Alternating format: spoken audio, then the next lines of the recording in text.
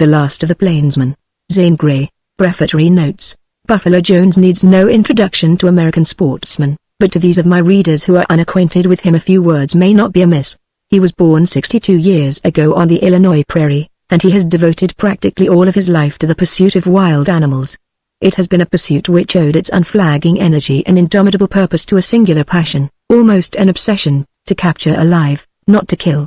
He has caught and broken the will of every well-known wild beast native to western North America. Killing was repulsive to him.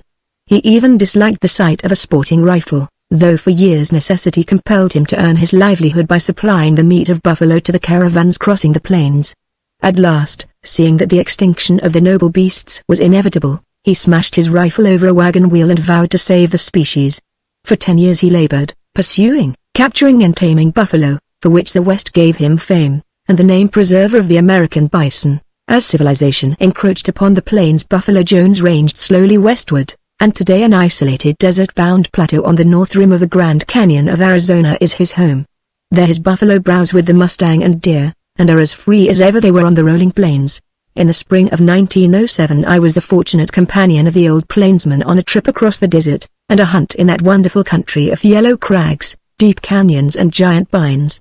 I want to tell about it. I want to show the color and beauty of those painted cliffs and the long, brown matted bluebell-dotted R's in the grand forests. I want to give a suggestion of the tang of the dry, cool air, and particularly I want to throw a little light upon the life and nature of that strange character and remarkable man, Buffalo Jones. Happily in remembrance a writer can live over his experiences, and see once more the moon-blanched silver mountain peaks against the dark blue sky, hear the lonely sough of the night wind through the pines, feel the dance of wild expectation in the quivering pulse, the stir, the thrill, the joy of hard action in perilous moments, the mystery of man's yearning for the unattainable. As a boy I read of Boone with a throbbing heart, and the silent mockers and vengeful Wetzel I loved. I pored over the deeds of later men Custer and Carson, those heroes of the plains. And as a man I came to see the wonder, the tragedy of their lives, and to write about them. It has been my destiny, what a happy fulfillment of my dreams of border spirit ! To live for a while in the fast-fading wild environment which produced these great men with the last of the great plainsmen. Zane Grey. Chapter 1. The Arizona Desert. One afternoon, far out on the sun-baked waste of sage, we made camp near a clump of withered pinyon trees. The cold desert wind came down upon us with a sudden darkness. Even the Mormons, who were finding the trail for us across the drifting sands, forgot to sing and pray at sundown. We huddled round the campfire, a tired and silent little group. When out of the lonely, melancholy night some wandering Navajos stole like shadows to our fire, we hailed their advent with delight. They were good-natured Indians, willing to barter a blanket or bracelet, and one of them, a tall, gaunt fellow, with the bearing of a chief, could speak a little English. "How," said he, in a deep-chest voice. "Hello, Noddlecoddy," greeted Jim Emmett, the Mormon guide. "Ugh," answered the Indian. "Big pale-face Buffalo Jones, big chief Buffalo man," introduced Emmett, indicating Jones. "How?" The Navajo spoke with dignity, and extended a friendly hand. "Jones, big white chief, rope buffalo tie up tight," continued Emmett, making motions with his arm, as if he were whirling a lasso. "No big heap small buffalo," said the Indian, holding his hand level with his knee, and smiling broadly. Jones, erect, rugged, brawny, stood in the full light of the campfire. He had a dark, bronzed, inscrutable face, a stern mouth and square jaw, keen eyes, half closed from years of searching the wide plains, and deep furrows wrinkling his cheeks. A strange stillness enfolded his feature, the tranquility earned from a long life of adventure. He held up both muscular hands to the Navajo, and spread out his fingers. "Rope buffalo heap, big buffalo heap, many one son." The Indian straightened up, but kept his friendly smile. "Me big chief," went on Jones, "me go far north land of little sticks Naza. Naza. Rope muskox, rope white manitou of great slave Naza. Naza, Naza," replied the Navajo, pointing to the North Star. "No. Yes, me big pale face, me come long way toward setting sun, go cross big water, go buckskin, sea wash, chase cougar." The cougar, or mountain lion, is a Navajo god, and the Navajos hold him in as much fear and reverence as do the great slave Indians the muskox. "No kill cougar," continued Jones, as the Indian's bold features hardened. "Run cougar horseback, run long way dogs, chase cougar long time, chase cougar up tree. Me big chief, me climb tree, climb high up, lasso cougar, rope cougar, tie cougar all tight." The Navajo's solemn face relaxed. "White man heap fun." "No, Yes, cried Jones, extending his great arms. Me strong, me rope cougar, me tie cougar, ride off wigwam, keep cougar alive. No, replied the savage vehemently. Yes, protested Jones, nodding earnestly. No, answered the Navajo, louder, raising his dark head. Yes, shouted Jones, big lie. The Indian thundered. Jones joined good-naturedly in the laugh at his expense. The Indian had crudely voiced a skepticism I had heard more delicately hinted in New York, and singularly enough, which had strengthened on our way west, as we met ranchers, prospectors and cowboys. But those few men I had fortunately met, who really knew Jones, more than overbalanced the doubt and ridicule cast upon him. I recalled a scarred old veteran of the plains, who had talked to me in true western bluntness. Say, young fella, I heard ya couldn't get across the canyon for the deep snow on the north rim. Vile, you're lucky. Now, ya hit the trail for New York, and keep going. Don't ever tackle the desert, specially with them Mormons. They've got water on the brain, wasser and religion. It's 250 miles from Flagstaff to Jones Range, and only 2 drinks on the trail. I know this high Buffalo Jones. I knowed him way back in the 70s, when he was doing them rope and stunts that made him famous as the preserver of the American bison. I know about that crazy trip of his into the barren lands, after muskox. And I reckon I can guess what he'll do over there in the Siwash. He'll rope cougars, sure he will, and watch 'em jump. Jones would rope the devil, and tie him down if the lasso didn't burn. Oh, he's hell on rope and things. And he's wusser in hell on men, and hosses, and dogs. All that my well-meaning friend suggested made me, of course, only the more eager to go with Jones. Where I had once been interested in the old buffalo hunter, I was now fascinated. And now I was with him in the desert and seeing him as he was, a simple, quiet man, who fitted the mountains and the silences, and the long reaches of distance. It does seem hard to believe all this about Jones, remarked Judd, one of Emmett's men. How could a man have the strength and the nerve? And isn't it cruel to keep wild animals in captivity? It against God's word? Quick as speech could flow, Jones quoted, and God said, Let us make man in our image, and give him dominion over the fish of the sea, the fowls of the air, over all the cattle, and over every creeping thing that creepeth upon the earth. Dominion over all the beasts of the field. Repeated Jones, his big voice rolling out. He clenched his huge fists, and spread wide his long arms. Dominion. That was God's word. The power and intensity of him could be felt. Then he relaxed, dropped his arms, and once more grew calm. But he had shown a glimpse of the great, strange and absorbing passion of his life. Once he had told me how, when a mere child, he had hazarded limb and neck to capture a fox squirrel, how he had held on to the vicious little animal, though it bit his hand through, how he had never learned to play the games of boyhood, that when the youths of the little Illinois village were at play, he roamed the prairies, or the rolling, wooded hills, or watched to go for whole. That boy was father of the man. For 60 years an enduring passion for dominion over wild animals had possessed him, and made his life an endless pursuit. Our guests, the Navajos, departed early, and vanished silently in the gloom of the desert. We settled down again into a quiet that was broken only by the low chant-like song of a praying Mormon. Suddenly the hounds bristled, and old Mose, a surly and aggressive dog, rose and barked at some real or imaginary desert prowler. A sharp command from Jones made Mose crouch down, and the other hounds cowered close together. Better tie up the dogs, suggested Jones. Like as not coyotes run down here from the hills. The hounds were my especial delight. But Jones regarded them with considerable contempt. When all was said, this was no small wonder, for that quintet of long-eared canines would have tried the patience of a saint. Old Mose was a Missouri hound that Jones had procured in that state of uncertain qualities, and the dog had grown old over coon trails. He was black and white, grizzled and battle-scarred, and if ever a dog had an evil eye, Mose was that dog. He had a way of wagging his tail, an indeterminate, equivocal sort of wag, as if he realized his ugliness and knew he stood little chance of making friends, but was still hopeful and willing. As for me, the first time he manifested this evidence of a good heart under a rough coat, he won me forever. To tell of Mose's derelictions up to that time would take more space than would a history of the whole trip, but the enumeration of several incidents will at once stamp him as a dog of character, and will establish the fact that even if his progenitors had never taken any blue ribbons, they had at least bequeathed him fighting blood. At Flagstaff we chained him in the yard of a livery stable. Next morning we found him hanging by his chain on the other side of an 8-foot fence. We took him down, expecting to have the sorrowful duty of burying him, But Mose shook himself, wagged his tail and then pitched into the livery stable dog. As a matter of fact, fighting was his forte. He whipped all of the dogs in Flagstaff, and when our bloodhounds came on from California, he put 3 of them hors de combat at once, and subdued the pup with a savage growl. His crowning feat, however, made even the stoical Jones open his mouth in amaze. We had taken Mose to the Elt over at the Grand Canyon, and finding it impossible to get over to the North Rim, we left him with one of Jones's men, called Rust, who was working on the canyon trail. Rust's instructions were to bring Mose to Flagstaff in 2 weeks.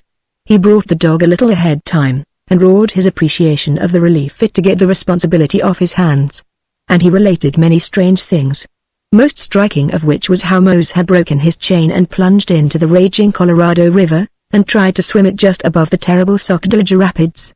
Rust and his fellow workmen watched the dog disappear in the yellow, wrestling, turbulent whirl of waters, and had heard his knell in the booming roar of the falls.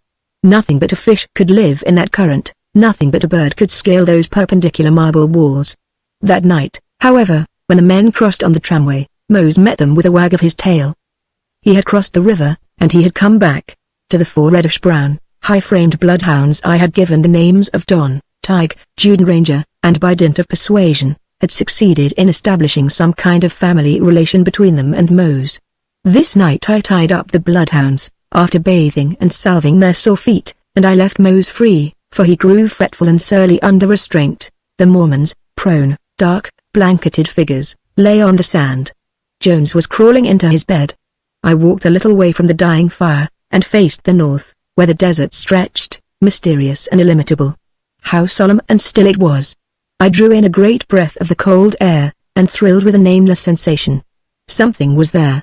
Away to the northward, it called to me from out of the dark and gloom. I was going to meet it. I lay down to sleep with the great blue expanse open to my eyes. The stars were very large, and wonderfully bright, yet they seemed so much farther off than I had ever seen them. The wind softly sifted the sand. I hearkened to the tinkle of the cowbells on the hobbled horses. The last thing I remembered was old Mose creeping close to my side, seeking the warmth of my body. When I awakened, a long, pale line showed out of the dun-colored clouds in the east. It slowly lengthened, and tinged to red.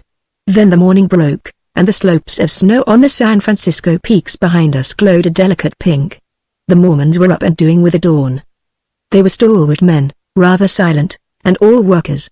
It was interesting to see them pack for the day's journey. They traveled with wagons and mules, in the most primitive way, which Jones assured me was exactly as their fathers had crossed the plains 50 years before, on the trail to Utah. All morning we made good time, and as we descended into the desert, the air became warmer, the scrubby cedar growth began to fail, and the bunches of sage were few and far between. I turned often to gaze back at the San Francisco peaks. The snow-capped tips glistened and grew higher, and stood out in startling relief.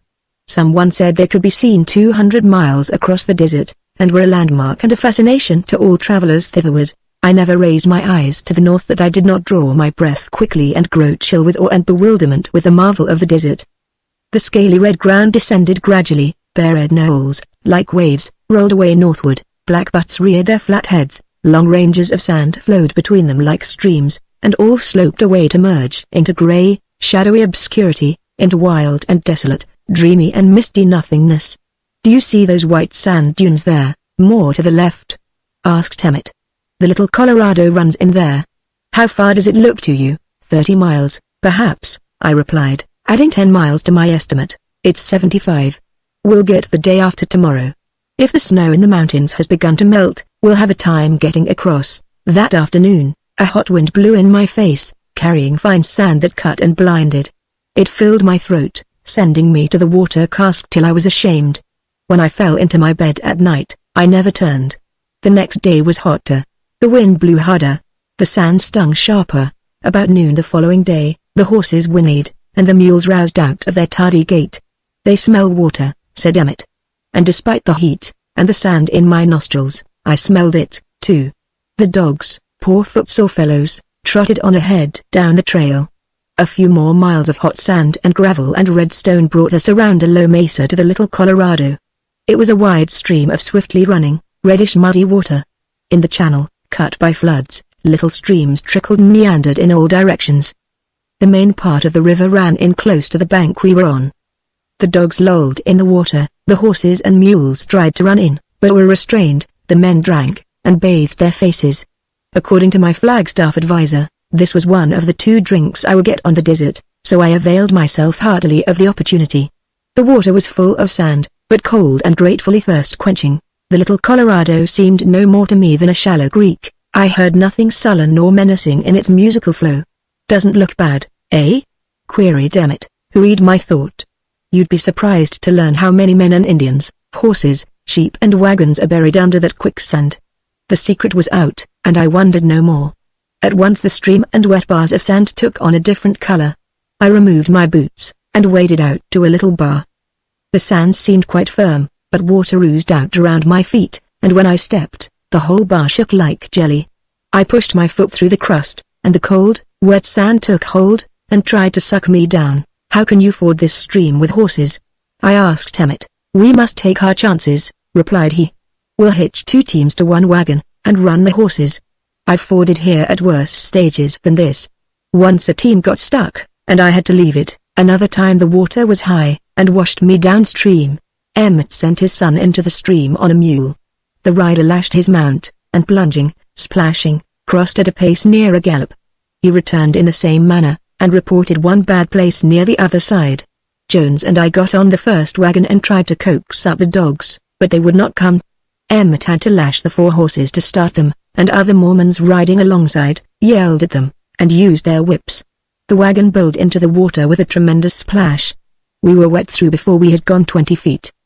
The plunging horses were lost in yellow spray, the stream rushed through the wheels, the Mormons yelled. I wanted to see, but was lost in a veil of yellow mist. Jones yelled in my ear, but I could not hear what he said. Once the wagon wheels struck a stone or log, almost lurching us overboard. A muddy splash blinded me. I cried out in my excitement, and punched Jones in the back. Next moment, the keen exhilaration of the ride gave way to horror. We seemed to drag, and almost stop. Someone roared, "Horse down!" One instant of painful suspense, in which imagination pictured another tragedy added to the record of this deceitful river, a moment filled with intense feeling, and sensation of splash, and yell, and fury of action. Then the 3 able horses dragged their comrade out of the quicksand. He regained his feet, and plunged on. Spurred by fear, the horses increased their efforts, and amid clouds of spray, galloped the remaining distance to the other side. Jones looked disgusted. Like all plainsmen, he hated water. Emmett and his men calmly unhitched. No trace of alarm, or even of excitement showed in their bronzed faces. "We made that fine and easy," remarked Emmett. So I sat down and wondered what Jones and Emmett, and these men would consider really hazardous. I began to have a feeling that I would find out, that experience for me was but in its infancy, that far across the desert the something which had called me would show hard, keen, perilous life. And I began to think of reserve powers of fortitude and endurance. The other wagons were brought across without mishap, but the dogs did not come with them. Jones called and called. The dogs howled and howled. Finally I waded out over the wet bars and little streams to a point several hundred yards nearer the dogs. Mose was lying down, but the others were whining and howling in a state of great perturbation. I called and called. They answered, and even ran into the water, but did not start across. "Hi-ya, Mose! Hi-ya, you Indian!" I yelled, losing my patience. "You've already swum the big Colorado, and this is only a brook. Come on." This appeal evidently touched Mose, for he barked, and plunged in. He made the water fly, and when carried off his feet, breasted the current with energy and power. He made shore almost even with me, and wagged his tail.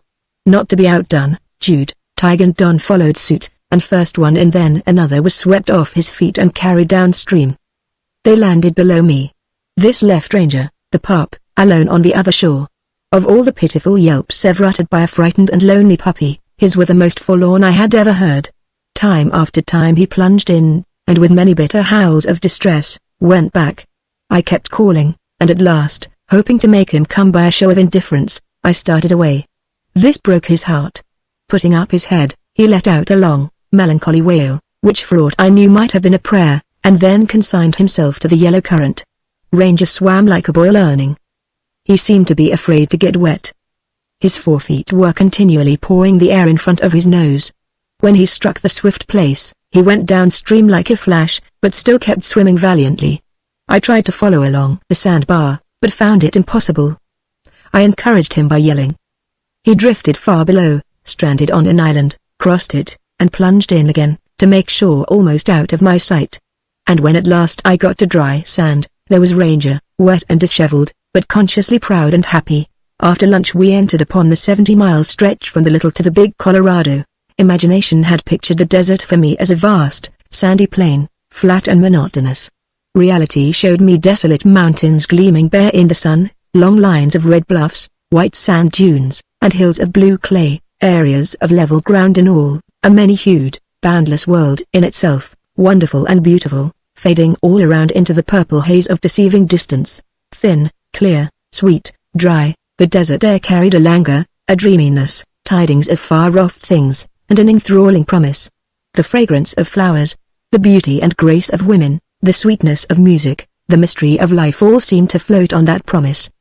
It was the air breathed by the lotus-eaters, when they dreamed, and wandered no more.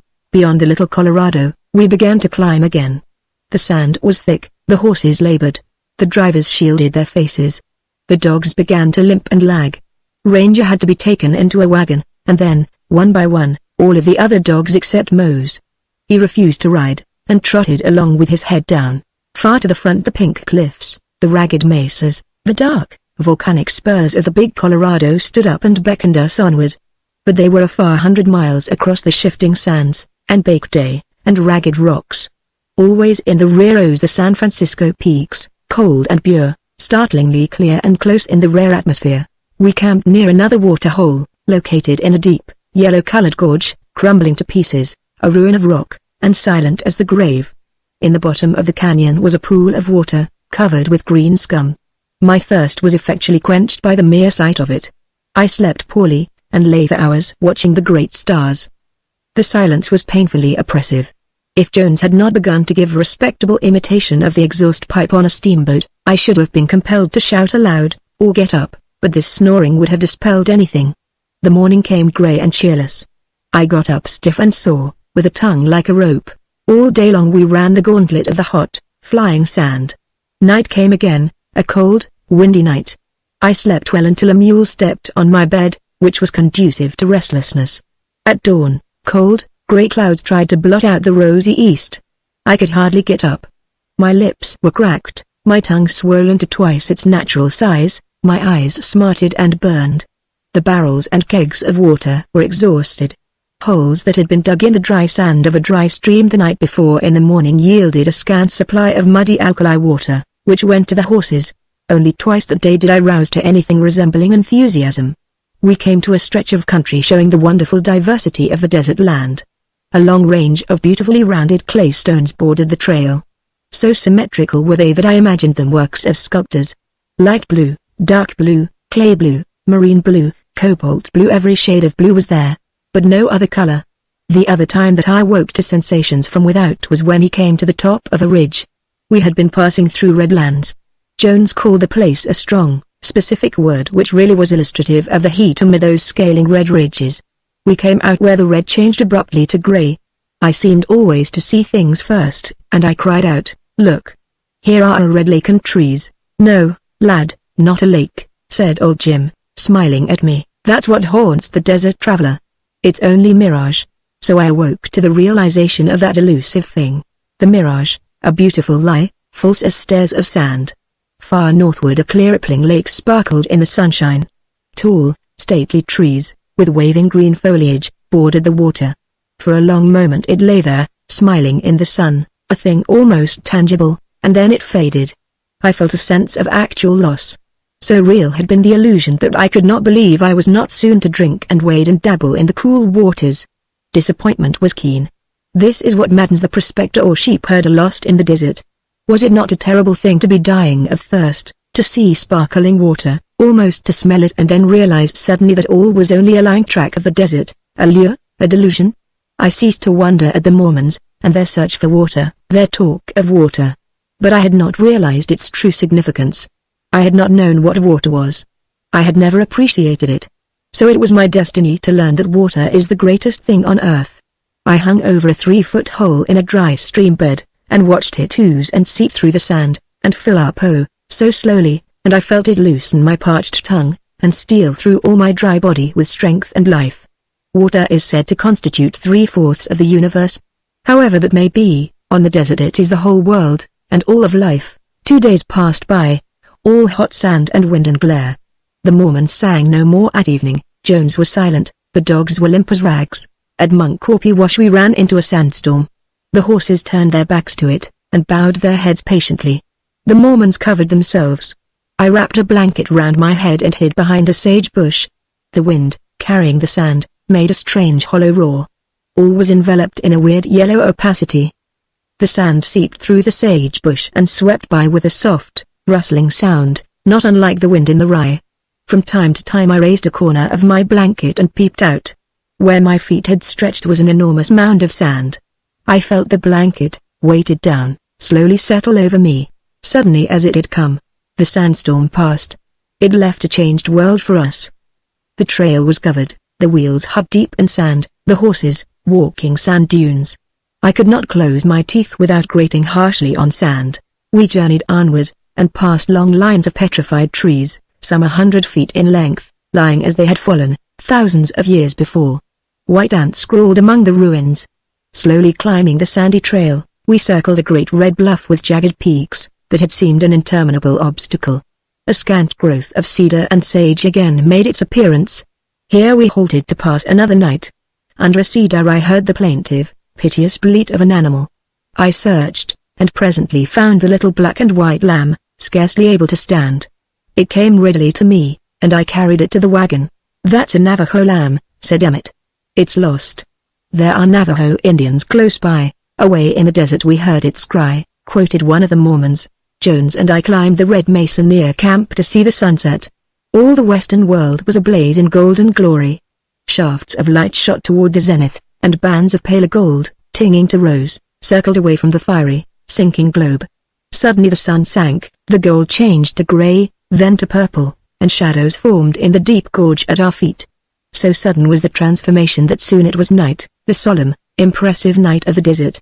A stillness that seemed too sacred to break clasped the place. It was infinite, it held the bygone ages, and eternity, more days, and miles, miles, miles. The last day's ride to the Big Colorado was unforgettable. We rode toward the head of a gigantic red cliff pocket, a veritable inferno, immeasurably hot, glaring, awful. It towered higher and higher above us. When we reached a point of this red barrier, we heard the dull rumbling roar of water, and we came out, at length, on a winding trail cut in the face of a blue overhanging the Colorado River. The first sight of most famous and much heralded wonders of nature is often disappointing, but never can this be said of the blood-hued Rio Colorado. If it had beauty, it was beauty that appalled. So riveted was my gaze that I could hardly turn it across the river, where Emmett proudly pointed out his lonely home, an oasis set down amidst beetling red cliffs. How grateful to the eye was the green of alfalfa and cottonwood. Going round the bluff trail, the wheels had only a foot of room to spare, and the sheer descent into the red, turbid, congested river was terrifying. I saw the constricted rapids, where the Colorado took its plunge into the box-like head of the Grand Canyon of Arizona, and the deep, reverberating boom of the river, at flood height, was a fearful thing to hear. I could not repress a shudder at the thought of crossing above that rapid. The bronze walls widened as we proceeded, and we got down presently to a level, where a long wire cable stretched across the river. Under the cable ran a rope. On the other side was an old scow moored to the bank. "Are we going across in that?" I asked Emmett, pointing to the boat. "We'll all be on the other side before dark," he replied cheerily. I felt that I would rather start back alone over the desert than trust myself in such a craft, on such a river. And it was all because I had had experience with bad rivers, and thought I was a judge of dangerous currents. The Colorado slid with a menacing roar out of a giant split in the red wall, and whirled, eddied, bulged on toward its confinement in the iron-ribbed canyon below. In answer to shots fired, Emmett's man appeared on the other side, and rowed down to the ferry landing. Here he got into a skiff, and rowed laboriously upstream for a long distance before he started across, and then swung into the current. He swept down rapidly, and twice the skiff whirled, and completely turned round, but he reached our bank safely. Taking 2 men aboard, he rowed upstream again, close to the shore, and returned to the opposite side in much the same manner in which he had come over. The 3 men pushed out the scow, and grasping the rope overhead, began to pull. The big craft ran easily. When the current struck it, the wire cable sagged. The water boiled and surged under it, raising one end, and then the other. Nevertheless, 5 minutes were all that were required to pull the boat over. It was a rude, oblong affair, made of heavy planks loosely put together, and it leaked. When Jones suggested that we get the agony over as quickly as possible, I was with him, and we embarked together. Jones said he did not like the looks of the tackle, and when I thought of his by no means small mechanical skill, I had not added a cheerful idea to my consciousness. The horses of the first team had to be dragged upon the scow, and once on, they reared and plunged. When we started, 4 men pulled the rope, and Emmett sat in the stern, with the tackle guys in hand. As the current hit us, he let out the guys, which maneuver caused the boat to swing stern downstream. When it pointed obliquely, he made fast the guys again. I saw that this served 2 purposes: the current struck, slid alongside, and over the stern, which mitigated the danger, and at the same time helped the boat across. To look at the river was to court terror, but I had to look. It was an infernal thing. It roared in hollow, sullen voice, as a monster growling. It had voice, this river, and one strangely changeful. It moaned as if in pain it whined, it cried. Then at times it would seem strangely silent. The current as complex and mutable as human life. It boiled, beat and bulged. The bulge itself was an incompressible thing, like a roaring lift of the waters from submarine explosion. Then it would smooth out, and run like oil. It shifted from one channel to another, rushed to the center of the river, then swung close to one shore or the other. Again it swelled near the boat, in great, boiling, hissing eddies. Look! See where it breaks through the mountain!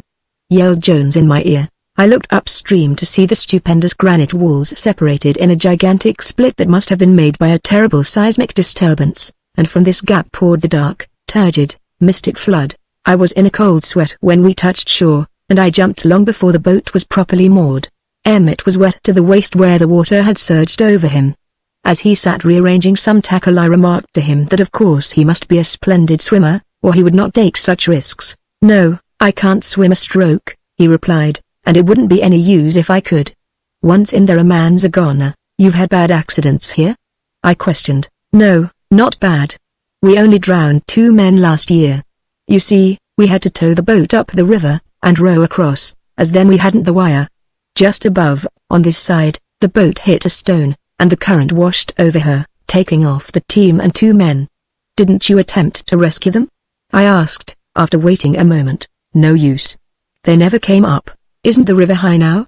I continued, shuddering as I glanced out at the whirling logs and drifts. High, and coming up. If I don't get the other teams over today, I'll wait until she goes down. At this season she rises and lowers every day or so, until June. Then comes the big flood, and we don't cross for months. I sat for 3 hours watching Emmett bring over the rest of his party, which he did without accident, but at the expense of great effort. And all the time in my ears dinned the roar, the boom, the rumble of this singularly rapacious and purposeful river, a river of silt, a red river of dark, sinister meaning, a river with terrible work to perform, a river which never gave up its dead. Chapter 2. The Range. After a much-needed rest at Emmett's, we bade goodbye to him and his hospitable family, and under the guidance of his man once more took to the windswept trail. We pursued a southwesterly course now, following the lead of the craggy red wall that stretched on and on for hundreds of miles into Utah. The desert, smoky and hot, fell away to the left, and in the foreground a dark, irregular line marked the Grand Canyon cutting through the plateau. The wind whipped in from the vast, open expanse, and meeting an obstacle in the red wall, turned north and raced past us. Jones's hat blew off, stood on its rim, and rolled. It kept on rolling, 30 miles an hour, more or less, so fast, at least, that we were a long time catching up to it with a team of horses. Possibly we never would have caught it had not as Jones checked its flight. Further manifestation of the power of the desert wind surrounded us on all sides. It had hollowed out huge stones from the cliffs, and tumbled them to the plain below, and then, sweeping sand and gravel low across the desert floor, had cut them deeply, until they rested on slender pedestals, thus sculpturing grotesque and striking monuments to the marvelous persistence of this element of nature. Late that afternoon, as we reached the height of the plateau, Jones woke up and shouted, "Ha! There's buckskin!" Far southward lay a long, black mountain, covered with patches of shining snow. I could follow the zigzag line of the Grand Canyon splitting the desert plateau, and saw it disappear in the haze round the end of the mountain. From this I got my first clear impression of the topography of the country surrounding our objective point. Buckskin Mountain ran its blunt end eastward to the canyon, in fact, formed 100 miles of the north rim. As it was 9,000 feet high, it still held the snow, which had occasioned our lengthy desert ride to get back of the mountain. I could see the long slopes rising out of the desert to meet the timber. As we bowled merrily down grade, I noticed that we were no longer on stony ground, and that a little scant silvery grass had made its appearance. Then little branches of green, with a blue flower, smiled out of the clash sand. All of a sudden Jones stood up, and let out a wild Comanche yell. I was more startled by the yell than by the great hand he smashed down on my shoulder, and for the moment I was dazed. There. Look. Look. The buffalo. High. High. High. Below us, a few miles on a rising knoll, a big herd of buffalo shone black in the gold of the evening sun. I had not Jones's incentive, but I felt enthusiasm born of the wild and beautiful picture, and added my yell to his. The huge, burly leader of the herd lifted his head, and after regarding us for a few moments calmly went on browsing. The desert had fringed away into a grand rolling pastureland, walled in by the red cliffs, the slopes of buckskin, and further isolated by the canyon. Here was a range of 2,400 square miles without a foot of barbed wire, a pasture fenced in by natural forces, with the splendid feature that the buffalo could browse on the plain in winter, and go up into the cool foothills of buckskin in summer. From another ridge we saw a cabin dotting the rolling plain, and in half an hour we reached it. As we climbed down from the wagon, a brown and black dog came dashing out of the cabin, and promptly jumped at Mose. His selection showed poor discrimination, for Mose whipped him before I could separate them. Hearing Jones heartily greeting someone, I turned in his direction, only to be distracted by another dog fight. Don had tackled Mose for the 7th time. Memory rankled in Don, and he needed a lot of whipping, some of which he was getting when I rescued him. Next moment I was shaking hands with Frank and Jim, Jones's ranchmen. At a glance I liked them both. Frank was short and wiry, and had a big, ferocious mustache, the effect of which was softened by his kindly brown eyes. Jim was tall, a little heavier. He had a careless, tidy look, his eyes were searching, and though he appeared a young man, his hair was white. "I sure am glad to see you all," said Jim, in slow, soft, southern accent. Get down," was Frank's welcome, a typically western one, for we had already gotten down, "and come in. You must be worked out. Sure you've come a long way." He was quick of speech, full of nervous energy, and beamed with hospitality. The cabin was the rudest kind of log affair, with a huge stone fireplace in one end, deer antlers and coyote skins on the wall, saddles and cowboys' traps in a corner, a nice, large, promising cupboard, and a table and chairs. Jim threw wood on a smoldering fire, that soon blazed and crackled cheerily. I sank down into a chair with a feeling of blessed relief. 10 days of desert ride behind me. Promise of wonderful days before me, with the last of the old Plainsmen. No wonder a sweet sense of ease stole over me, or that the fire seemed a live and joyously welcoming thing, or that Jim's deft maneuvers in preparation of supper roused in me a rapt admiration. 20 calves this spring," cried Jones, punching me in my sore side. $10,000 worth of calves.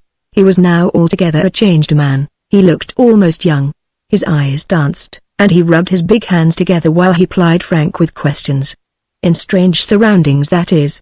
Away from his native wilds, Jones had been a silent man. It had been almost impossible to get anything out of him. But now I saw that I should come to know the real man. In a very few moments he had talked more than on all the desert trip, and what he said, added to the little I had already learned, put me in possession of some interesting information as to his buffalo. Some years before he had conceived the idea of hybridizing buffalo with black Galloway cattle, and with the characteristic determination and energy of the man, he at once set about finding a suitable range. This was difficult, and took years of searching. At last the wild north rim of the Grand Canyon, a section unknown except to a few Indians and Mustang hunters, was settled upon. Then the gigantic task of transporting the herd of buffalo by rail from Montana to Salt Lake was begun. The 290 miles of desert lying between the home of the Mormons and Buckskin Mountain was an obstacle almost insurmountable. The journey was undertaken and found even more trying than had been expected. Buffalo after buffalo died on the way. Then Frank, Jones's right-hand man, put into execution a plan he had been thinking of, namely, to travel by night. It succeeded. The buffalo rested in the day and traveled by easy stages by night, with the result that the big herd was transported to the ideal range. Here, in an environment strange to their race, but peculiarly adaptable, they thrived and multiplied. The hybrid of the Galloway cow and buffalo proved a great success. Jones called the new species Catallo. The Catallo took the hardiness of the buffalo, and never required artificial food or shelter. He would face the desert storm or blizzard and stand stock still in his tracks until the weather cleared. He became quite domestic, could be easily handled, and grew exceedingly fat on very little provender. The folds of his stomach were so numerous that they digested even the hardest and flintiest of corn. He had 14 ribs on each side, while domestic cattle had only 13, thus he could endure rougher work and longer journeys to water. His fur was so dense and glossy that it equaled that of the unplucked beaver or otter, and was fully as valuable as the buffalo robe. And not to be overlooked by any means was the fact that his meat was delicious. Jones had to hear every detail of all that had happened since his absence in the East, and he was particularly inquisitive to learn all about the 20 Catallo calves. He called different buffalo by name, and designated the calves by descriptive terms, such as Whiteface and Crosspatch. He almost forgot to eat, and kept Frank too busy to get anything into his own mouth. After supper he calmed down. "How about your other man, Mr. Wallace, I think you said?" asked Frank. "We expected to meet him at Grand Canyon Station, and then at Flagstaff. But he didn't show up. Either he backed out or missed us. I'm sorry, for when we get up on Buckskin, among the wild horses and cougars, we'll be likely to need him. I reckon you'll need me, as well as Jim," said Frank dryly, with a twinkle in his eye. "The Buffs are in good shape and can get along without me for a while, that'll be fine. How about cougar sign on the mountain?" "Plenty. I've got 2 spotted near Clark Spring. Comin' over 2 weeks ago I tracked them in the snow along the trail for miles. We'll ooze over that way, as it's going toward the Seawash. The Seawash breaks of the canyon, there's the place for lions. I met a wild horse wrangler not long back, and he was telling me about old Tom and the colts he'd killed this winter. Naturally, I here expressed a desire to know more of old Tom. He's the biggest cougar ever known of in these parts. His tracks are bigger than a horse's, and have been seen on Buckskin for 12 years. This wrangler, his name is Clark, said he'd turned his saddle horse out to graze near camp, and old Tom sneaked in and downed him. The lions over there are sure a bold bunch." "Well, why shouldn't they be? No one ever hunted them. You see, the mountain is hard to get at. But now you're here, if it's big cats you want we sure can find them. Only be easy, be easy. You've all the time there is. And any job on Buckskin will take time. We'll look the calves over, and you must ride the range to harden up. Then we'll ooze over toward Oak. I expect it'll be boggy, and I hope the snow melts soon." "The snow hadn't melted on Greenland Point," replied Jones. "We saw that with a glass from the Eltova. We wanted to cross that way, but Trust said Bright Angel Creek was breast high to a horse, and that creek is the trail." "There's 4 feet of snow on Greenland," said Frank. "It was too early to come that way. There's only about 3 months in the year the canyon can be crossed at Greenland. I want to get in the snow," returned Jones. "This bunch of long-eared canines I brought never smelled a lion track. Hounds can't be trained quick without snow. You've got to see what they're trailing, or you can't break them." Frank looked dubious. "'Pears to me we'll have trouble getting a lion without lion dogs. It takes a long time to break a hound off of deer, once he's chased them. Buckskin is full of deer, wolves, coyotes, and there's the wild horses. We couldn't go 100 feet without crossing trails. How's the hound you and Jim fetched in last year? Has he got a good nose? Here he is, I like his head. Come here, Bowser. What's his name?" Jim named him Sounder, because he sure has a voice. It's great to hear him on a trail. Sounder has a nose that can't be fooled, and he'll trail anything, but I don't know if he ever got up a lion. Sounder wagged his bushy tail and looked up affectionately at Frank. He had a fine head, great brown eyes, very long ears and curly brownish black hair. He was not demonstrative, looked rather askance at Jones, and avoided the other dogs. "That dog will make a great lion chaser," said Jones, decisively, after his study of Sounder. "He and Mose will keep us busy, once they learn we want lions." "I don't believe any dog trainer could teach them short of 6 months," replied Frank. "Sounder is no spring chicken, and that black and dirty white cross between a cayuse and a barbed wire fence is an old dog. You can't teach old dogs new tricks." Jones smiled mysteriously, a smile of conscious superiority, but said nothing. "We'll sure have a storm tomorrow," said Jim, relinquishing his pipe long enough to speak. He had been silent, and now his meditative gaze was on the west, through the cabin windows, where a dull afterglow faded under the heavy laden clouds of night and left the horizon dark. I was very tired when I lay down, but so full of excitement that sleep did not soon visit my eyelids. The talk about buffalo, wild horse hunters, lions and dogs, the prospect of hard riding and unusual adventure, the vision of old Tom that had already begun to haunt me, filled my mind with pictures and fancies. The other fellows dropped off to sleep, and quiet reigned.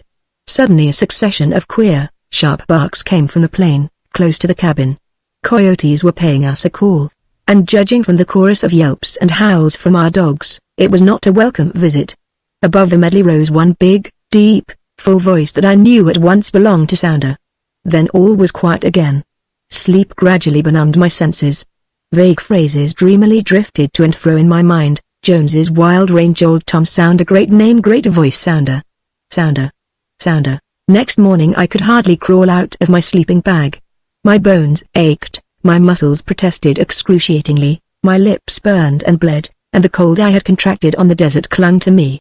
A good brisk walk round the corrals, and then breakfast, made me feel better. "Of course you can ride?" queried Frank. My answer was not given from an overwhelming desire to be truthful. Frank frowned a little, as if wondering how a man could have the nerve to start out on a jaunt with Buffalo Jones without being a good horseman. To be unable to stick on the back of a wild Mustang, or a cayuse, was an unpardonable sin in Arizona. My frank admission was made relatively, with my mind on what cowboys held as a standard of horsemanship. The mount Frank trotted out of the corral for me was a pure white, beautiful Mustang, nervous, sensitive, quivering. I watched Frank put on the saddle, and when he called me I did not fail to catch a covert twinkle in his merry brown eyes. Looking away toward Buckskin Mountain, which was coincidentally in the direction of home, I said to myself, "This may be where you get on, but most certainly it is where you get off."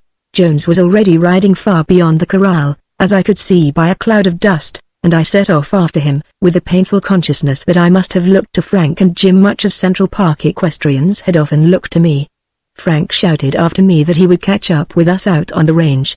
I was not in any great hurry to overtake Jones, but evidently my horse's inclinations differed from mine. At any rate, he made the dust fly, and jumped the little sage bushes. Jones, who had tarried to inspect one of the pools formed of running water from the corrals, greeted me as I came up with this cheerful observation: "What in thunder did Frank give you that white nag for? The buffalo hate white horses, anything white. They're liable to stampede off the range, or chase you into the canyon." I replied grimly that, as it was certain something was going to happen, the particular circumstance might as well come off quickly. We rode over the rolling plain with a cool, bracing breeze in our faces. The sky was dull and mottled with a beautiful cloud effect that presaged wind. As we trotted along, Jones pointed out to me and descanted upon the nutritive value of 3 different kinds of grass, one of which he called the buffalo pea, noteworthy for a beautiful blue blossom.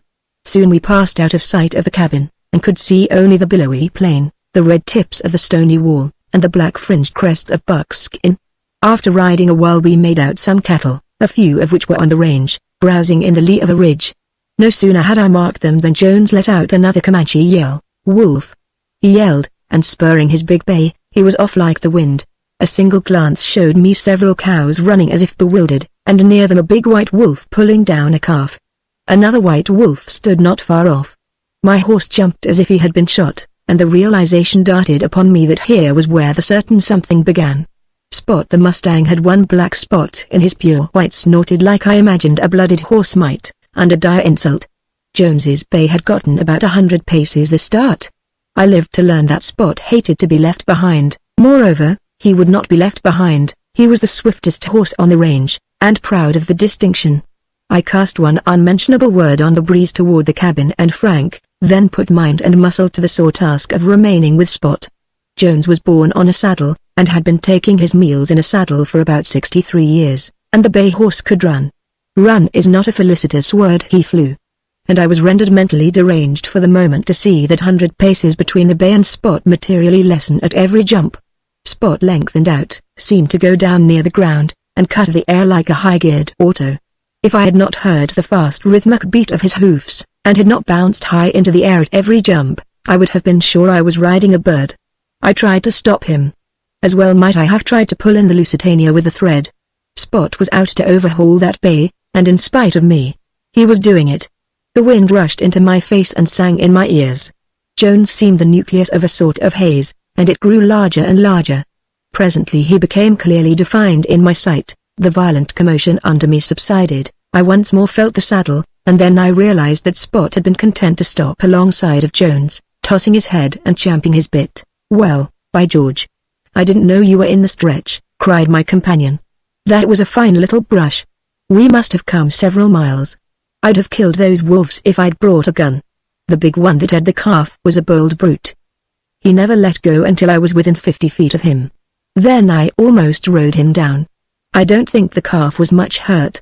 But those bloodthirsty devils will return, and like as not get the calf. That's the worst of cattle raising. Now, take the buffalo. Do you suppose those wolves could have gotten a buffalo calf out from under the mother? Never. Neither could a whole band of wolves. Buffalo stick close together, and the little ones do not stray. When danger threatens, the herd closes in and faces it and fights. That is what is grand about the buffalo and what made them once roam the prairies in countless, endless droves. From the highest elevation in that part of the range we viewed the surrounding ridges, flats and hollows, searching for the buffalo. At length we spied a cloud of dust rising from behind an undulating mound, then big black dots hove in sight. "Frank has rounded up the herd, and is driving it this way." "We'll wait," said Jones. Though the buffalo appeared to be moving fast, a long time elapsed before they reached the foot of our outlook. They lumbered along in a compact mass, so dense that I could not count them, but I estimated the number at 75. Frank was riding zigzag behind them, swinging his lariat and yelling. When he espied us he reined in his horse and waited. Then the herd slowed down, halted and began browsing. "Look at the catalo calves," cried Jones, in ecstatic tones. "See how shy they are, how close they stick to their mothers." The little dark brown fellows were plainly frightened. I made several unsuccessful attempts to photograph them, and gave it up when Jones told me not to ride too close and that it would be better to wait till we had them in the corral. He took my camera and instructed me to go on ahead, in the rear of the herd. I heard the click of the instrument as he snapped a picture, and then suddenly heard him shout in alarm, "Look out! Look out! Pull your horse!" Thundering hoofbeats pounding the earth accompanied his words. I saw a big bull, with head down, tail raised, charging my horse. He answered Frank's yell of command with a furious grunt. I was paralyzed at the wonderfully swift action of the shaggy brute, and I sat helpless. Spot wheeled as if he were on a pivot and plunged out of the way with a celerity that was astounding. The buffalo stopped, pawed the ground, and angrily tossed his huge head. Frank rode up to him, yelled, and struck him with a lariat, whereupon he gave another toss of his horns, and then returned to the herd. "It was that darn white nag," said Jones. "Frank, it was wrong to put an inexperienced man on Spot. For that matter, the horse should never be allowed to go near the buffalo. Spot knows the buffs, they never get to him," replied Frank. But the usual spirit was absent from his voice, and he glanced at me soberly. I knew I had turned white, for I felt the peculiar cold sensation on my face. "Now, look at that, will you?" cried Jones. "I don't like the looks of that." He pointed to the herd. They stopped browsing, and were uneasily shifting to and fro. The bull lifted his head, the others slowly grouped together. "Storm. Sandstorm," exclaimed Jones, pointing desert-ward. Dark yellow clouds like smoke were rolling, sweeping, bearing down upon us. They expanded, blossoming out like gigantic roses, and whirled and merged into one another, all the time rolling on and blotting out the light. "We've got to run. That storm may last 2 days," yelled Frank to me. "We've had some bad ones lately. Give your horse free rein, and cover your face." A roar, resembling an approaching storm at sea, came on puffs of wind, as the horses got into their stride. Long streaks of dust whipped up in different places, the silver-white grass bent to the ground, round bunches of sage went rolling before us. The puffs grew longer, steadier, harder. Then a shrieking blast howled on our trail, seeming to swoop down on us with a yellow, blinding pall. I shut my eyes and covered my face with a handkerchief. The sand blew so thick that it filled my gloves. Pebbles struck me hard enough to sting through my coat. Fortunately, Spot kept to an easy swinging lope, which was the most comfortable motion for me. But I began to get numb, and could hardly stick on the saddle. Almost before I had dared to hope, Spot stopped. Uncovering my face, I saw Jim in the doorway of the lee side of the cabin. The yellow, streaky, whistling clouds of sand split on the cabin and passed on, leaving a small, dusty space of light. "Sure Spot do hate to be beat," yelled Jim, as he helped me off. I stumbled into the cabin and fell upon a buffalo robe and lay there absolutely spent. Jones and Frank came in a few minutes apart, each anathematizing the gritty, powdery sand. All day the desert storm raged and roared. The dust sifted through the numerous cracks in the cabin, burdened our clothes, spoiled our food and blinded our eyes. Wind, snow, sleet and rainstorms are discomforting enough under trying circumstances, but all combined, they are nothing to the choking, stinging, blinding sandstorm. "Sure it'll let up by sundown," averred Jim. And sure enough the roar died away about 5 o'clock. The wind abated and the sand settled. Just before supper, a knock sounded heavily over the cabin door. Jim opened it to admit one of Emmett's sons and a very tall man whom none of us knew.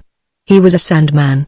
All that was not sand seemed a space or two of corduroy, a big bone-handled knife, a prominent square jaw and bronze cheek and flashing eyes. Get down, and come in, stranger," said Frank cordially. "How do you do, sir," said Jones. "Colonel Jones, I've been on your trail for 12 days, announced the stranger, with a grim smile. The sand streamed off his coat in a little white streak. Jones appeared to be casting about in his mind. "I'm Grant Wallace," continued the newcomer. "I missed you at the Eltover, at Williams and at Flagstaff, where I was 1 day behind. Was half a day late at the Little Colorado, saw your train cross Montcorpy Wash, and missed you because of the sandstorm. Saw you from the other side of the Big Colorado as you rode out from Emmett's along the Red Wall. And here I am. We've never met till now, which obviously isn't my fault." The colonel and I fell upon Wallace's neck. Frank manifested his usual alert excitation, and said, "Well, I guess he won't hang fire on a long cougar chase." And Jim Slow, careful Jim, dropped a plate with the exclamation, "Sure it do beat hell." The hounds sniffed round to Wallace, and welcomed him with vigorous tails. Supper that night, even if we did grind sand with our teeth, was a joyous occasion. The biscuits were flaky and light, the bacon fragrant and crisp. I produced a jar of blackberry jam, which by subtle cunning I had been able to secrete from the Mormons on that dry desert ride, and it was greeted with acclamations of pleasure.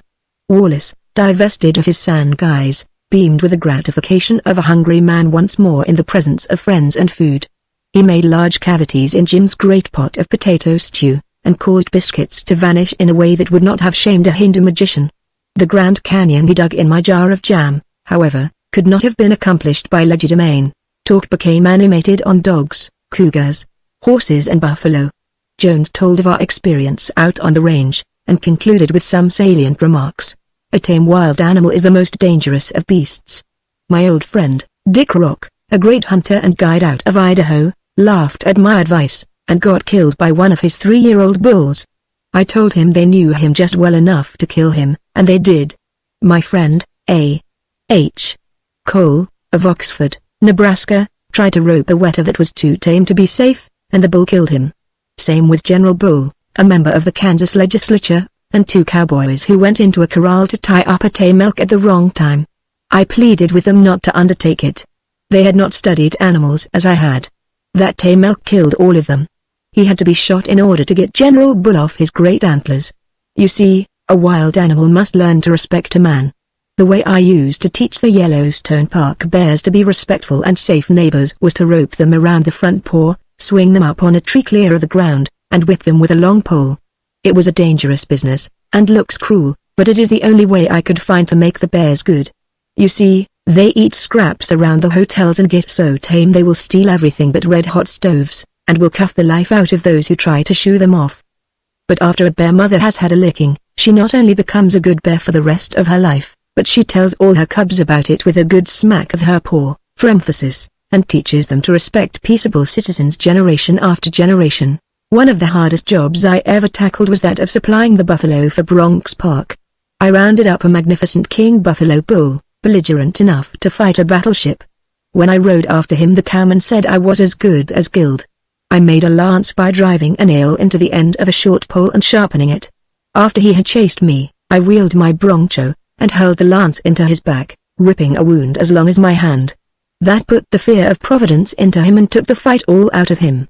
I drove him uphill and down, and across canyons at a dead run for 8 miles single-handed, and loaded him on the freight car, but he came near getting me once or twice, and only quick broncho work and lance play saved me. In the Yellowstone Park all our buffaloes have become docile, excepting the huge bull which led them.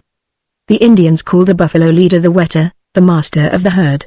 It was sure death to go near this one. So I shipped in another wetter, hoping that he might whip some of the fight out of old Manitou, the mighty. They came together head-on, like a railway collision, and ripped up over a square mile of landscape, fighting till night came on, and then on into the night. I jumped into the field with them, chasing them with my biograph, getting a series of moving pictures of that bullfight which was sure the real thing. It was a ticklish thing to do, though knowing that neither bull dared take his eyes off his adversary for a second, I felt reasonably safe. The old wetter beat the new champion out that night, but the next morning they were at it again, and the new buffalo finally whipped the old one into submission. Since then his spirit has remained broken, and even a child can approach him safely, but the new wetter is in turn a holy terror. To handle buffalo, elk and bear, you must get into sympathy with their methods of reasoning. No tenderfoot stands any show, even with the tame animals of the Yellowstone. The old buffalo hunter's lips were no longer locked. One after another he told reminiscences of his eventful life, in a simple manner, yet so vivid and gripping were the unvarnished details that I was spellbound. Considering what appears the impossibility of capturing a full-grown buffalo, how did you earn the name of preserver of the American bison? Inquired Wallace. It took years to learn how, and 10 more to capture the 58 that I was able to keep. I tried every plan under the sun.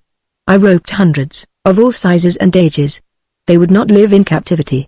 If they could not find an embankment over which to break their necks, they would crush their skulls on stones. Failing any means like that, they would lie down, will themselves to die, and die. Think of a savage wild nature that could will its heart to cease beating. But it's true. Finally I found I could keep only calves under 3 months of age. But to capture them so young entailed time and patience. For the buffalo fight for their young, and when I say fight, I mean till they drop. I almost always had to go alone, because I could neither coax nor hire anyone to undertake it with me. Sometimes I would be weeks getting one calf. One day I captured 8 little buffalo calves. Never will I forget that day as long as I live. Tell us about it, I suggested, in a matter-of-fact, round-the-campfire voice. Had the silent plainsman ever told a complete and full story of his adventures? I doubted it. He was not the man to eulogize himself. A short silence ensued. The cabin was snug and warm. The ruddy embers glowed, one of Jim's pots steamed musically and fragrantly. The hounds lay curled in the cozy chimney corner. Jones began to talk again, simply and unaffectedly, of his famous exploit, and as he went on so modestly, passing lightly over features we recognized as wonderful, I allowed the fire of my imagination to fuse for myself all the toil, patience, endurance, skill, Herculean strength and marvelous courage and unfathomable passion which he slighted in his narrative. Chapter 3 The Last Herd. Over grey no man's land stole down the shadows of night. The undulating prairie shaded dark to the western horizon, rimmed with a fading streak of light. Tall figures, silhouetted sharply against the last golden glow of sunset, marked the rounded crest of a grassy knoll. "Wild hunter!" cried a voice in sullen rage. "Buffalo or no, we halt here. Did Adams and I hire to cross the staked plains? 2 weeks in no man's land, and now we're facing the sand. We've 1 keg of water, yet you want to keep on. Why, man, you're crazy. You didn't tell us you wanted buffalo alive. And here you've got us looking death in the eye." In the grim silence that ensued the 2 men unhitched the team from the long, light wagon, while the buffalo hunter staked out his wiry, lithe-limbed racehorses. Soon a fluttering blaze threw a circle of light, which shone on the agitated face of Rude and Adams, and the cold, iron-set visage of their brawny leader. "It's this way," began Jones. In slow, cool voice, "I engaged you fellows, and you promised to stick by me. We've had no luck. But I've finally found old sign. I'll admit the buffalo I'm looking for the last herd on the plains. For 2 years I've been hunting this herd. So have other hunters. Millions of buffalo have been killed and left to rot. Soon this herd will be gone, and then the only buffalo in the world will be those I have given 10 years of the hardest work in capturing. This is the last herd, I say, and my last chance to capture a calf or 2. Do you imagine I'd quit? You fellows go back if you want, but I keep on. We can't go back. We're lost. We'll have to go with you. But, man, thirst is not the only risk we run. This is Comanche country. And if that herd is in here the Indians have it spotted. That worries me some," replied the plainsman, "but we'll keep on it." They slept. The night wind swished the grasses, dark storm clouds blotted out the northern stars, the prairie wolves mourned dismally, day broke cold, wan, threatening, under a leaden sky. The hunters traveled 30 miles by noon, and halted in a hollow where a stream flowed in wet season. Cottonwood trees were bursting into green, thickets of prickly thorn, dense and matted, showed bright spring buds. "What is it?" suddenly whispered Rude. The plainsman lay in strained posture, his ear against the ground. "Hide the wagon and horses in the clump of cottonwoods," he ordered, tersely. Springing to his feet, he ran to the top of the knoll above the hollow, where he again placed his ear to the ground. Jones's practiced ear had detected the quavering rumble of far-away, thundering hoofs. He searched the wide waste of plain with his powerful glass. To the southwest, miles distant, a cloud of dust mushroomed skyward. "Not buffalo," he muttered, "maybe wild horses." He watched and waited. The yellow cloud rolled forward, enlarging, spreading out, and drove before it a darkly indistinct, moving mass. As soon as he had one good look at this, he ran back to his comrades. "Stampede. Wild horses. Indians. Look to your rifles and hide." Wordless and pale, the men examined their sharps, and made ready to follow Jones. He slipped into the thorny brake and, flat on his stomach, wormed his way like a snake far into the thickly interlaced web of branches. Rude and Adams crawled after him. Words were superfluous. Quiet, breathless, with beating hearts, the hunters pressed close to the dry grass. A long, low, steady rumble filled the air, and increased in volume till it became a roar. Moments, endless moments, passed. The roar filled out like a flood slowly released from its confines to sweep down with the sound of doom. The ground began to tremble and quake, the light faded. The smell of dust pervaded the thicket, then a continuous streaming roar, deafening as persistent roll of thunder, pervaded the hiding place. The stampeding horses had split round the hollow. The roar lessened. Swiftly as a departing snow squall brushing on through the pines, the thunderous thud and tramp of hoofs died away. The trained horses hidden in the cottonwoods never stirred. "Lie low. Lie low," breathed the plainsman to his companions. Throb of hoofs again became audible, not loud and madly pounding as those that had passed, but low, muffled, rhythmic. Jones's sharp eye, through a peephole in the thicket, saw a cream-colored Mustang bob over the knoll, carrying an Indian. Another and another, then a swiftly following, close-packed throng appeared. Bright red feathers and white gleamed, weapons glinted, gaunt, bronzed savage leaned forward on racy, slender Mustangs. The plainsman shrank closer to the ground. "Apache!" he exclaimed to himself, and gripped his rifle. The band galloped down to the hollow, and slowing up, filed single file over the bank. The leader, a short, squat chief, plunged into the brake not 20 yards from the hidden men. Jones recognized the cream Mustang. He knew the somber, sinister, broad face. It belonged to the Red Chief of the Apaches, Geronimo. Murmured the plainsman through his teeth. Well for the Apache that no falcon savage eye discovered aught strange in the little hollow. One look at the sand of the stream bed would have cost him his life. But the Indians crossed the thicket too far up. They cantered up the slope and disappeared. The hoofbeats softened and ceased. "Gone," whispered Rude. "Gone." "But wait," whispered Jones. He knew the savage nature, and he knew how to wait. After a long time, he cautiously crawled out of the thicket and searched the surroundings with a plainsman's eye. He climbed the slope and saw the clouds of dust, the near one small, the far one large, which told him all he needed to know. "Comanches?" queried Adams, with a quaver in his voice. He was new to the plains. "Likely," said Jones, who thought it best not to tell all he knew. Then he added to himself, "We've no time to lose. There's water back here somewhere. The Indians have spotted the buffalo, and were running the horses away from the water." The three got under way again, proceeding carefully, so as not to raise the dust, and headed due southwest. Scantier and scantier grew the grass. The hollows were washes of sand, steely gray dunes, like long, flat, ocean swells, ribbed the prairie. The gray day declined. Late into the purple night they traveled, then camped without fire. In the gray morning Jones climbed a high ride and scanned the southwest. Low dun-colored sandhills waved from him down and down, in slow, deceptive descent. A solitary and remote waste reached out into gray infinitude. A pale lake, gray as the rest of that gray expanse, glimmered in the distance. "Mirage," he muttered, focusing his glass, which only magnified all under the dead gray, steely sky.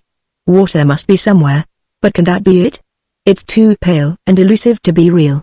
No life, a blasted, staked plain. Hello, a thin, black, wavering line of wildfowl, moving in beautiful, rapid flight, crossed the line of his vision. Geese flying north, and low. "There's water here," he said. He followed the flock with his glass, saw them circle over the lake, and vanish in the grey sheen. "It's water." He hurried back to camp. His haggard and worn companions scorned his discovery. Adam, siding with Rude, who knew the plains, said, "Mirage. The lure of the desert." Yet dominated by a force too powerful for them to resist, they followed the buffalo hunter. All day the gleaming lake beckoned them onward, and seemed to recede. All day the drab clouds scudded before the cold north wind. In the great twilight, the lake suddenly lay before them, as if it had opened at their feet. The men rejoiced. The horses lifted their noses and sniffed the damp air.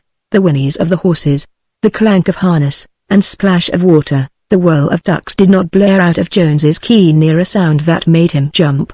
It was the thump of hoofs, in a familiar beat, beat, beat. He saw a shadow moving up a ridge. Soon, outlined black against the yet light sky, a lone buffalo cow stood like a statue. A moment she held toward the lake, studying the danger, then went out of sight over the ridge. Jones spurred his horse up the ascent, which was rather long and steep, but he mounted the summit in time to see the cow join 8 huge, shaggy buffalo. The hunter reined in his horse, and standing high in his stirrups, held his hat at arm's length over his head. So he thrilled to a moment he had sought for 2 years. The last herd of American bison was near at hand. The cow would not venture far from the main herd. The 8 stragglers were the old broken-down bulls that had been expelled, at this season, from the herd by younger and more vigorous bulls. The old monarchs saw the hunter at the same time his eyes were gladdened by sight of them, and lumbered away after the cow, to disappear in the gathering darkness.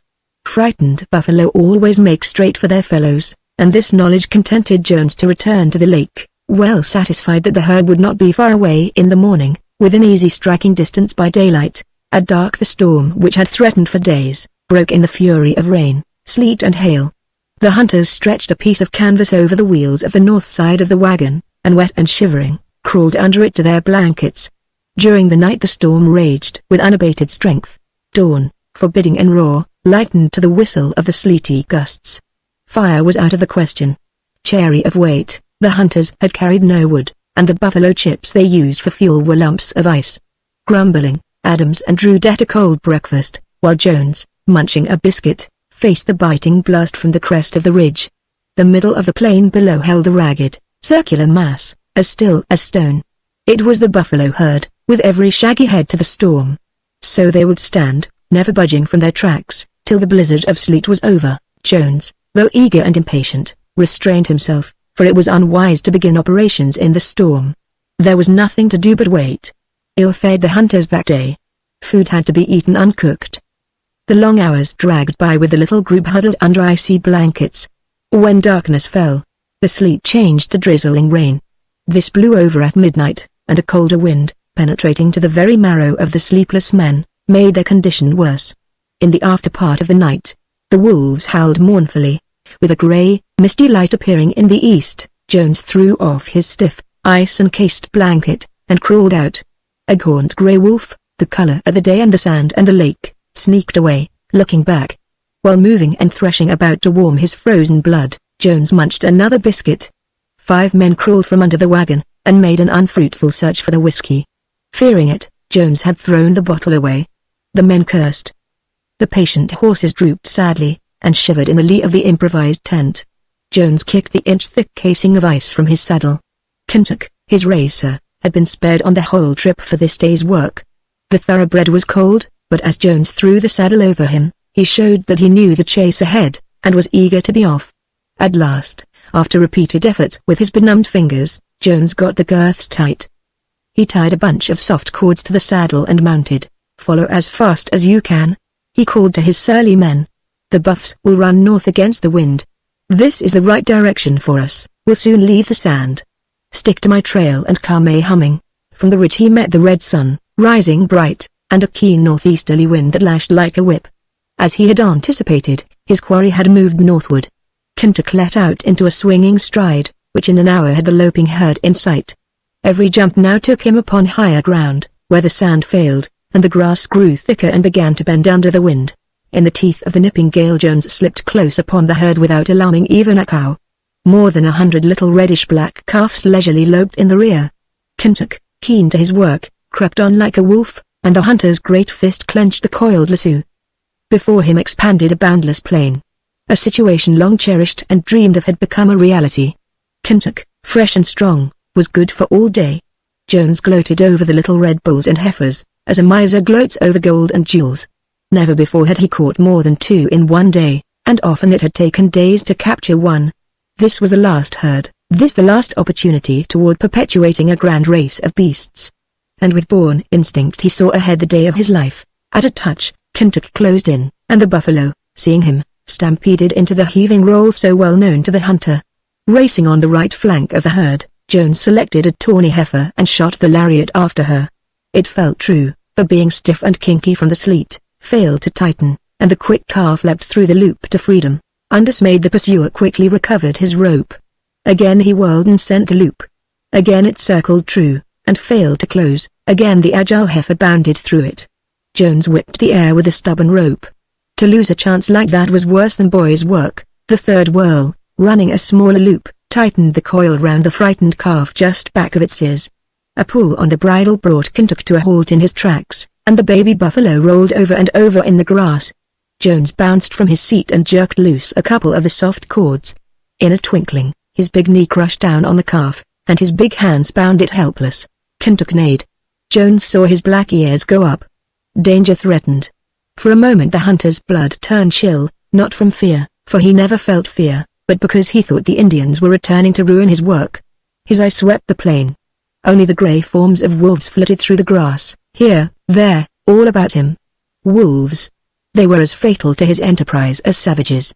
A trooping pack of prairie wolves had fallen in with the herd and hung close on the trail, trying to cut a calf away from its mother. The gray brutes boldly trotted to within a few yards of him, and slyly looked at him, with pale, fiery eyes. They had already scented his captive. Precious time flew by. The situation, critical and baffling, had never before been met by him. There lay his little calf tied fast, and to the north ran many others, some of which he would have. To think quickly had meant the solving of many a plainsman's problem. Should he stay with his prize to save it, or leave it to be devoured? Ha! You old grey devils! He yelled, shaking his fist at the wolves. I know a trick or two. Slipping his hat between the legs of the calf, he fastened it securely. This done, he vaulted on Kentuck, and was off with never a backward glance. Certain it was that the wolves would not touch anything, alive or dead, that bore the scent of a human being. The bison scoured away a long half-mile in the lead, sailing northward like a cloud shadow over the plain. Kentuck, mettlesome, overeager, would have run himself out in short order, but the wary hunter, strong to restrain as well as impel, with the long day in his mind, kept the steed in his easy stride, which, springy and stretching, overhauled the herd in the course of several miles. A dash, a swirl, a shock, a leap. Horse and hunter working in perfect accord, and a fine big calf, bellowing lustily, struggled desperately for freedom under the remorseless knee. The big hands toyed with him, and then, secure in the double knots, the calf lay still, sticking out his tongue and rolling his eyes, with the coat of the hunter tucked under his bonds to keep away the wolves. The race had but begun, the horse had but warmed to his work, the hunter had but tasted of sweet triumph. Another hopeful of a buffalo mother, negligent in danger, truant from his brothers, stumbled and fell in the enmeshing loop. The hunter's vest, slipped over the calf's neck, served as danger signal to the wolves. Before the lumbering buffalo missed their loss, another red and black baby kicked helplessly on the grass and sent up vain, weak calls, and at last lay still, with the hunter's boot tied to his cords. 4. Jones counted them aloud, add in his mind, and kept on. Fast, hard work, covering upward of 15 miles, had begun to tell on herd, horse and man, and all slowed down to the call for strength. The 5th time Jones closed in on his game, he encountered different circumstances such as called forth his cunning. The herd had opened up. The mothers had fallen back to the rear, the calves hung almost out of sight under the shaggy sides of protectors. To try them out Jones darted close and threw his lasso. It struck a cow. With activity incredible in such a huge beast, she lunged at him. Kentuck, expecting just such a move, wheeled to safety. This duel, ineffectual on both sides, kept up for a while, and all the time, man and herd were jogging rapidly to the north. Jones could not let well enough alone, he acknowledged this even as he swore he must have 5. Emboldened by his marvelous luck, and yielding headlong to the passion within, he threw caution to the winds. A lame old cow with a red calf caught his eye, In he spurred his willing horse and slung his rope. It stung the haunch of the mother. The mud grunt she vented was no quicker than the velocity with which she plunged and reared. Jones had but time to swing his leg over the saddle when the hoofs beat down.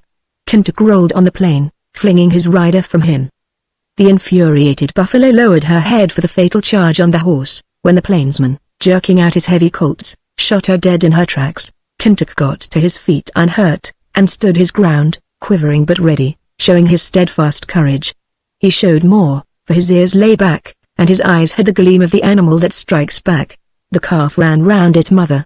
Jones lassoed it, and tied it down, being compelled to cut a piece from his lasso, as the cords on the saddle had given out. He left his other boot with baby number 5. The still heaving, smoking body of the victim called forth the stern, intrepid hunter's pity for a moment. Spill of blood he had not wanted. But he had not been able to avoid it, and mounting again with close-shut jaw and smouldering eye, he galloped to the north. Kentuck snorted. The pursuing wolves shied off in the grass. The pale sun began to slant westward. The cold iron stirrups froze and cut the hunter's bootless feet. When once more he came hounding the buffalo, they were considerably winded.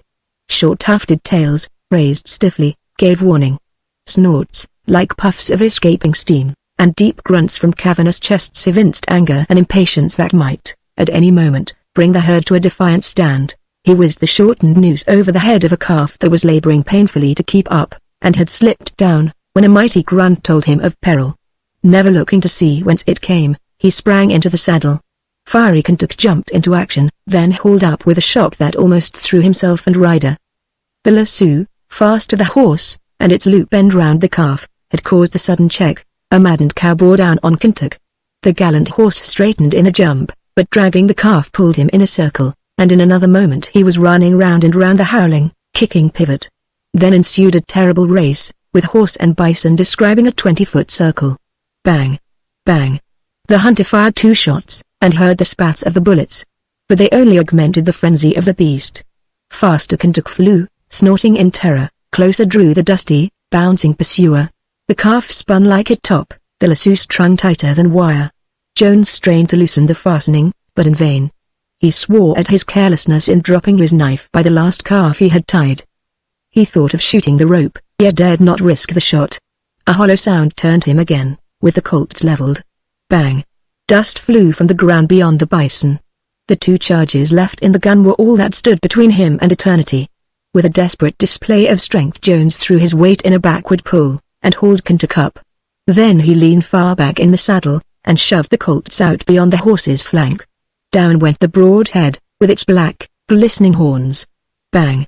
She slid forward with a crash, ploughing the ground with hoofs and nose spouted blood, uttered a hoarse cry, kicked and died. Kentuck, for once completely terrorized, reared and plunged from the cow, dragging the calf. Stern command and iron arm forced him to a standstill. The calf, nearly strangled, recovered when the noose was slipped, and moaned a feeble protest against life and captivity. The remainder of Jones's lasso went to bind number 6, and one of his socks went to serve as reminder to the persistent wolves. 6. On. Kentuck.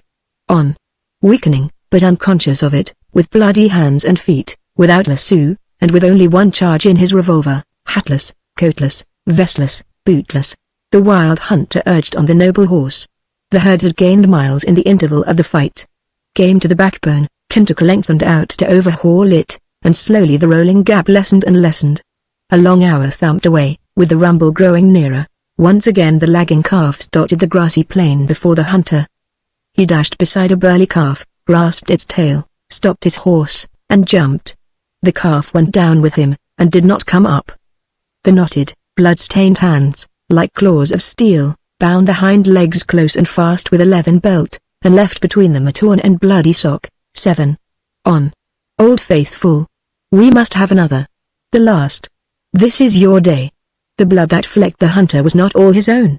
The sun slanted westwardly toward the purpling horizon. The grassy plain gleamed like a ruffled sea of glass. The grey wolves loped on. When next the hunter came within sight of the herd, over a wavy ridge, changes in its shape and movement met his gaze. The calves were almost done. They could run no more. Their mothers faced the south, and trotted slowly to and fro. The bulls were grunting, herding, piling close. It looked as if the herd meant to stand and fight. This mattered little to the hunter who had captured 7 calves since dawn. The first limping calf he reached tried to elude the grasping hand and failed. Kentuck had been trained to wheel to the right or left, in whichever way his rider leaned, and as Jones bent over and caught an upraised tail, the horse turned to strike the calf with both front hoofs. The calf rolled, the horse plunged down, the rider sped beyond to the dust.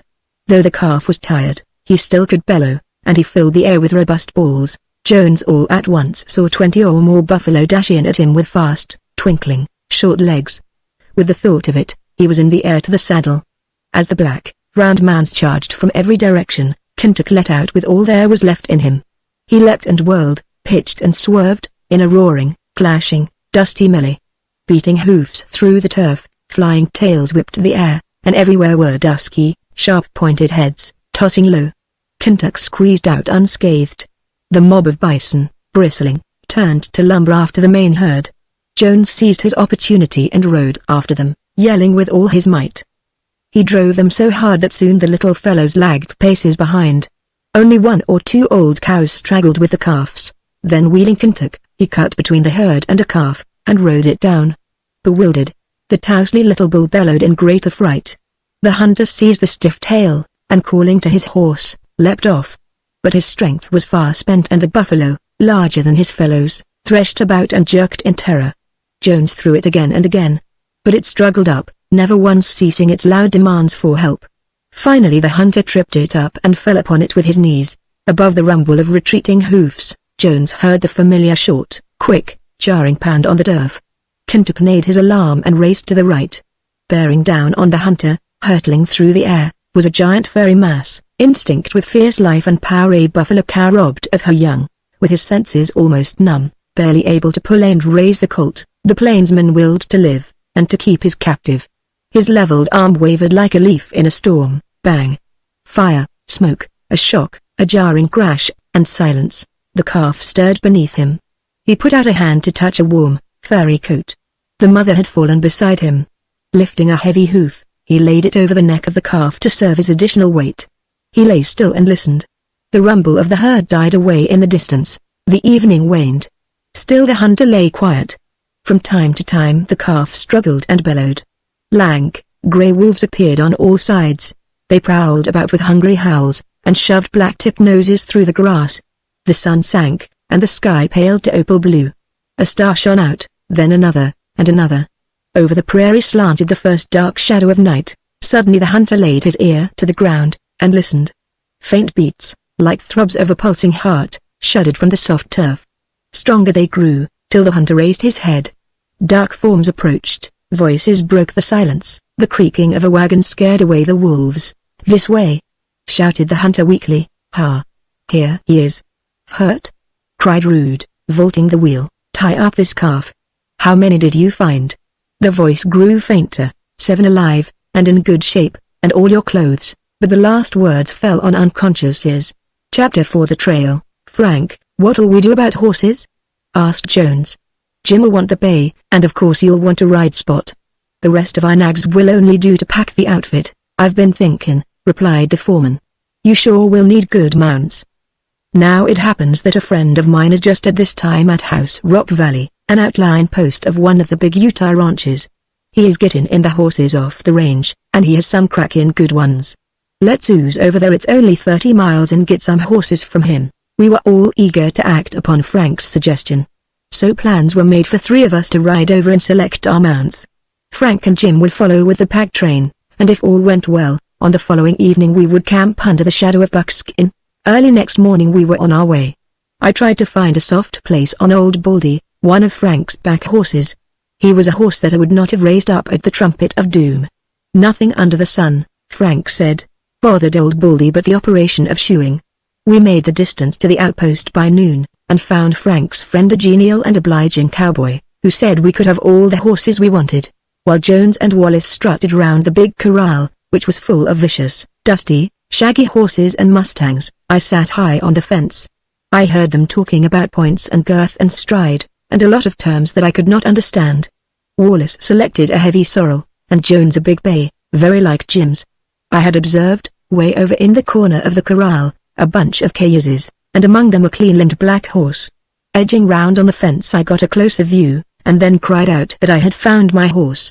I jumped down and caught him, much to my surprise, for the other horses were wild, and had kicked viciously. The black was beautifully built, wide-chested and powerful, but not heavy. His coat glistened like sheeny black satin, and he had a white face and white feet and a long mane. "I don't know about giving you Satan, that's his name," said the cowboy. "The foreman rides him often.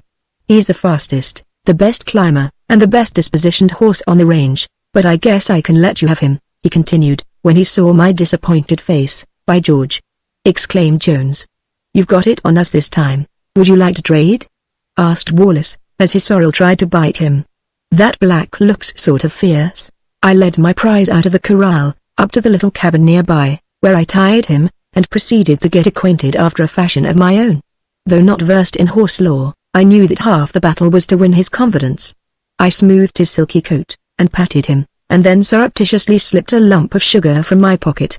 This sugar, which I had purloined in Flagstaff, and carried all the way across the desert, was somewhat disreputably soiled, and Satan sniffed at it disdainfully. Evidently he had never smelled or tasted sugar. I pressed it into his mouth. He munched it, and then looked me over with some interest. I handed him another lump. He took it and rubbed his nose against me. Satan was mine. Frank and Jim came along early in the afternoon. What with packing, changing saddles and shoeing the horses, we were all busy. Old Baldy would not be shod, so we let him off till a more opportune time. By 4 o'clock we were riding toward the slopes of Buckskin, now only a few miles away, standing up higher and darker. "What's that for?" inquired Wallace, pointing to a long, rusty, wire-wrapped, double-barreled blunderbuss of a shotgun, stuck in the holster of Jones's saddle. The colonel, who had been having a fine time with the impatient and curious hounds, did not vouchsafe any information on that score. But very shortly we were destined to learn the use of this incongruous firearm. I was riding in advance of Wallace, and a little behind Jones.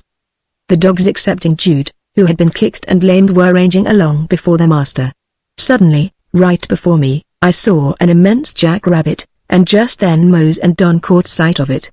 In fact, Mose bumped his blunt nose into the rabbit. When it leapt into scared action, Mose yelped, and Don followed suit.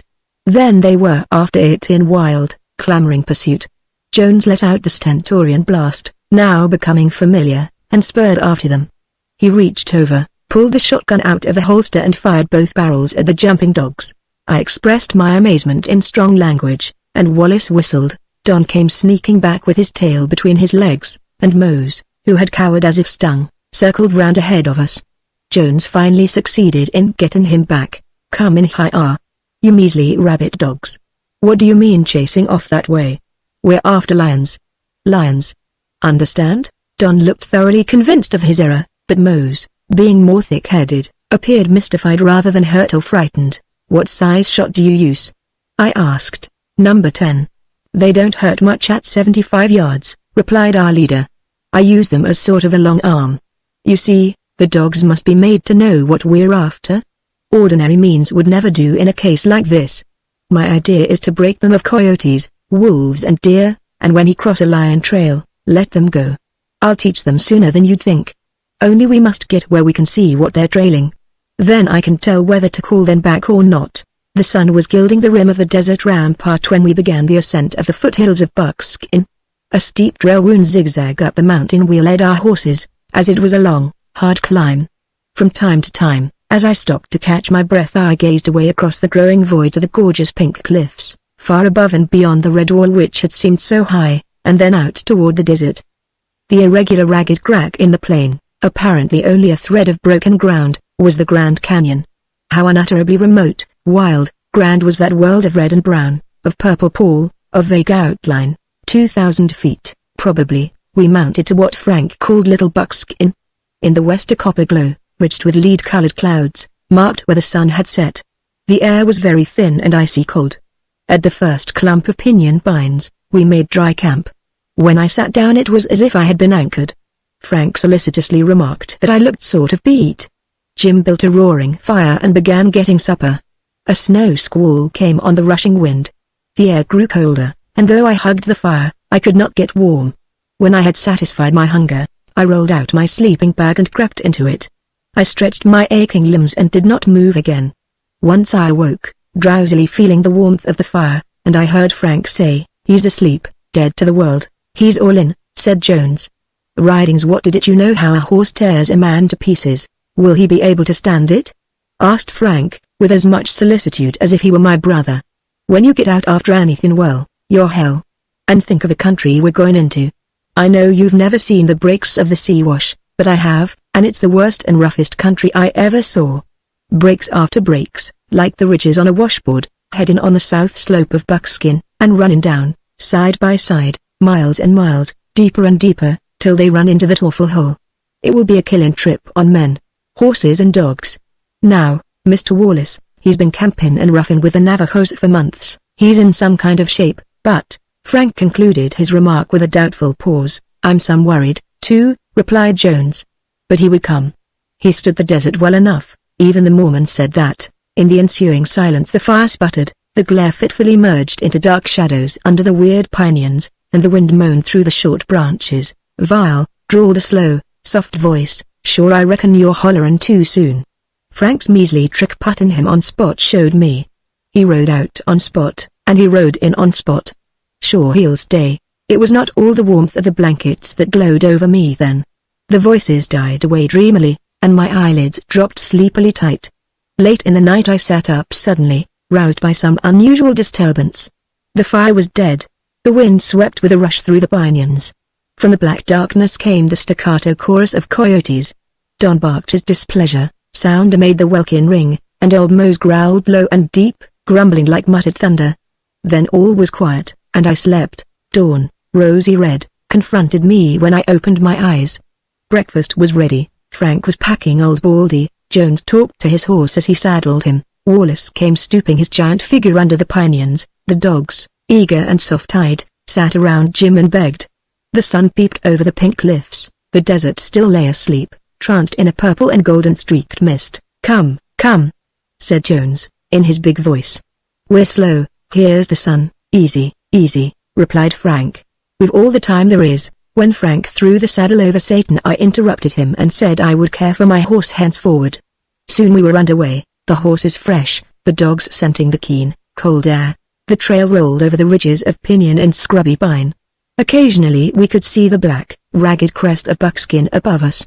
From one of these ridges I took my last long look back at the desert, and engraved on my mind a picture of the red wall, and the many-hued ocean of sand.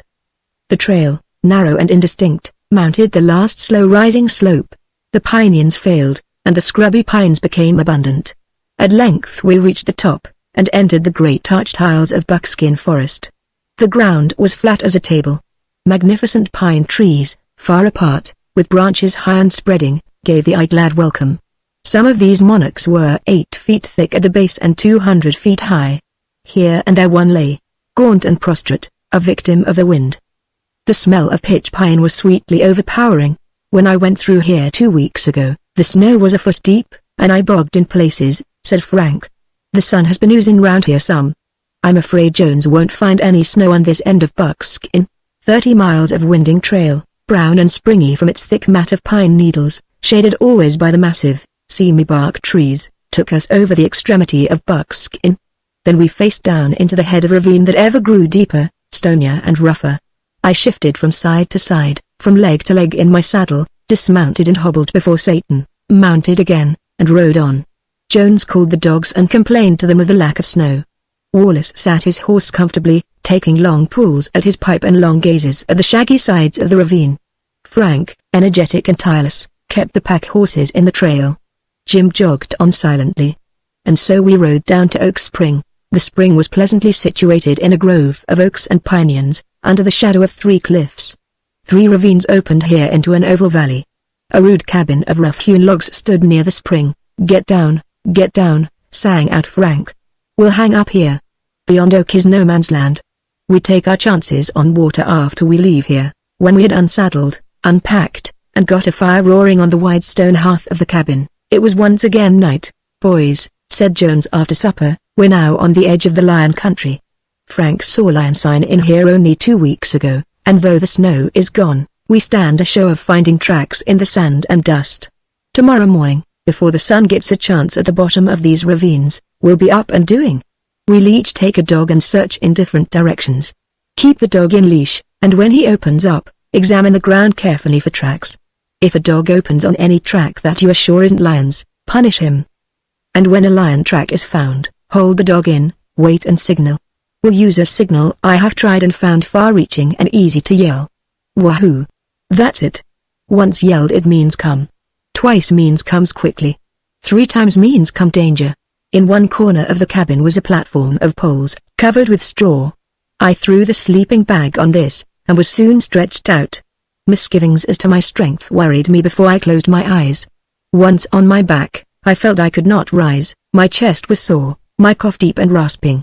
It seemed I had scarcely closed my eyes when Jones's impatient voice recalled me from sweet oblivion. Frank, it's daylight. Jim boys, he called. I tumbled out in a grey, wan twilight. It was cold enough to make the fire acceptable, but nothing like the morning before on buckskin. Come to the festal board, drawled Jim, almost before I had my boots laced. Jones, said Frank, Jim and I lose round here today. There's lots to do, and we want to have things hitched right before we strike for the sea wash. We've got to shoot old Baldy, and if we can't get him locoed, it'll take all of us to do it. The light was still grey when Jones led off with Don, Wallace with Sounder and I with Mose.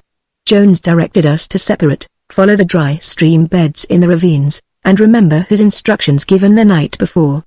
The ravine to the right, which I entered, was choked with huge stones fallen from the cliff above, and pinions growing thick, and I wondered apprehensively how a man could evade a wild animal in such a place, much less chase it. Old Mose pulled on his chain and sniffed at coyote and deer tracks. And every time he evinced interest in such, I cut him with a switch, which, to tell the truth, he did not notice. I thought I heard a shout, and holding Mose tight, I waited and listened. Wahoo wahoo! Floated on the air, rather deadened as if it had come from round the triangular cliff that faced into the valley. Urging and dragging Mose, I ran down the ravine as fast as I could, and soon encountered Wallace coming from the middle ravine. Jones, he said excitedly, this way, there's the signal again. We dashed in haste for the mouth of the third ravine, and came suddenly upon Jones, kneeling under a pinyon tree. Boys, look! He exclaimed, as he pointed to the ground. There, clearly defined in the dust, was a cat track as big as my spread hand, and the mere sight of it sent a chill up my spine. There's a lion track for you, made by a female, a 2-year-old, but can't say if she passed here last night. Don won't take the trail. Try Mose. I led Mose to the big, round imprint, and put his nose down into it. The old hound sniffed and sniffed, then lost interest. Cold! Ejaculated Jones. No go. Try Sounder. Come, old boy, you've the nose for it, he urged the reluctant hound forward. Sounder needed not to be shown the trail. He stuck his nose in it, and stood very quiet for a long moment, then he quivered slightly, raised his nose and sought the next track. Step by step he went slowly, doubtfully. All at once his tail wagged stiffly. Look at that! Cried Jones in delight. He's caught a scent when the others couldn't. Hi-ya, Mose, get back. Keep Mose and Don back, give him room. Slowly Sounder paced up the ravine, as carefully as if he were traveling on thin ice. He passed the dusty, open trail to a scaly ground with little bits of grass, and he kept on. We were electrified to hear him give vent to a deep bugle blast note of eagerness. By George, he's got it, boys! Exclaimed Jones, as he lifted the stubborn, struggling hound off the trail. I know that bay. It means a lion passed here this morning. And we'll get him up as sure as you're alive. Come, Sounder. Now for the horses. As we ran pell-mell into the little glade, where Jim sat mending some saddle trapping, Frank rode up the trail with the horses. Well, I heard Sounder, he said with his genial smile. Something's coming off, eh?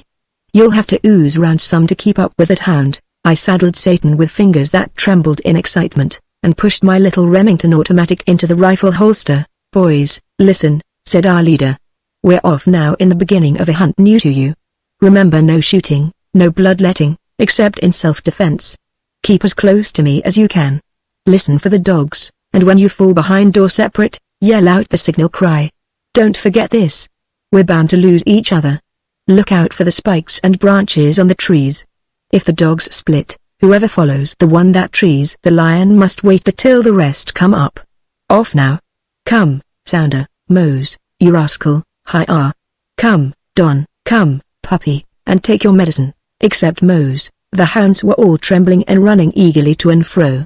When Sounder was loosed, he led them in a beeline to the trail, with us cantering after. Sounder worked exactly as before, only he followed the lion tracks a little farther up the ravine before he bayed. He kept going faster and faster, occasionally letting out one deep, short yelp. The other hounds did not give tongue, but eager, excited, baffled, kept at his heels. The ravine was long, and the wash at the bottom, up which the lion had proceeded, turned and twisted round boulders large as houses, and led through dense growths of some short, rough shrub. Now and then the lion tracks showed plainly in the sand. For 5 miles or more Sounder led us up the ravine, which began to contract and grow steep.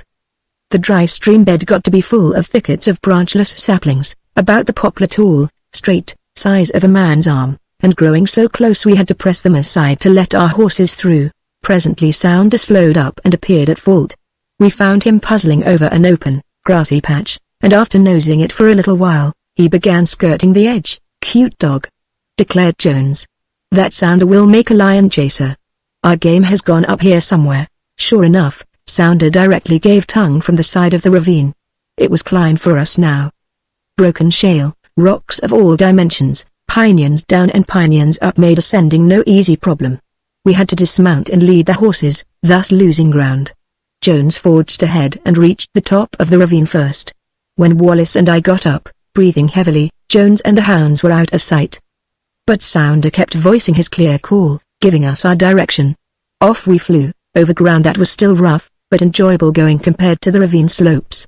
The ridge was sparsely covered with cedar and pinyon, through which, far ahead, we pretty soon spied Jones. Wallace signaled, and our leader answered twice. We caught up with him on the brink of another ravine deeper and craggier than the first, full of dead, gnarled pinyon and splintered rocks. "This gulch is the largest of the 3 that head in at Oak Spring," said Jones. "Boys, don't forget your direction. Always keep a feeling where camp is, always sense it every time you turn. The dogs have gone down. That lion is in here somewhere.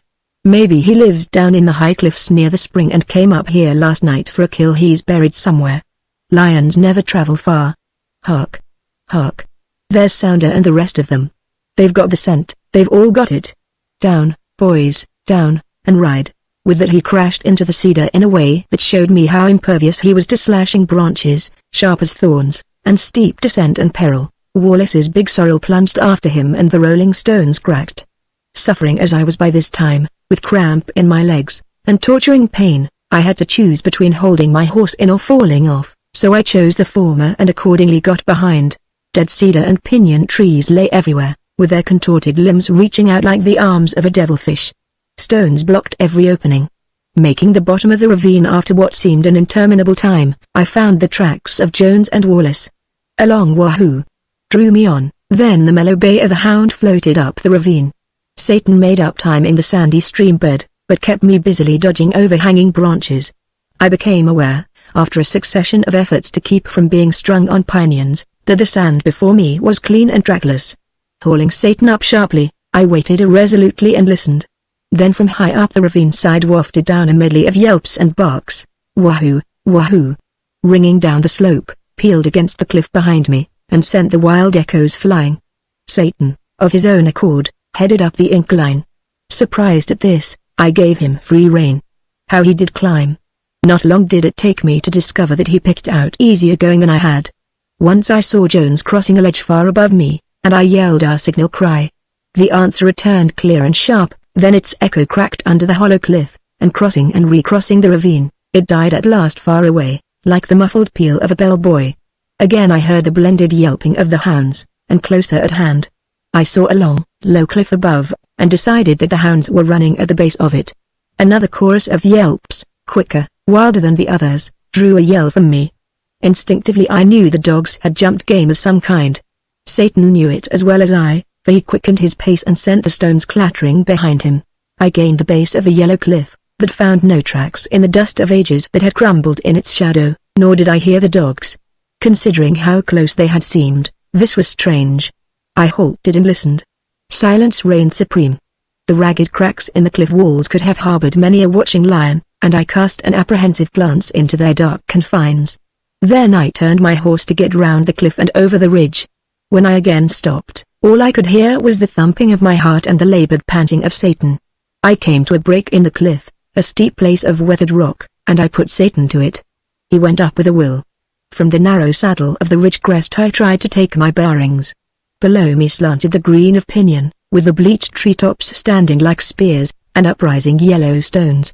Fancying I heard a gunshot, I leaned a straining ear against the soft breeze. The proof came presently in the unmistakable report of Jones's blunderbuss. It was repeated almost instantly, giving reality to the direction, which was down the slope of what I concluded must be the third ravine. Wondering what was the meaning of the shots, and chagrined because I was out of the race, but calmer in mind, I let Satan stand. Hardly a moment elapsed before a sharp bark tingled in my ears. It belonged to old Mose. Soon I distinguished a rattling of stones and the sharp, metallic clicks of hooves striking rocks. Then into a space below me loped a beautiful deer, so large that at first I took it for an elk. Another sharp bark, nearer this time, told the tale of Moses' dereliction. In a few moments he came in sight, running with his tongue out and his head high. "Hi-ah, you old gladiator! Hi-ah! Hi-ah!" I yelled and yelled again. Mose passed over the saddle on the trail of the deer, and his short bark floated back to remind me how far he was from a lion dog. Then I divined the meaning of the shotgun reports. The hounds had crossed a fresher trail than that of the lion, and our leader had discovered it.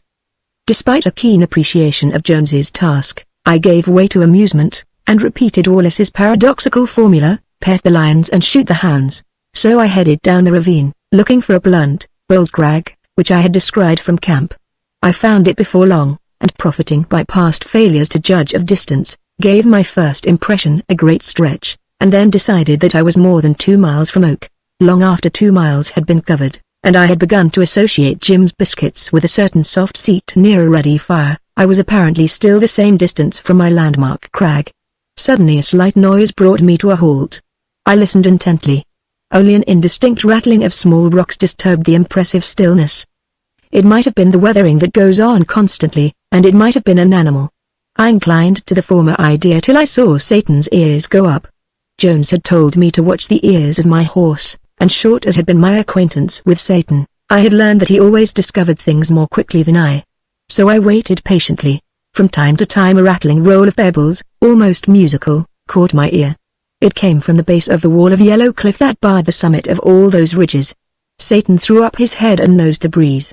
The delicate, almost stealthy sounds, the action of my horse, the waiting drove my heart to extra work.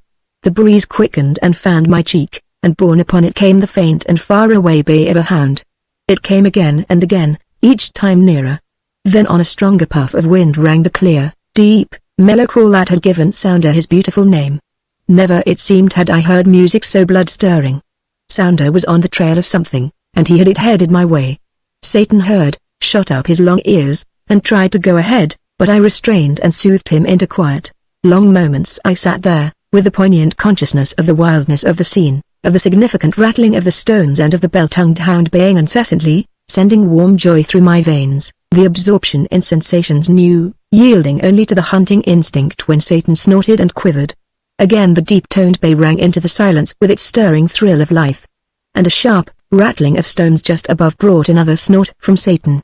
Across an open space in the pinions a grey form flashed. I leapt off Satan and knelt to get a better view under the trees. I soon made out another deer passing along the base of the cliff. Mounting again, I rode up to the cliff to wait for Sounder. A long time I had to wait for the hound. It proved that the atmosphere was as deceiving in regard to sound as to sight. Finally Sounder came running along the wall. I got off to intercept him. The crazy fellow, he had never responded to my overtures of friendship, uttered short, sharp yelps of delight, and actually leapt into my arms. But I could not hold him.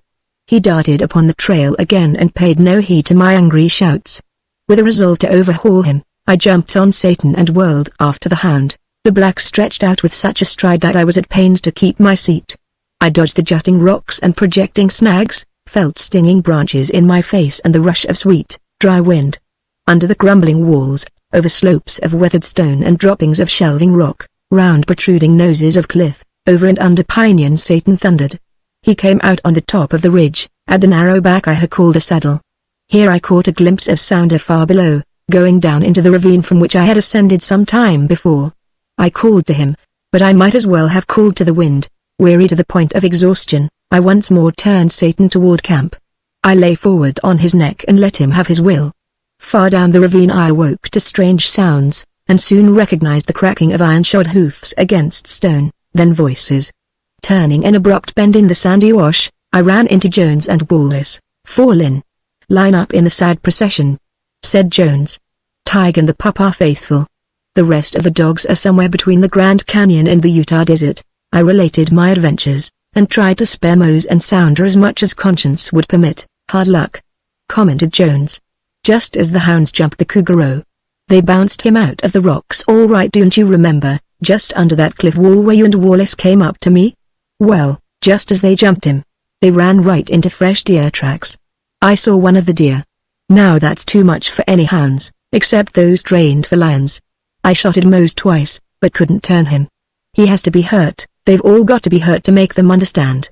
Wallace told of the wild ride somewhere in Jones's wake, and of sundry knocks and bruises he had sustained, of pieces of corduroy he had left decorating the cedars, and of a most humiliating event, where a gaunt and bare-pinioned snag had penetrated under his belt and lifted him, mad and kicking, off his horse. "These western nags will hang you on a line every chance they get," declared Jones, "and don't you overlook that. Well, there's the cabin.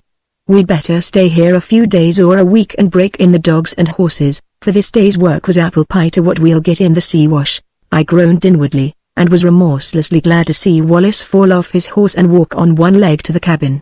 When I got my saddle off Satan, had given him a drink and hobbled him, I crept into the cabin and dropped like a log. I felt as if every bone in my body was broken and my flesh was raw. I got gleeful gratification from Wallace's complaints, and Jones's remark that he had a stitch in his back.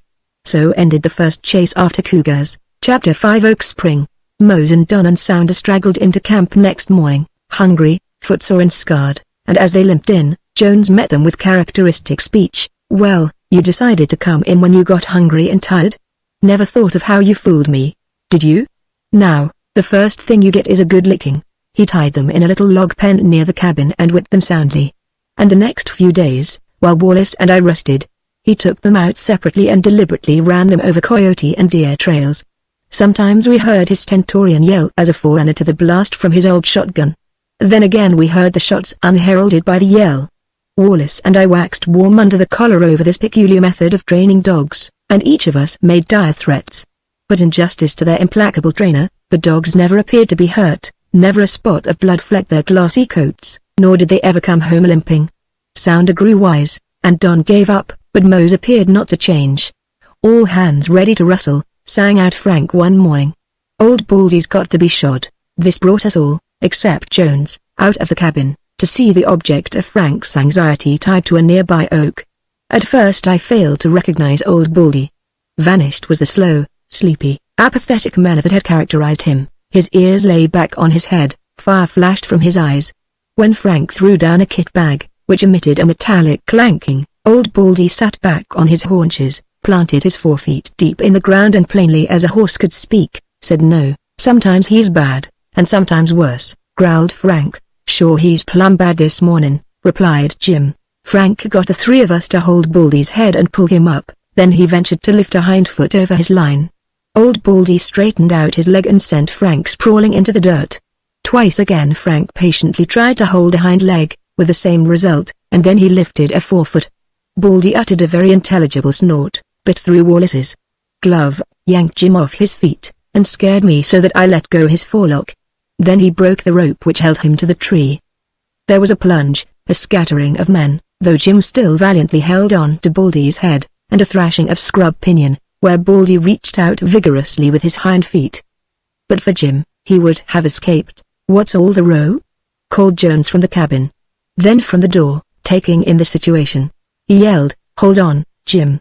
Pull down on the ornery old cayuse. He leapt into action with a lasso in each hand, one whirling round his head. The slender rope straightened with a whiz and whipped round Baldy's legs as he kicked viciously. Jones pulled it tight, then fastened it with nimble fingers to the tree. "Let go.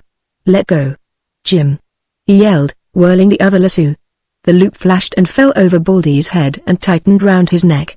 Jones threw all the weight of his burly form on the lariat, and Baldy crashed to the ground, rolled, tussled, screamed, and then lay on his back, kicking the air with 3 free legs.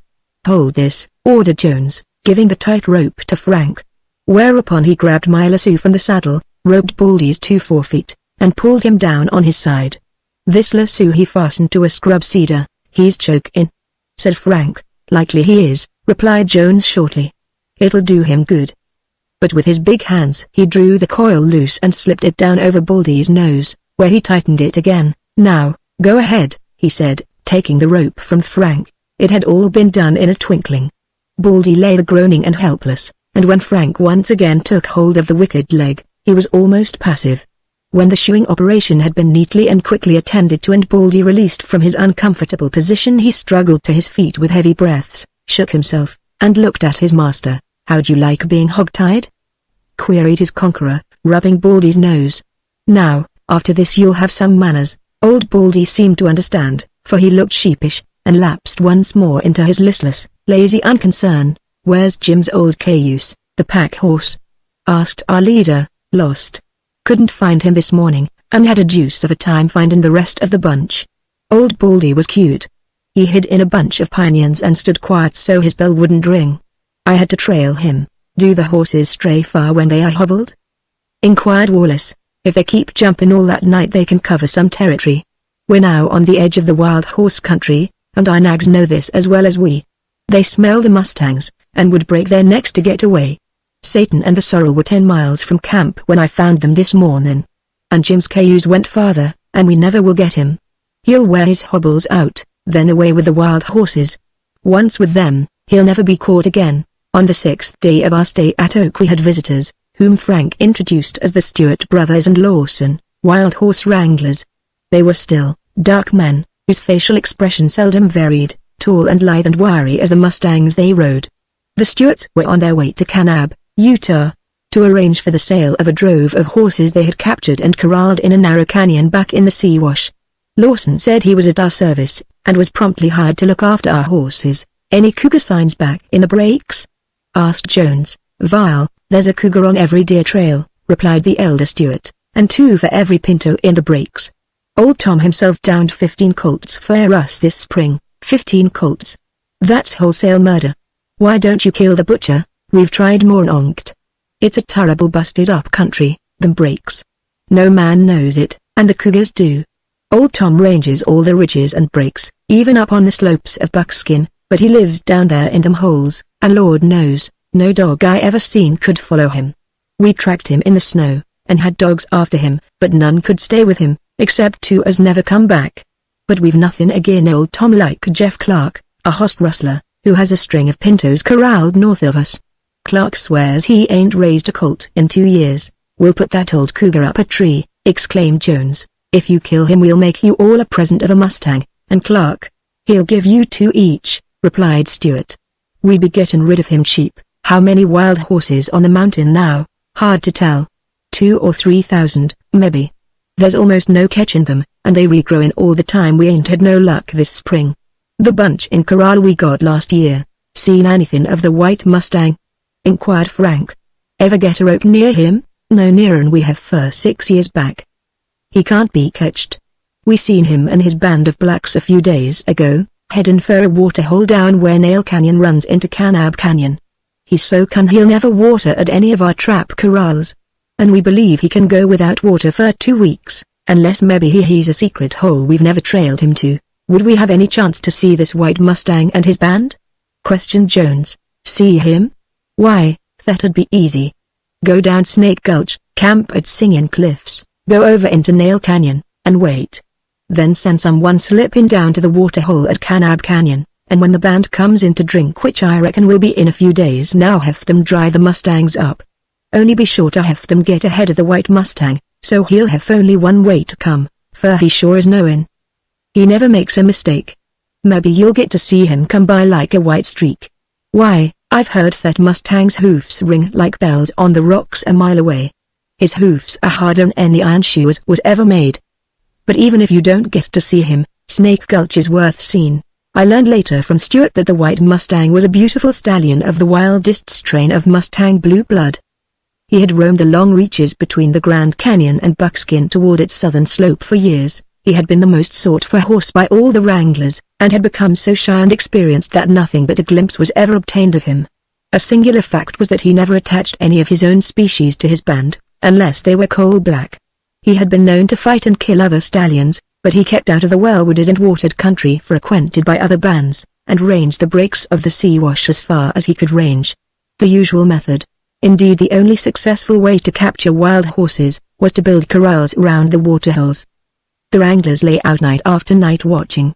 When the mustangs came to drink, which was always after dark, the gates would be closed on them. But the trick had never even been tried on the white mustang, for the simple reason that he never approached one of these traps. "Boys," said Jones, "seeing we need breaking in, we'll give the white mustang a little run." This was most pleasurable news, for the wild horses fascinated me. Besides, I saw from the expression on our leader's face that an uncapturable mustang was an object of interest for him. Wallace and I had employed the last few warm sunny afternoons in riding up and down the valley, below Oak, where there was a fine, level stretch. Here I wore out my soreness of muscle, and gradually overcame my awkwardness in the saddle. Frank's remedy of maple sugar and red pepper had rid me of my cold, and with the return of strength, and the coming of confidence, full, joyous appreciation of wild environment and life made me unspeakably happy. And I noticed that my companions were in like condition of mind, though self-contained where I was exuberant. Wallace galloped his sorrel and watched the crags, Jones talked more kindly to the dogs, Jim baked biscuits indefatigably, and smoked in contented silence. Frank said always, "We'll ooze along easy like, the weave all the time there is." Which sentiment, whether from reiterated suggestion, or increasing confidence in the practical cowboy, or charm of its free import, gradually won us all. "Boys," said Jones, as we sat round the campfire, "I see you're getting in shape." "Well, I've worn off the wire edge myself. And I have the hounds coming fine. They mind me now, but they're mystified. For the life of them they can't understand what I mean. I don't blame them. Wait till, by good luck, we get a cougar in a tree. When Sounder and Don see that, we've lion dogs, boys. We've lion dogs. But Mose is a stubborn brute. In all my years of animal experience, I've never discovered any other way to make animals obey than by instilling fear and respect into their hearts. I've been fond of buffalo, horses and dogs, but sentiment never ruled me. When animals must obey, they must, that's all, and no mawkishness. But I never trusted a buffalo in my life. If I had, I wouldn't be here tonight. You will not know how many keepers of tame wild animals get killed. I could tell you dozens of tragedies. And I've often thought, since I got back from New York, of that woman I saw with her troop of African lions. I dream about those lions, and see them leaping over her head. What a grand sight that was. But the public is fooled. I read somewhere that she trained those lions by love. I don't believe it. I saw her use a whip and a steel spear. Moreover, I saw many things that escape most observers: how she entered the cage, how she maneuvered among them, how she kept a compelling gaze on them. It was an admirable, a great piece of work. Maybe she loves those huge yellow brutes, but her life was in danger every moment while she was in that cage, and she knew it. Someday, one of her pets, likely the king of beasts she pets the most, will rise up and kill her. That is as certain as death. Chapter 6 The White Mustang. For 30 miles down Nail Canyon we marked, in every dusty trail and sandy wash, the small, oval, sharply defined tracks of the White Mustang and his band. The canyon had been well named. It was long, straight and square-sided, its bare walls glared steel gray in the sun, smooth, glistening surfaces that had been polished by wind and water. No weathered heaps of shale, no crumbled piles of stone obstructed its level floor. And, softly toning its drab austerity, here grew the white sage, waving in the breeze, the Indian paintbrush, with vivid vermilion flower, and patches of fresh, green grass. The White King, as we Arizona wild horse wranglers calls this mustang, is mighty particular about his feed, and he ranged along here last night, easy like, browsing on this white sage, said Stewart. Inflected by our intense interest in the famous mustang, and ruffled slightly by Jones's manifest surprise and contempt that no one had captured him, Stewart had volunteered to guide us. Never knowed him to run in this way for water. Fact is, never knowed Nail Canyon had a fork. It splits down here, but you'd think it was only a crack in the wall. And that cunning mustang, he's been fooling us for years about this water hole. The fork of Nail Canyon, which Stewart had decided we were in, had been accidentally discovered by Frank, who, in search of our horses one morning, had crossed a ridge, to come suddenly upon the blind, box-like head of the canyon. Stuart knew the lay of the ridges and run of the canyons as well as any man could know a country where, seemingly, every rod was ridged and bisected, and he was of the opinion that we had stumbled upon one of the White Mustang's secret passages, by which he had so often eluded his pursuers. Hard riding had been the order of the day, but still we covered 10 more miles by sundown. The canyon apparently closed in on us, so camp was made for the night. The horses were staked out, and supper made ready while the shadows were dropping, and when darkness settled thick over us, we lay under our blankets. Morning disclosed the White Mustang's secret passage. It was a narrow cleft, splitting the canyon wall, rough, uneven, tortuous and choked with fallen rocks, no more than a wonderful crack in solid stone, opening into another canyon. Above us the sky seemed a winding, flowing stream of blue. The walls were so close in places that a horse with pack would have been blocked, and a rider had to pull his legs up over the saddle. On the far side, the passage fell very suddenly for several hundred feet to the floor of the other canyon.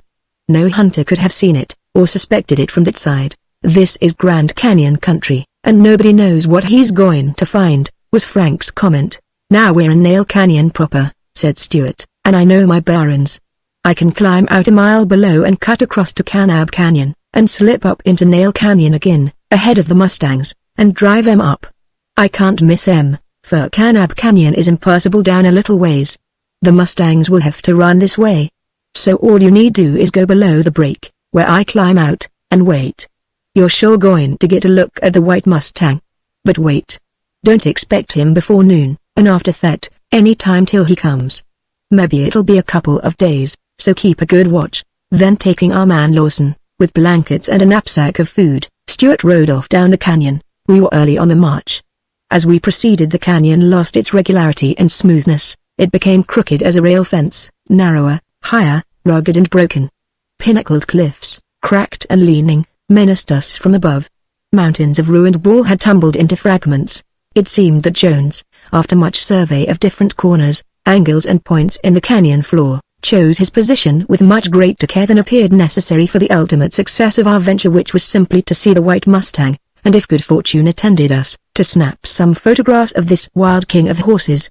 It flashed over me that, with his ruling passion strong within him, our leader was laying some kind of trap for that Mustang, was indeed bent on his capture. Wallace, Frank and Jim were stationed at a point below the break where Stuart had evidently gone up and out. How a horse could have climbed that streaky white slide was a mystery. Jones's instructions to the men were to wait until the Mustangs were close upon them, and then yell and shout and show themselves. He took me to a jutting corner of cliff, which hid us from the others, and here he exercised still more care in scrutinizing the lay of the ground. A wash from 10 to 15 feet wide, and as deep, ran through the canyon in a somewhat meandering course. At the corner which consumed so much of his attention, the dry ditch ran along the cliff wall about 50 feet out. Between it and the wall was good level ground. On the other side huge rocks and shale made it hummocky, practically impassable for a horse. It was plain the Mustangs, on their way up, would choose the inside of the wash, and here in the middle of the passage, just round the jutting corner, Jones tied our horses to good, strong bushes. His next act was significant. He threw out his lasso and, dragging every crook out of it, carefully recoiled it, and hung it loose over the pommel of his saddle. "The White Mustang may be yours before dark," he said with the smile that came so seldom. Now I placed our horses there for 2 reasons. The Mustangs won't see them till they're right on them. Then you'll see a sight and have a chance for a great picture. They will halt, the stallion will prance, whistle and snort for a fight, and then they'll see the saddles and be off. We'll hide across the wash, down a little way, and at the right time we'll shout and yell to drive them up. By piling sagebrush round a stone, we made a hiding place. Jones was extremely cautious to arrange the bunches in natural positions.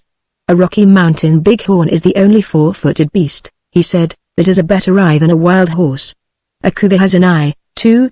He's used to lying high up on the cliffs and looking down for his quarry so as to stalk it at night, but even a cougar has to take second to a Mustang when it comes to sight." The hours passed slowly. The sun baked us, the stones were too hot to touch, flies buzzed behind our ears, tarantulas peeped at us from holes. The afternoon slowly waned. At dark we returned to where we had left Wallace and the cowboys. Frank had solved the problem of water supply, for he had found a little spring trickling from a cliff, which, by skillful management, produced enough drink for the horses. We had packed our water for camp use. "You take the first watch tonight," said Jones to me after supper. The mustangs might try to slip by our fire in the night and we must keep a watch o'er them. Call Wallace when your time's up. Now, fellows, roll in. When the pink of dawn was shading white, we were at our posts. A long, hot day, interminably long, deadening to the keenest interest, passed, and still no mustangs came. We slept and watched again, in the grateful cool of night, till the third day broke. The hours passed, the cool breeze changed to hot, the sun blazed over the canyon wall, the stones scorched, the flies buzzed. I fell asleep in the scant shade of the sage bushes and awoke, stifled and moist. The old plainsman, never weary, leaned with his back against a stone and watched, with narrow gaze, the canyon below. The steely walls hurt my eyes. The sky was like hot copper. Though nearly wild with heat and aching bones and muscles and the long hours of wait, I was ashamed to complain, for there sat the old man, still and silent. I rooted out a hairy tarantula from under a stone and teased him into a frenzy with my stick, and tried to get up a fight between him and a scallop-backed horned toad that blinked wonderingly at me. Then I spied a green lizard on a stone. The beautiful reptile was about a foot in length, bright green, dotted with red, and he had diamonds for eyes. Nearby a purple flower blossomed, delicate and pale, with a bee sucking at its golden heart. I observed then that the lizard had his jewel eyes upon the bee. He slipped to the edge of the stone, flicked out a long, red tongue, and tore the insect from its honeyed perch. Here were beauty, life and death, and I had been weary for something to look at, to think about, to distract me from the wearisome wait. Listen, broke in Jones's sharp voice. His neck was stretched, his eyes were closed, his ear was turned to the wind. With thrilling, reawakened eagerness, I strained my hearing. I caught a faint sound, then lost it. Put your ear to the ground, said Jones. I followed his advice, and detected the rhythmic beat of galloping horses. The mustangs are coming, sure as you're born, exclaimed Jones. There, I see the cloud of dust, cried he a minute later. In the first bend of the canyon below, a splintered ruin of rock now lay under a rolling cloud of dust. A white flash appeared, a line of bobbing black objects, and more dust. Then with a sharp pounding of hoofs, into clear vision shot a dense black band of mustangs, and well in front swung the White King. Look! Look! I never saw the beat of that, never in my born days, cried Jones. How they move! Yet that white fellow isn't half stretched out. Get your picture before they pass. You'll never see the beat of that. With long manes and tails flying, the mustangs came on apace and passed us in a trampling roar, the white stallion in the front. Suddenly a shrill, whistling blast, unlike any sound I had ever heard, made the canyon fairly ring. The white stallion plunged back, and his band closed in behind him. He had seen our saddle horses. Then trembling, whinnying, and with arched neck and high-poised head, bespeaking his mettle, he advanced a few paces, and again whistled his shrill note of defiance. Pure creamy white he was, and built like a racer.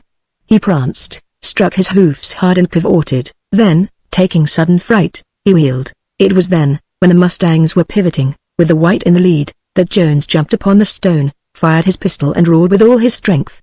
Taking his cue, I did likewise. The band huddled back again, uncertain and frightened, then broke up the canyon. Jones jumped the ditch with surprising agility, and I followed close at his heels.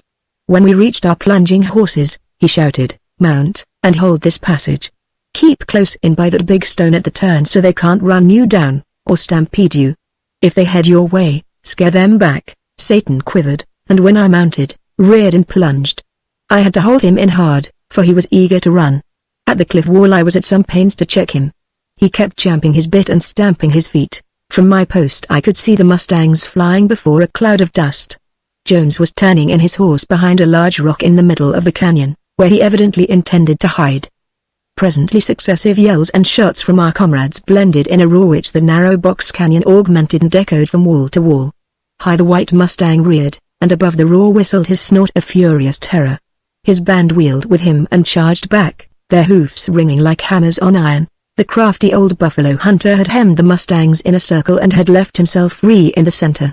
It was a wily trick, born of his quick mind and experienced eye. The stallion, closely crowded by his followers, moved swiftly. I saw that he must pass near the stone. Thundering, crashing, the horses came on. Away beyond them I saw Frank and Wallace. Then Jones yelled to me, "Open up!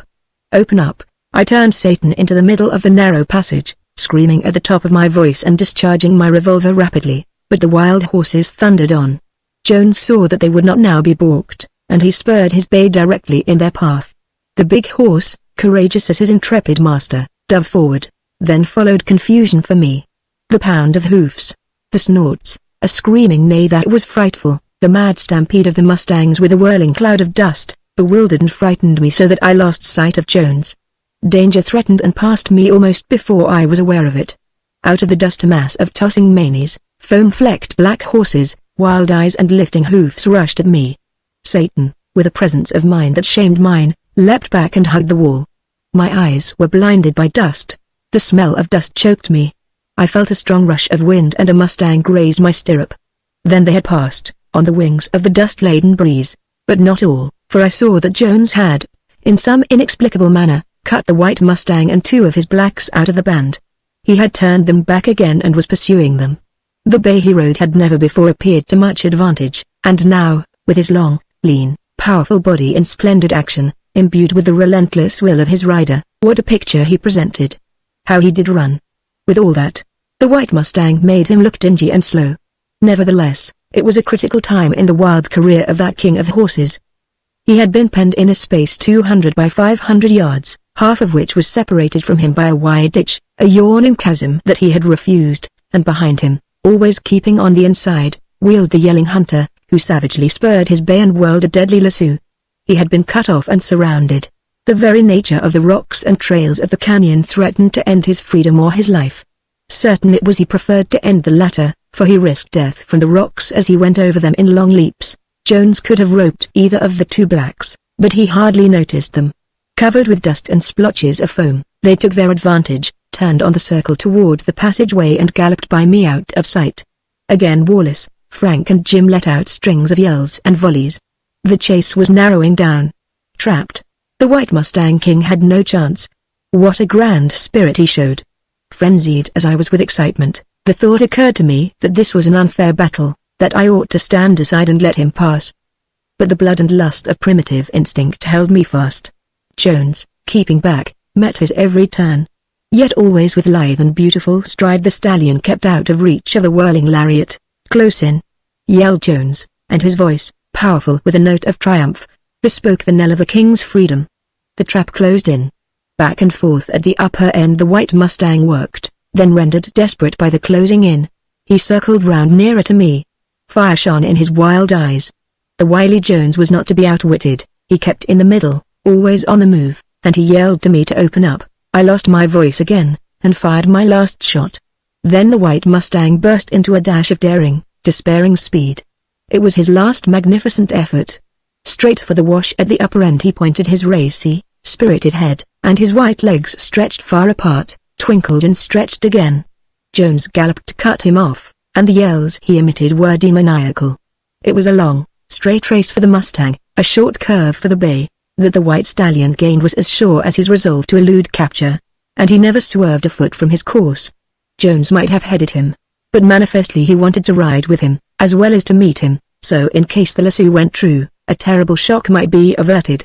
Up went Jones's arm as the space shortened, and the lasso ringed his head.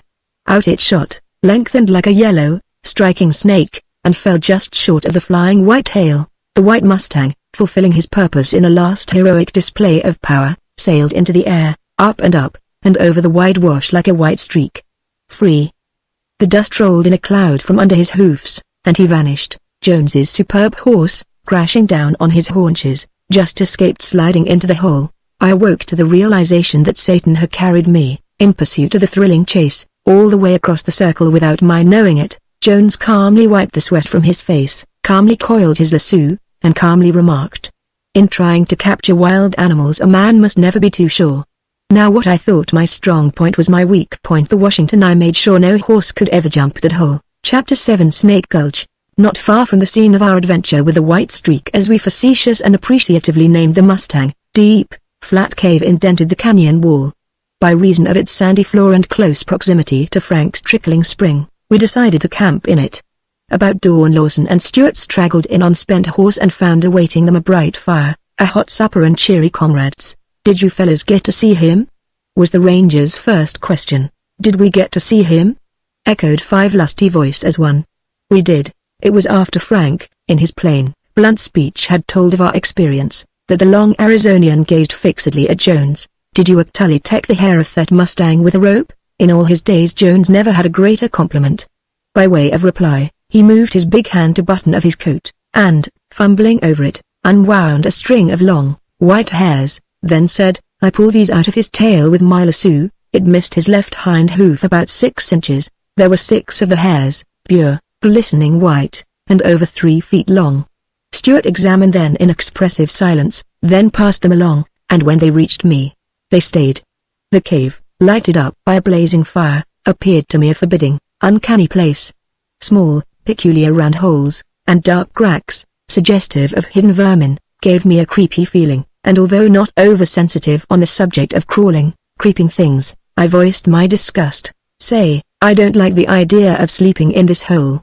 I'll bet it's full of spiders, snakes and centipedes and other poisonous things." Whatever there was in my inoffensive declaration to rouse the usually slumbering humor of the Arizonians, and the thinly veiled ridicule of Colonel Jones, and a mixture of both in my once loyal California friend, I am not prepared to state. Maybe it was the dry, sweet, cool air of Nail Canyon, maybe my suggestion awoke ticklish associations that worked themselves off thus, maybe it was the first instance of my committing myself to a breach of camp etiquette. Be that as it may, my innocently expressed sentiment gave rise to bewildering dissertations on entomology, and most remarkable and startling tales from first-hand experience, like as not, began Frank in matter-of-fact tone. "Them's tarantula holes all right. And scorpions, centipedes and rattlers always rustle with tarantulas. But we never mind them, not us fellas. We're used to sleeping with them. Why, I often wake up in the night to see a big tarantula on my chest, and see him wink."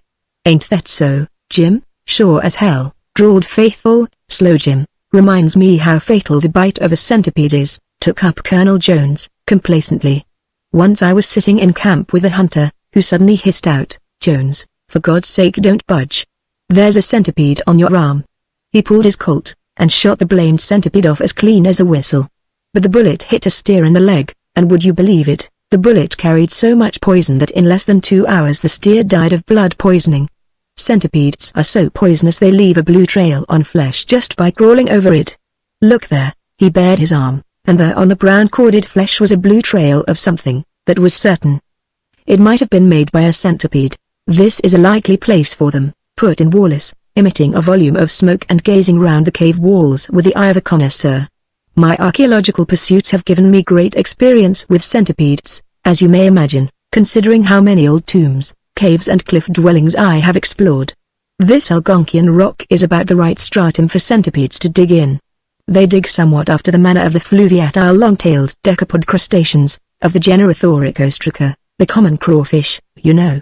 From that, of course, you can imagine, if a centipede can bite rock, what a biter he is." I began to grow weak, and did not wonder to see Jim's long pipe fall from his lips.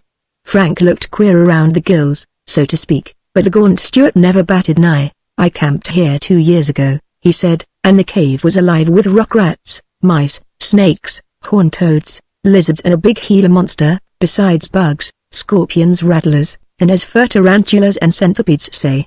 I couldn't sleep for the noise they made fighting. I seen the same," concluded Lawson, as nonchalant as a wild horse wrangler well could be. "And as for me, now Alice lays perfectly still when the centipedes and tarantulas begin to drop from their holes in the roof, same as them holes up there. And when they light on me, I never move, nor even breathe for about 5 minutes. Then they take a notion I'm dead and crawl off. But sure, if I'd breathed I'd been a goner." All of this was playfully intended for the extinction of an unoffending and impressionable tenderfoot.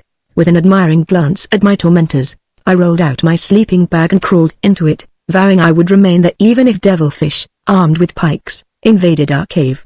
Late in the night I awoke. The bottom of the canyon and the outer floor of our cave lay bathed in white, clear moonlight. A dense, gloomy black shadow veiled the opposite canyon wall. High up the pinnacles and turrets pointed toward a resplendent moon. It was a weird, wonderful scene of beauty entrancing, of breathless, dreaming silence that seemed not of life. Then a hoot owl lamented dismally, his call fitting the scene and the dead stillness. The echoes resounded from cliff to cliff, strangely mocking and hollow, at last reverberating low and mournful in the distance. How long I lay there enraptured with the beauty of light and mystery of shade, thrilling at the lonesome lament of the owl, I have no means to tell. but I was awakened from my trance by the touch of something crawling over me. Promptly I raised my head. The cave was as light as day. There, sitting sociably on my sleeping bag, was a great black tarantula, as large as my hand. For one still moment, notwithstanding my contempt for Lawson's advice, I certainly acted upon it to the letter. If ever I was quiet, and if ever I was cold, the time was then. My companions snored in blissful ignorance of my plight. Slight rustling sounds attracted my wary gaze from the old black sentinel on my knee. I saw other black spiders running to and fro on the silver, sandy floor. A giant, as large as a soft-shell crab, seemed to be meditating an assault upon Jones's ear. Another, grizzled and shiny with age or moonbeams, I could not tell which, pushed long, tentative feelers into Wallace's cap.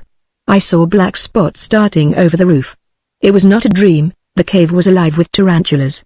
Not improbably my strong impression that the spider on my knee deliberately winked at me was the result of memory, enlivening imagination. But it sufficed to bring to mind, in one rapid, consoling flash, the irrevocable law of destiny that the deeds of the wicked return unto them again. I slipped back into my sleeping bag, with a keen consciousness of its nature, and carefully pulled the flap in place, which almost hermetically sealed me up. Hey! Jones! Wallace! Frank! Jim!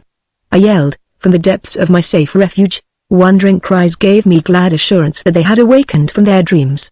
The cave's alive with tarantulas, I cried, trying to hide my unholy glee. I'll be darned if it ain't, ejaculated Frank. Sure it beats hell, added Jim, with a shake of his blanket. Look out, Jones, there's one on your pillow, shouted Wallace. Whack! A sharp blow proclaimed the opening of hostilities. Memory stamped indelibly every word of that incident, but innate delicately prevents the repetition of all save the old warrior's concluding remarks. Place I was ever in. Tarantulas by the million, centipedes, scorpions, bats, rattlesnakes, too, I'll swear. Look out, Wallace. There, under your blanket. From the shuffling sounds which wafted sweetly into my bed, I gathered that my long friend from California must have gone through motions creditable to a contortionist. An ensuing explosion from Jones proclaimed to the listening world that Wallace had thrown a tarantula upon him. Further fearful language suggested the thought that Colonel Jones had passed on the inquisitive spider to Frank.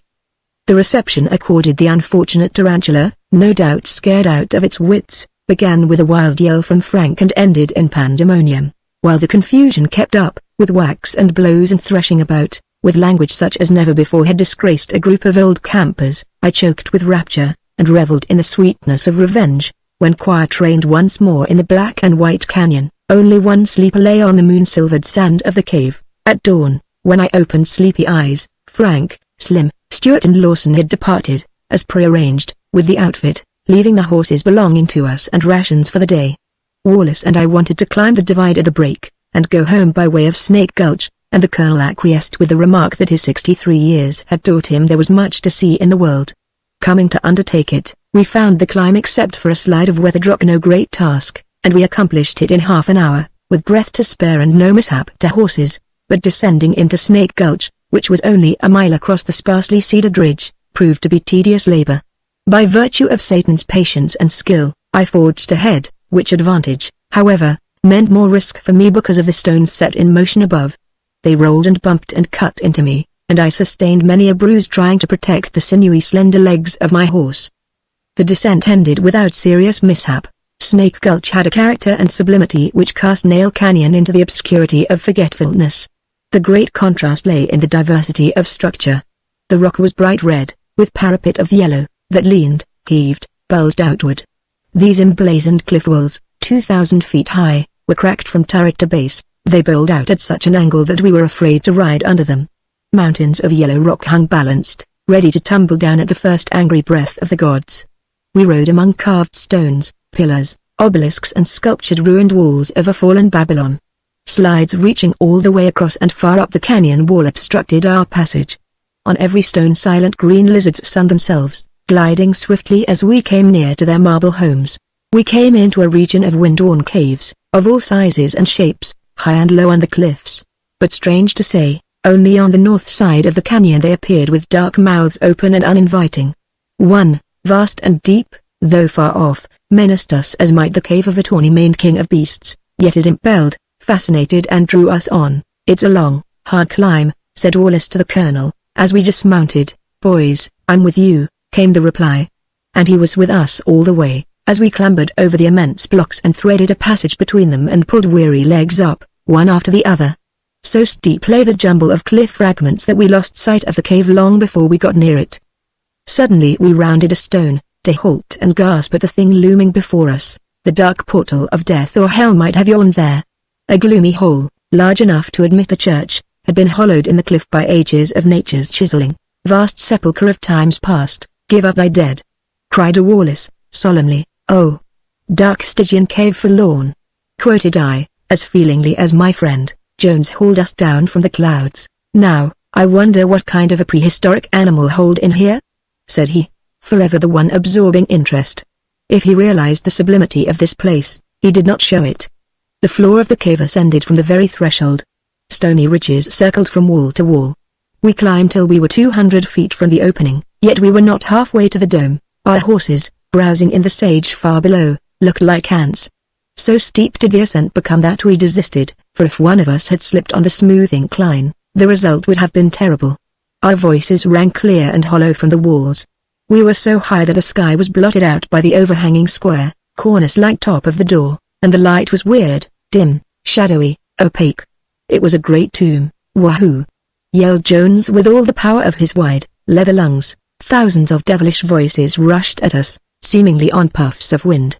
Mocking, deep echoes bellowed from the ebon shades at the back of the cave, and the walls, taking them up, hurled them on again in fiendish concatenation. We did not again break the silence of that tomb, where the spirits of ages lay in dusty shrouds, and we crawled down as if we had invaded a sanctuary and invoked the wrath of the gods. We all proposed names, Montezuma's amphitheater being the only rival of Jones's selection, Echo Cave, which we finally chose. Mounting our horses again, we made 20 miles of Snake Gulch by noon, when we rested for lunch.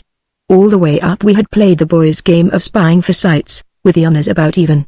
It was a question if Snake Gulch ever before had such a raking over. Despite its name, however, we discovered no snakes. From the sandy niche of a cliff where we lunched Wallace espied a tomb, and heralded his discovery with victorious whoop. Digging in old ruins roused in him much the same spirit that digging in old books roused in me. Before we reached him, he had a big bowie knife buried deep in the red, sandy floor of the tomb. This one-time sealed house of the dead had been constructed of small stones, held together by a cement, the nature of which, Wallace explained, had never become clear to civilization. It was red in color and hard as flint, harder than the rocks it glued together. The tomb was half round in shape, and its floor was a projecting shelf of cliff rock. Wallace unearthed bits of pottery, bone and finely braided rope, all of which, to our great disappointment, crumbled to dust in our fingers. In the case of the rope, Wallace assured us, this was a sign of remarkable antiquity. In the next mile we traversed, we found dozens of these old cells, all demolished except a few feet of the walls, all despoiled of their one-time possessions. Wallace thought these depredations were due to Indians of our own time. Suddenly we came upon Jones, standing under a cliff, with his neck craned to a desperate angle. "Now, what's that?" demanded he, pointing upward. High on the cliff wall appeared a small, round protuberance. It was of the unmistakably red color of the other tombs, and Wallace, more excited than he had been in the cougar chase, said it was a sepulchre, and he believed it had never been opened. From an elevated point of rock, as high up as I could well climb, I decided both questions with my glass. The tomb resembled nothing so much as a mud wasp's nest, high on a barn wall. The fact that it had never been broken open quite carried Wallace away with enthusiasm. "This is no mean discovery, let me tell you that," he declared. "I am familiar with the Aztec, Toltec and Pueblo ruins, and here I find no similarity. Besides, we are out of their latitude. An ancient race of people very ancient indeed lived in this canyon. How long ago, it is impossible to tell. They must have been birds," said the practical Jones. "Now, how'd that tomb ever get there? Look at it, will you?" As near as we could ascertain, it was 300 feet from the ground below, 500 from the rim wall above, and could not possibly have been approached from the top. Moreover, the cliff wall was as smooth as a wall of human make. "There's another one," called out Jones. "Yes, and I see another, no doubt there are many of them," replied Wallace. "In my mind, only one thing possible accounts for their position. You observe they appear to be about level with each other. Well, once the canyon floor ran along that line, and in the ages gone by it has lowered, washed away by the rains. This conception staggered us, but it was the only one conceivable. No doubt we all thought at the same time of the little rainfall in that arid section of Arizona. How many years? Queried Jones. Years. What are years? Said Wallace. Thousands of years, ages have passed since the race who built these tombs lived. Some persuasion was necessary to drag our scientific friend from the spot, where obviously helpless to do anything else, he stood and gazed longingly at the isolated tombs. The canyon widened as we proceeded, and hundreds of points that invited inspection, such as overhanging shelves of rock, dark fissures, caverns and ruins had to be passed by, for lack of time. Still, a more interesting and important discovery was to come, and the pleasure and honor of it fell to me. My eyes were sharp and peculiarly far-sighted, the Indian sight, Jones assured me, and I kept them searching the walls in such places as my companions overlooked. Presently, under a large, bulging bluff, I saw a dark spot, which took the shape of a figure. This figure, I recollected, had been presented to my sight more than once, and now it stopped me. The hard climb up the slippery stones was fatiguing, but I did not hesitate, for I was determined to know. Once upon the ledge, I let out a yell that quickly set my companions in my direction. The figure I had seen was a dark, red devil, a painted image, rude, unspeakably wild, crudely executed, but painted by the hand of man. The whole surface of the cliff wall bore figures of all shapes, men, mammals, birds and strange devices, some in red paint, mostly in yellow. Some showed the wear of time, others were clear and sharp. Wallace puffed up to me, but he had wind enough left for another whoop.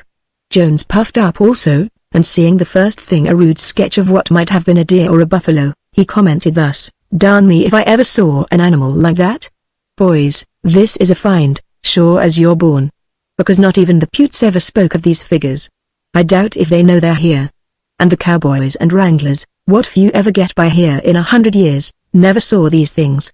Beats anything I ever saw on the Mackenzie, or anywhere else.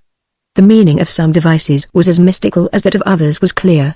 Two blood-red figures of men, the larger dragging the smaller by the hair, while he waved aloft a blood-red hatchet or club, left little to conjecture. Here was the old battle of men, as old as life. Another group, two figures of which resembled the foregoing in form and action, battling over a prostrate form rudely feminine in outline, attested to an age when men were as susceptible as they are in modern times, but more forceful and original. An odd yellow Indian waved aloft a red hand, which striking picture suggested the idea that he was an ancient Macbeth, listening to the knocking at the gate. There was a character representing a great chief, before whom many figures lay prostrate, evidently slain or subjugated. Large red paintings, in the shape of bats, occupied prominent positions, and must have represented gods or devils. Armies of marching men told of that blight of nations old or young war. These, and birds unnameable, and beasts unclassable, with dots and marks and hieroglyphics, recorded the history of a bygone people. Symbols they were of an era that had gone into the dim past, leaving only these marks, \7b symbols recording the history of a bygone people. Forever unintelligible, yet while they stood, century after century, ineffaceable, reminders of the glory, the mystery, the sadness of life. How could paint of any kind last so long? Asked Jones, shaking his head doubtfully. That is the unsolvable mystery, returned Wallace. But the records are there. I am absolutely sure the paintings are at least 1,000 years old. I have never seen any tombs or paintings similar to them. Snake Gulch is a find, and I shall someday study its wonders. Sundown caught us within sight of Oak Spring, and we soon trotted into camp to the welcoming chorus of the hounds. Frank and the others had reached the cabin some hours before. Supper was steaming on the hot coals with a delicious fragrance. Then came the pleasantest time of the day, after a long chase or jaunt, their silent moments, watching the glowing embers of the fire, the speaking moments when a red-blooded story rang clear and true, the twilight moments, when the wood smoke smelled sweet. Jones seemed unusually thoughtful.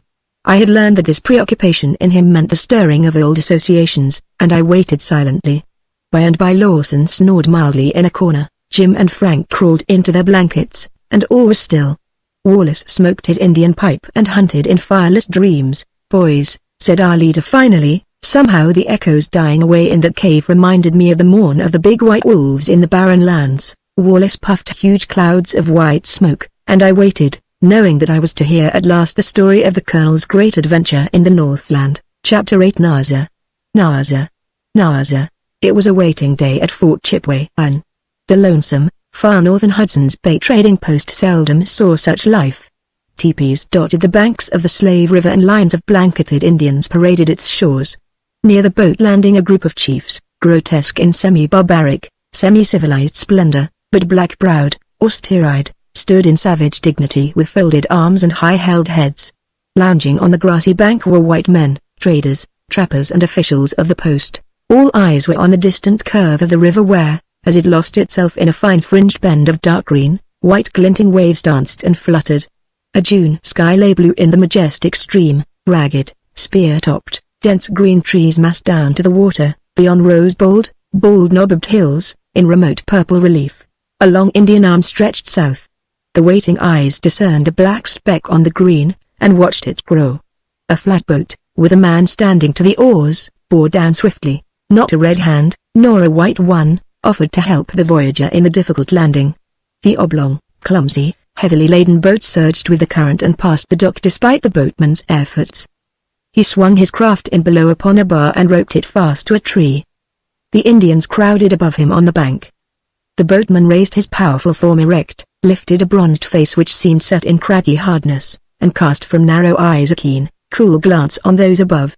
The silvery gleam in his fair hair told of years. Silence, impressive as it was ominous, broke only to the rattle of camping paraphernalia, which the voyager threw to a level, grassy bench on the bank. Evidently this unwelcome visitor had journeyed from afar, and his boat, sunk deep into the water with its load of barrels, boxes and bags, indicated that the journey had only begun. Significant, too, were a couple of long Winchester rifles shining on a tarpaulin. The cold-faced crowd stirred and parted to permit the passage of a tall, thin, grey personage of official bearing, in a faded military coat. "Are you the muskox hunter?" he asked, in tones that contained no welcome. The boatman greeted this peremptory interlocutor with a cool laugh, a strange laugh, in which the muscles of his face appeared not to play. "Yes, I'm the man," he said. "The chiefs of the Chippewa and Great Slave tribes have been apprised of your coming.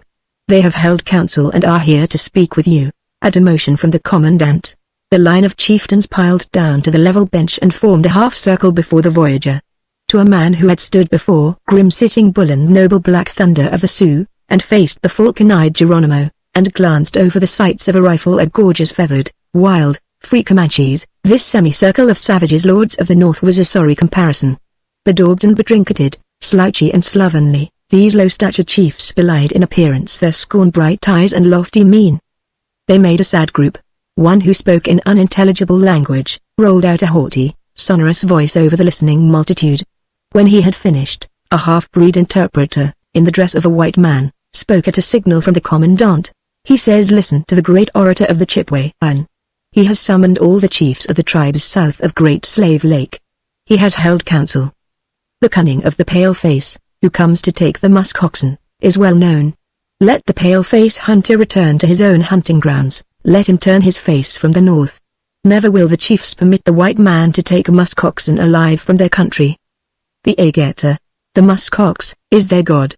He gives them food and fur. He will never come back if he is taken away, and the reindeer will follow him. The chiefs and their people would starve. They command the pale-face hunter to go back. They cry Naza, Naza, Naza, say, for 1,000 miles I've heard that word Naza," returned the hunter, with mingled curiosity and disgust. "At Edmonton Indian runners started ahead of me, and every village I struck the redskins would crowd round me and an old chief would harangue at me, and motion me back, and point north with Naza. Naza, Naza. What does it mean? No white man knows, no Indian will tell," answered the interpreter. "The traders think it means the Great Slave, the North Star, the North Spirit, the North Wind, the North Lights and the musk ox god. Well, say to the chiefs to tell Ageter I have been 4 moons on the way after some of his little Ageters, and I'm going to keep on after them." "Hunter, you are most unwise," broke in the commandant, in his officious voice. "The Indians will never permit you to take a musk ox alive from the north. They worship him, pray to him. It is a wonder you have not been stopped." "Who will stop me?" "The Indians. They will kill you if you do not turn back." To tell an American plainsman that. The hunter paused a steady moment, with his eyelids narrowing over slits of blue fire. "There is no law to keep me out, nothing but Indian superstition and Naza. And the greed of the Hudson's Bay people. I'm an old fox, not to be fooled by pretty baits. For years the officers of this fur trading company have tried to keep out explorers. Even Sir John Franklin, an Englishman, could not buy food of them. The policy of the company is to side with the Indians, to keep out traders and trappers. Why? So they can keep on cheating the poor savages out of clothing and food by trading a few trinkets and blankets, a little tobacco and rum for millions of dollars worth of furs. Have I failed to hire man after man, Indian after Indian, not to know why I cannot get a helper? Have I, a plainsman, come 1,000 miles alone to be scared by you, or a lot of craven Indians? Have I been dreaming of muskoxen for 40 years, to slink south now, when I begin to feel the north? Not I. Deliberately every chief, with the sound of a hissing snake, spat in the hunter's face. He stood immovable while they perpetrated the outrage, then calmly wiped his cheeks, and in his strange, cool voice, addressed the interpreter. Tell them thus they show their true qualities, to insult in council. Tell them they are not chiefs, the dogs. Tell them they are not even squaws, only poor, miserable starved dogs. Tell them I turn my back on them. Tell them the paleface has fought real chiefs, fierce, bold, like eagles, and he turns his back on dogs. Tell them he is the one who could teach them to raise the muskoxen and the reindeer, and to keep out the cold and the wolf. But they are blinded. Tell them the hunter goes north. Through the council of chiefs ran a low mutter, as of gathering thunder. True to his word, the hunter turned his back on them. As he brushed by, his eye caught a gaunt savage slipping from the boat. At the hunter's stern call, the Indian leapt ashore, and started to run. He had stolen a parcel, and would have succeeded in eluding its owner but for an unforeseen obstacle, as striking as it was unexpected. A white man of colossal stature had stepped in the thief's passage, and laid two great hands on him. Instantly the parcel flew from the Indian, and he spun in the air to fall into the river with a sounding splash. Yells signaled the surprise and alarm caused by this unexpected incident. The Indian frantically swam to the shore. Whereupon the champion of the stranger in a strange land lifted a bag, which gave forth a musical clink of steel, and throwing it with the camp particles on the grassy bench, he extended a huge, friendly hand. "My name is Rhea," he said, in deep, cavernous tones. "Mine is Jones," replied the hunter, and right quickly did he grip the proffered hand. He saw in Rhea a giant, of whom he was but a stunted shadow. 6½ feet Rhea stood, with yard-wide shoulders, a hulk of bone and brawn. His ponderous, shaggy head rested on a bull neck. His broad face, with its low forehead, its close-shut mastiff underjaw, its big, opaque eyes, pale and cruel as those of a jaguar, marked him a man of terrible brute force, free trader. Called the commandant, "Better think twice before you join fortunes with the muskox hunter. To hell with you and your rantin', dog-eared redskins," cried Rhea. "I've run agin a man of my own kind, a man of my own country, and I'm going with him." With this he thrust aside some encroaching, gaping Indians so unconcernedly and ungently that they sprawled upon the grass. Slowly the crowd mounted and once more lined the bank. Jones realized that by some late turning stroke of fortune, he had fallen in with one of the few free traders of the province. These free traders, from the very nature of their calling, which was to defy the fur company, and to trap and trade on their own account, were a hardy and intrepid class of men. Rhea's worth to Jones exceeded that of a dozen ordinary men. He knew the ways of the North, the language of the tribes, the habits of animals, the handling of dogs, the uses of food and fuel. Moreover, it soon appeared that he was a carpenter and blacksmith. "There's my kit," he said, dumping the contents of his bag. It consisted of a bunch of steel traps, some tools, a broken axe, a box of miscellaneous things such as trappers used, and a few articles of flannel. "Thievin' redskins," he added, in explanation of his poverty. "Not much of an outfit. But I'm the man for you. Besides, I had a pal who knew you on the plains, called you Buff Jones." "Old Jim Bent he was, I recollect Jim," said Jones. "He went down in Custer's last charge." "So you were Jim's pal. That'd be a recommendation if you needed one. But the way you chucked the Indian overboard got me." Rhea soon manifested himself as a man of few words and much action. With the planks Jones had on board he heightened the stern and bow of the boat to keep out the beating waves in the rapids. He fashioned a steering gear and a less awkward set of oars, and shifted the cargo so as to make more room in the craft. "Buff, we're in for a storm. Set up a tarpaulin and make a fire. We'll pretend to camp tonight. These Indians won't dream we'd try to run the river after dark, and we'll slip by undercover." The sun glazed over, clouds moved up from the north, a cold wind swept the tips of the spruces, and rain commenced to drive in gusts. By the time it was dark, not an Indian showed himself. They were housed from the storm. Lights twinkled in the teepees and the big log cabins of the trading company. Jones scouted round till pitchy black night, when a freezing, pouring blast sent him back to the protection of the tarpaulin. When he got there he found that Rhea had taken it down and awaited him. "Off," said the free trader, and with no more noise than a drifting feather the boat swung into the current and glided down till the twinkling fires no longer accentuated the darkness. By night the river, in common with all swift rivers, had a sullen voice, and murmured its hurry, its restraint, its menace, its meaning. The two boatmen, one at the steering gear, one at the oars, faced the pelting rain and watched the dim, dark line of trees. The craft slid noiselessly onward into the gloom, and into Jones's ears, above the storm, poured another sound, a steady, muffled rumble, like the roll of giant chariot wheels. It had come to be a familiar roar to him, and the only thing which, in his long life of hazard, had ever sent the cold, prickling, tight shudder over his warm skin. Many times on the Athabasca that rumble had presaged the dangerous and dreaded rapids, Hell-Bend Rapids. Shouted Rhea. Bad water, but no rocks. The rumble expanded to a roar, the roar to a boom that charged the air with heaviness, with a dreamy burr. The whole indistinct world appeared to be moving to the lash of wind, to the sound of rain, to the roar of the river. The boat shot down and sailed aloft, met shock on shock, breasted leaping dim white waves, and in a hollow, unearthly blend of watery sounds, rode on, buffeted, tossed, pitched into a black chaos that yet gleamed with obscure shrouds of light.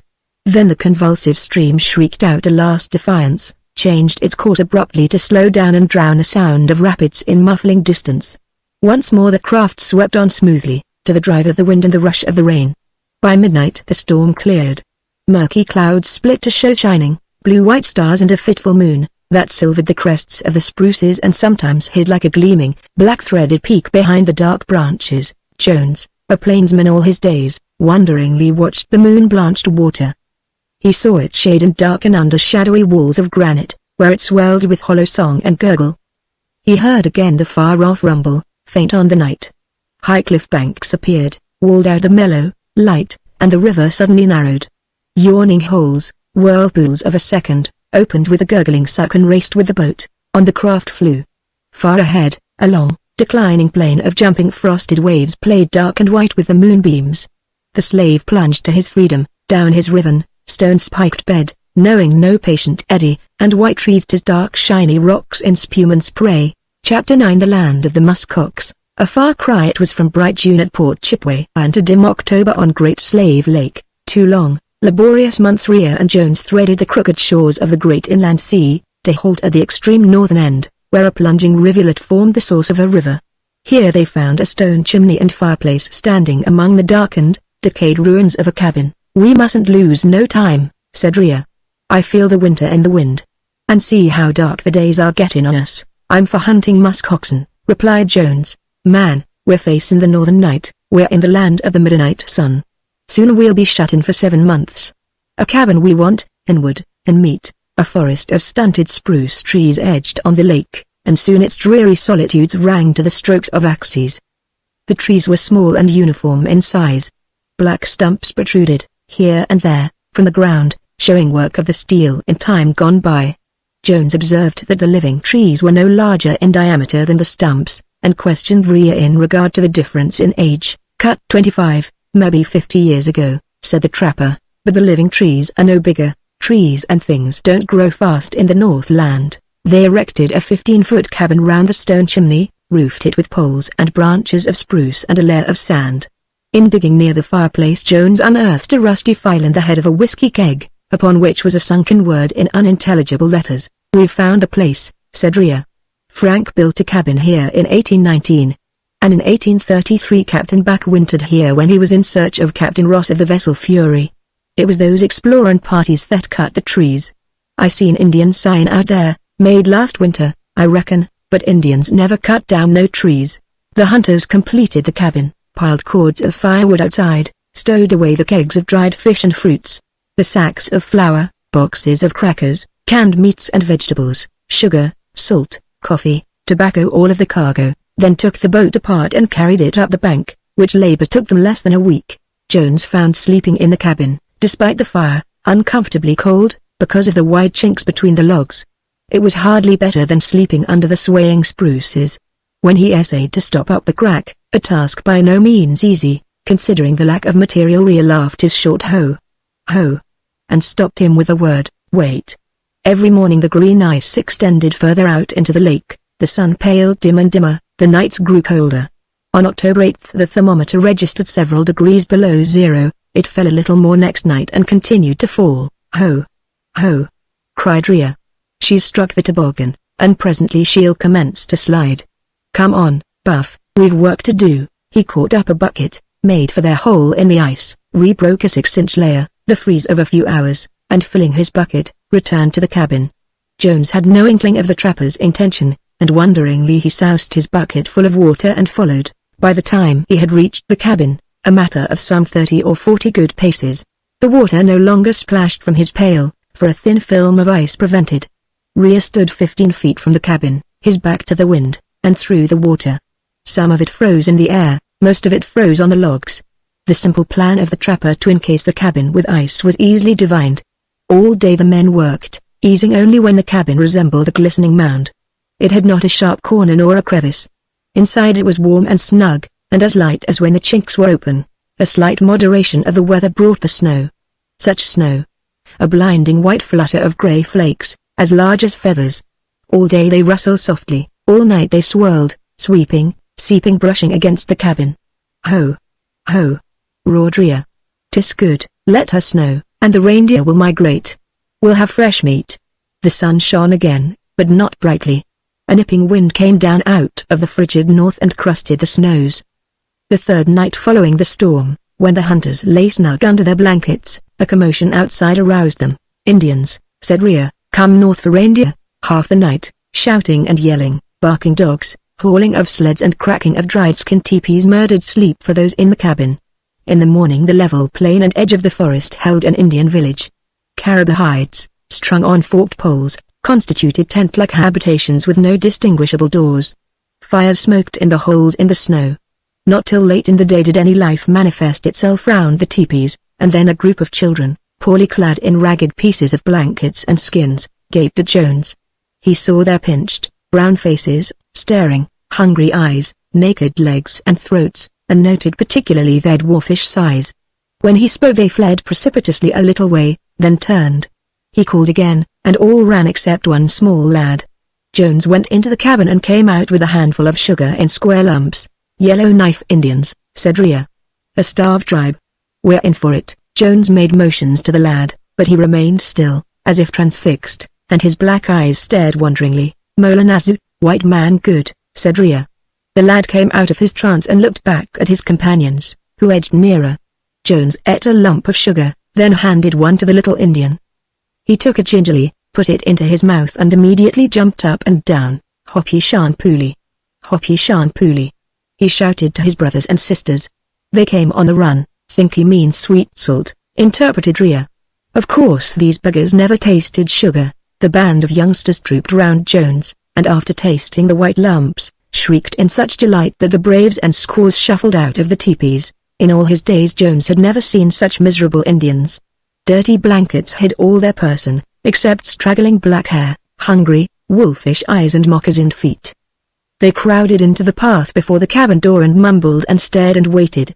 No dignity, no brightness, no suggestion of friendliness marked this peculiar attitude. "Starved!" exclaimed Rhea. "They've come to the lake to invoke the Great Spirit to send the reindeer. Buff, whatever you do, don't feed them. If you do, we'll have them on our hands all winter. It's cruel, but, man, we're in the north." Notwithstanding the practical trapper's admonition, Jones could not resist the pleading of the children. He could not stand by and see them starve.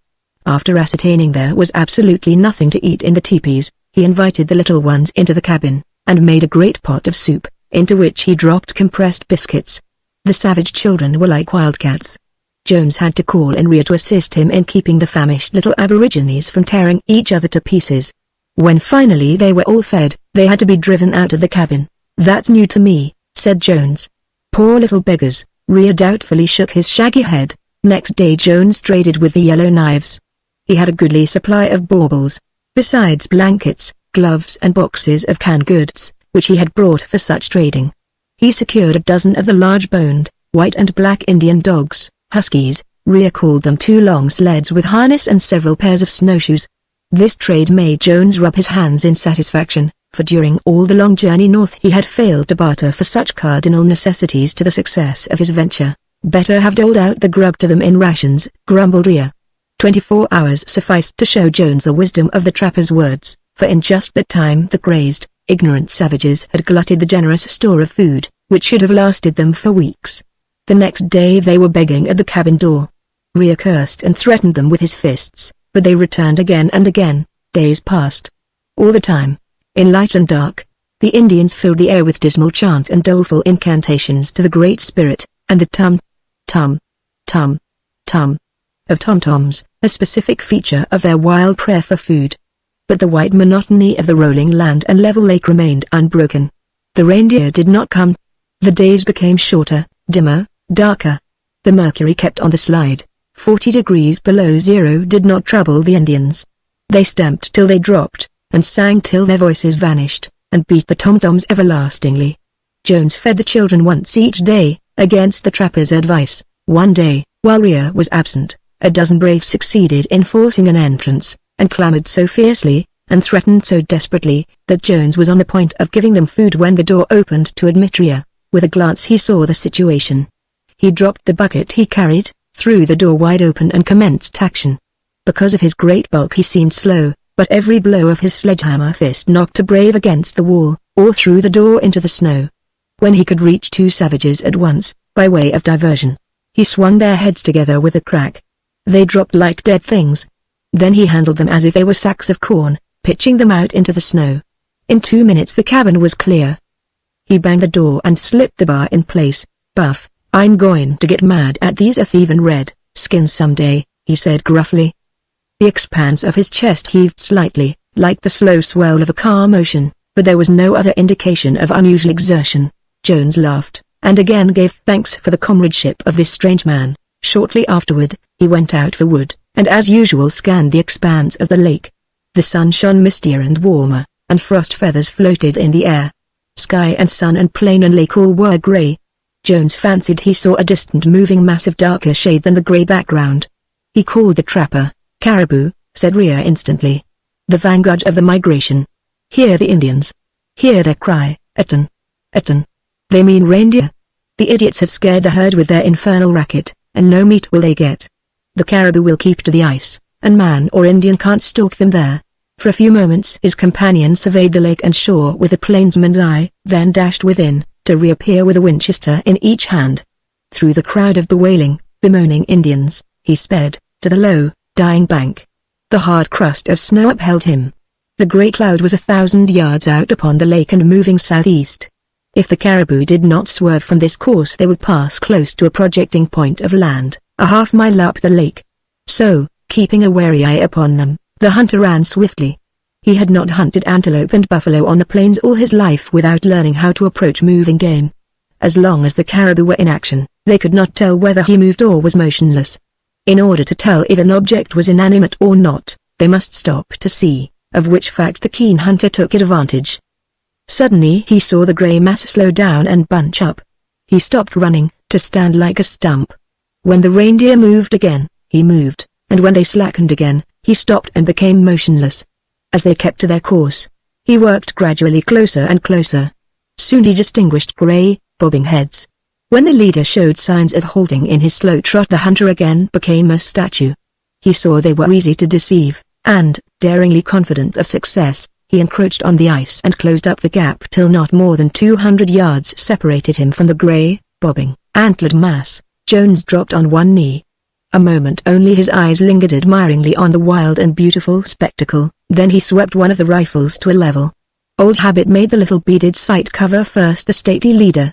Bang! The grey monarch leapt straight forward, 4 hoofs up, antlered head back, to fall dead with a crash. Then for a few moments the Winchester spat a deadly stream of fire, and when emptied was thrown down for the other gun, which in the steady, sure hands of the hunter belched death to the caribou. The herd rushed on, leaving the white surface of the lake grey with a struggling, kicking, bellowing heap. When Jones reached the caribou he saw several trying to rise on crippled legs. With his knife he killed these, not without some hazard to himself.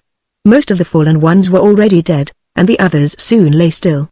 Beautiful grey creatures they were, almost white, with wide-reaching, symmetrical horns. A medley of yells arose from the shore, and Rhea appeared running with 2 sleds, with the whole tribe of Yellow Knives pouring out of the forest behind him. "Buff, you're just what old Jim said you was," thundered Rhea, as he surveyed the grey pile. "Here's winter meat, and I'd not have given a biscuit for all the meat I thought you'd get. 30 shots in less than 30 seconds, said Jones, "and I'll bet every ball I sent touched her." "How many reindeer?" 20. 20. "Buff, or I forgot how to count. I guess maybe you can't handle them shooting arms." "Ho!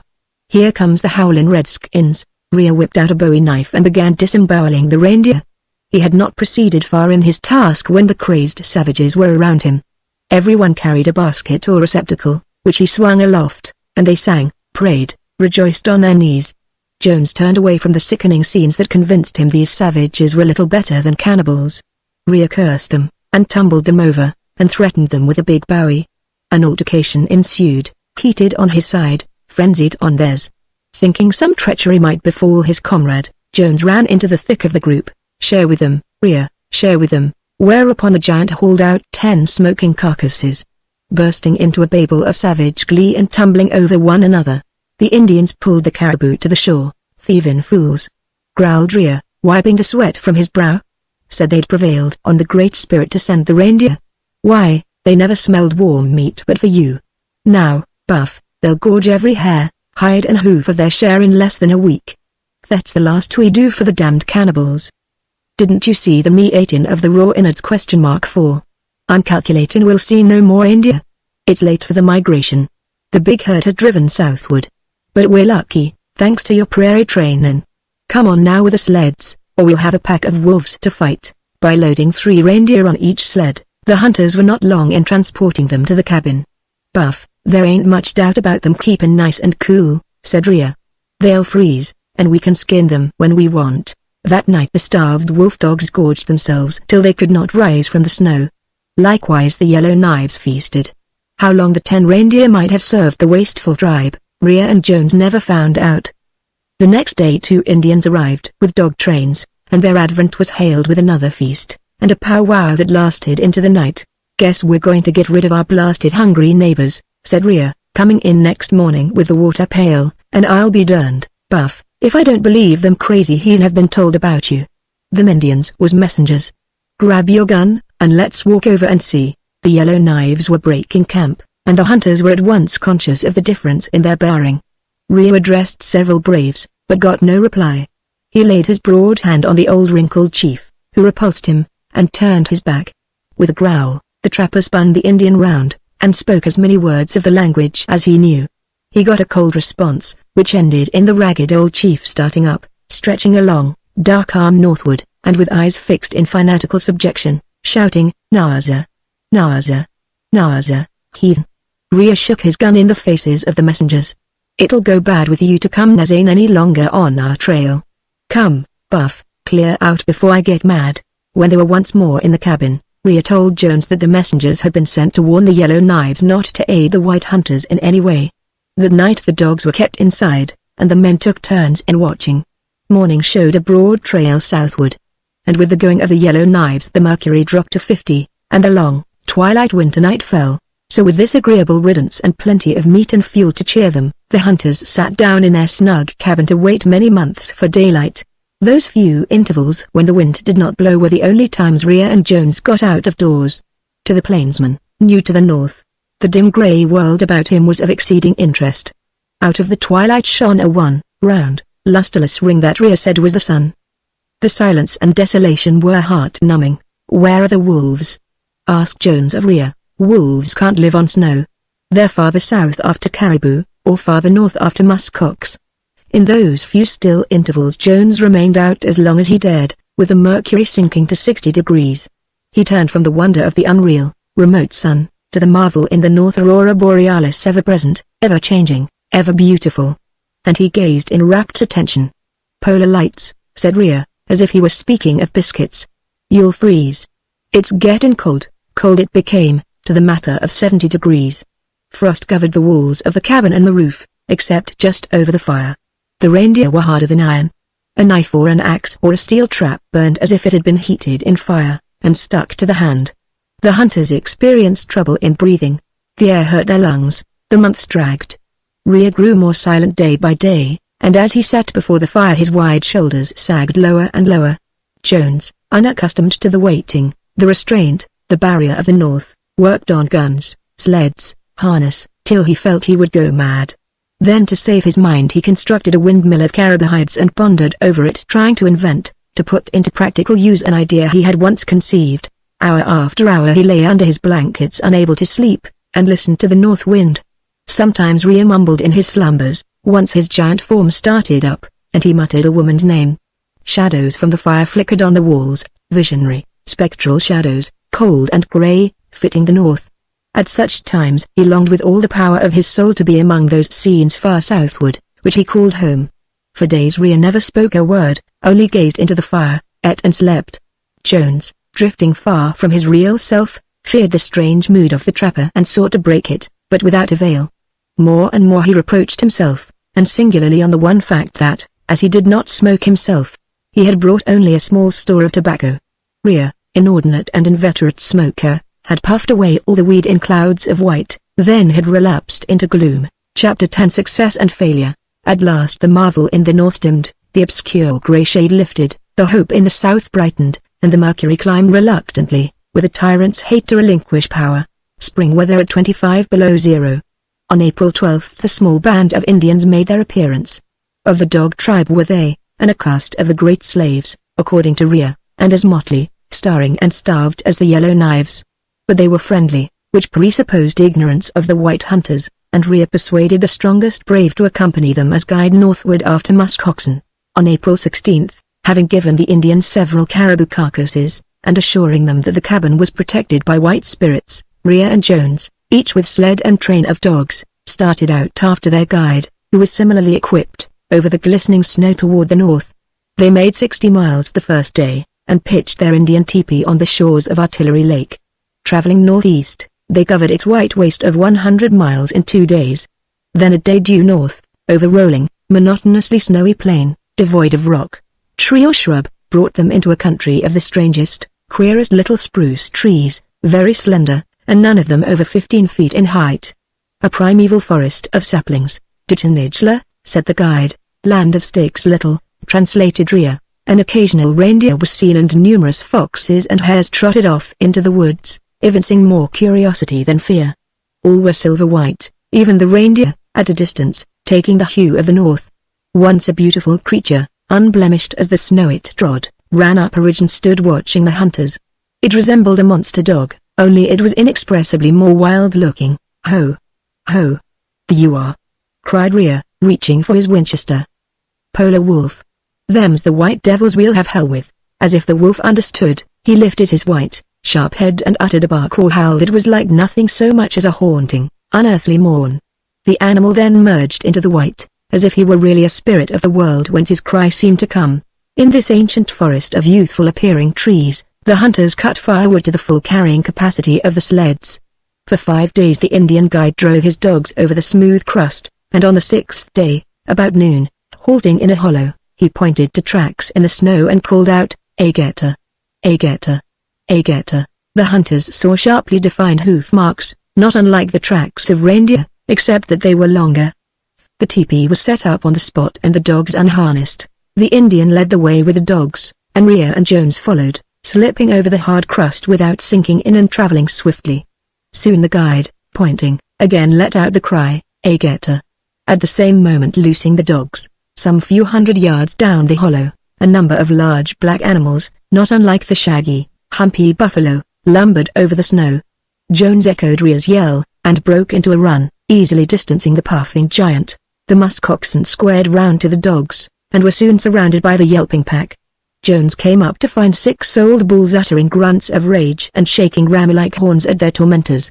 Notwithstanding that for Jones this was the accumulation of years of desire, the crowning moment, the climax and fruition of long-harbored dreams, he halted before the tame and helpless beasts, with joy not unmixed with pain. "It will be murder," he exclaimed. "It's like shooting down sheep." Rhea came crashing up behind him and yelled, "Get busy. We need fresh meat, and I want the skins." The bulls succumbed to well-directed shots, and the Indian and Rhea hurried back to camp with the dogs to fetch the sleds, while Jones examined with warm interest the animals he had wanted to see all his life. He found the largest bull approached within a third of the size of a buffalo. He was of a brownish-black color and very like a large, woolly ram. His head was broad, with sharp, small ears. The horns had wide and flattened bases and lay flat on the head, to run down back of the eyes, then curve forward to a sharp point. Like the bison, the muskox had short, heavy limbs, covered with very long hair, and small, hard hooves with hairy tufts inside the curve of bone, which probably served as pads or checks to hold the hoof firm on ice. His legs seemed out of proportion to his body. 2 muskoxen were loaded on a sled and hauled to camp in one trip. Skinning them was but short work for such expert hands. All the choice cuts of meat were saved. No time was lost in broiling a steak, which they found sweet and juicy, with a flavor of must that was disagreeable. "Now, Rhea, for the calves," exclaimed Jones, "and then we're homeward bound." "I hate to tell this redskin," replied Rhea. "He'll be like the others. But it ain't likely he'd desert us here. He's far from his base, with nothing but that old musket." Rhea then commanded the attention of the brave, and began to mangle the Great Slave and Yellowknife languages. Of this mixture Jones knew but few words. A Gettenidgler, which Rhea kept repeating, he knew, however, meant muskoxen little. The guide stared, suddenly appeared to get Rhea's meaning, then vigorously shook his head and gazed at Jones in fear and horror. Following this came an action as singular as inexplicable. Slowly rising, he faced the north, lifted his hand, and remained statuesque in his immobility. Then he began deliberately packing his blankets and traps on his sled, which had not been unhitched from the train of dogs. "Jackaway Ditchen Hula," he said, and pointed south. "Jackaway Ditchen Hula," echoed Rhea. "The damned Indian says wife sticks none. He's going to quit us. What do you think of that? His wife's out of wood. Jackaway out of wood, and here we are 2 days from the Arctic Ocean. Jones, the damned heathen don't go back." The trapper coolly cocked his rifle. The savage, who plainly saw and understood the action, never flinched. He turned his breast to Rhea, and there was nothing in his demeanor to suggest his relation to a craven tribe. "Good heavens, Rhea, don't kill him!" exclaimed Jones, knocking up the leveled rifle. "Why not, I'd like to know?" demanded Rhea, as if he were considering the fate of a threatening beast. "I reckon it'd be a bad thing for us to let him go." "Let him go," said Jones. "We are here on the ground. We have dogs and meat. We'll get our calves and reach the lake as soon as he does, and we might get there before." "Maybe we will," growled Rhea. No vacillation attended the Indian's mood. From friendly guide, he had suddenly been transformed into a dark, sullen savage. He refused the muskox meat offered by Jones, and he pointed south and looked at the white hunters as if he asked them to go with him. Both men shook their heads in answer. The savage struck his breast a sounding blow and with his index finger pointed at the white of the north, he shouted dramatically, "Naza! Naza! Naza!" He then leapt upon his sled, lashed his dogs into a run, and without looking back disappeared over a ridge. The muskox hunters sat long silent. Finally Rhea shook his shaggy locks and roared, "Ho! Ho! Jackaway out of wood! Jackaway out of wood! Jackaway out of wood!" On the day following the desertion, Jones found tracks to the north of the camp, making a broad trail in which were numerous little imprints that sent him flying back to get Rhea and the dogs. Muskoxen in great numbers had passed in the night, and Jones and Rhea had not trailed the herd a mile before they had it in sight. When the dogs burst into full cry, the muskoxen climbed a high knoll and squared about to give battle. "Calves! Calves! Calves!" cried Jones. "Hold back! Hold back! That's a big herd, and they'll show fight." As good fortune would have it, the herd split up into several sections, and one part, hard pressed by the dogs, ran down the knoll, to be cornered under the lee of a bank. The hunters, seeing this small number, hurried upon them to find 3 cows and 5 badly frightened little calves backed against the bank of snow, with small red eyes fastened on the barking, snapping dogs. To a man of Jones's experience and skill, the capturing of the calves was a ridiculously easy piece of work. The cows tossed their heads, watched the dogs, and forgot their young. The first cast of the lasso settled over the neck of a little fellow. Jones hauled him out over the slippery snow and laughed as he bound the hairy legs. In less time than he had taken to capture one buffalo calf, with half the escort, he had all the little muskoxen bound fast. Then he signaled this feat by pealing out an Indian yell of victory. "Buff, we've got 'em," cried Rhea, And now for the hell of it, get in home. I'll fetch the sleds. You might as well down that best cow for me. I can use another skin. Of all Jones's prizes of captured wild beasts, which numbered nearly every species common to western North America, he took greatest pride in the little musk oxen. In truth, so great had been his passion to capture some of these rare and inaccessible mammals, that he considered the day's world the fulfillment of his life's purpose. He was happy. Never had he been so delighted as when, the very evening of their captivity, the musk oxen, evincing no particular fear of him, began to dig with sharp hooves into the snow for moss. And they found moss, and ate it, which solved Jones's greatest problem. He had hardly dared to think how to feed them, and here they were picking sustenance out of the frozen snow. "Rhea, will you look at that? Rhea, will you look at that?" he kept repeating. "See, they're hunting, feed," and the giant, with his rare smile, watched him play with the calves. They were about 2.5 feet high, and resembled long-haired sheep. The ears and horns were undiscernible, and their color considerably lighter than that of the matured beasts. "No sense of fear of man," said the life student of animals. But they shrink from the dogs. In packing for the journey south, the captives were strapped on the sleds. This circumstance necessitated a sacrifice of meat and wood, which brought grave, doubtful shakes of Rhea's great head. Days of hastening over the icy snow, with short hours for sleep and rest, passed before the hunters awoke to the consciousness that they were lost. The meat they had packed had gone to feed themselves and the dogs. Only a few sticks of wood were left. "Better kill a calf, and cook meat while we've got little wood left," suggested Rhea. "Kill one of my calves? I'd starve first," cried Jones. The hungry giant said no more. They headed southwest. All about them glared the grim monotony of the Arctics. No rock or bush or tree made a welcome mark upon the hoary plain wonderland of frost, white marble desert, infinitude of gleaming silences. Snow began to fall, making the dogs flounder, obliterating the sun by which they traveled. They camped to wait for clearing weather. Biscuits soaked in tea made their meal. At dawn Jones crawled out of the teepee. The snow had ceased. But where were the dogs? He yelled in alarm. Then little mounds of white, scattered here and there, became animated, heaved, rocked and rose to dogs. Blankets of snow had been their covering. Rhea had ceased his jackaway out of wood. For a reiterated question, "Where are the wolves?" "Lost," replied Jones in hollow humor. Near the close of that day, in which they had resumed travel, from the crest of a ridge they descried a long, low, undulating dark line. It proved to be the forest of Little Sticks, where, with grateful assurance of fire and of soon finding their old trail, they made camp. "We've 4 biscuits left, and enough tea for 1 drink each," said Rhea. "I calculate we're 200 miles from Great Slave Lake. Where are the wolves?" At that moment the night wind wafted through the forest a long, haunting mourn. The calves shifted uneasily, the dogs raised sharp noses to sniff the air, and Rhea, settling back against a tree, cried out, "Ho! Ho!" Again the savage sound, a keen wailing note with the hunger of the Northland in it, broke the cold silence. "You'll see a pack of real wolves in a minute," said Rhea. Soon a swift pattering of feet down a forest slope brought him to his feet with a curse to reach a brawny hand for his rifle.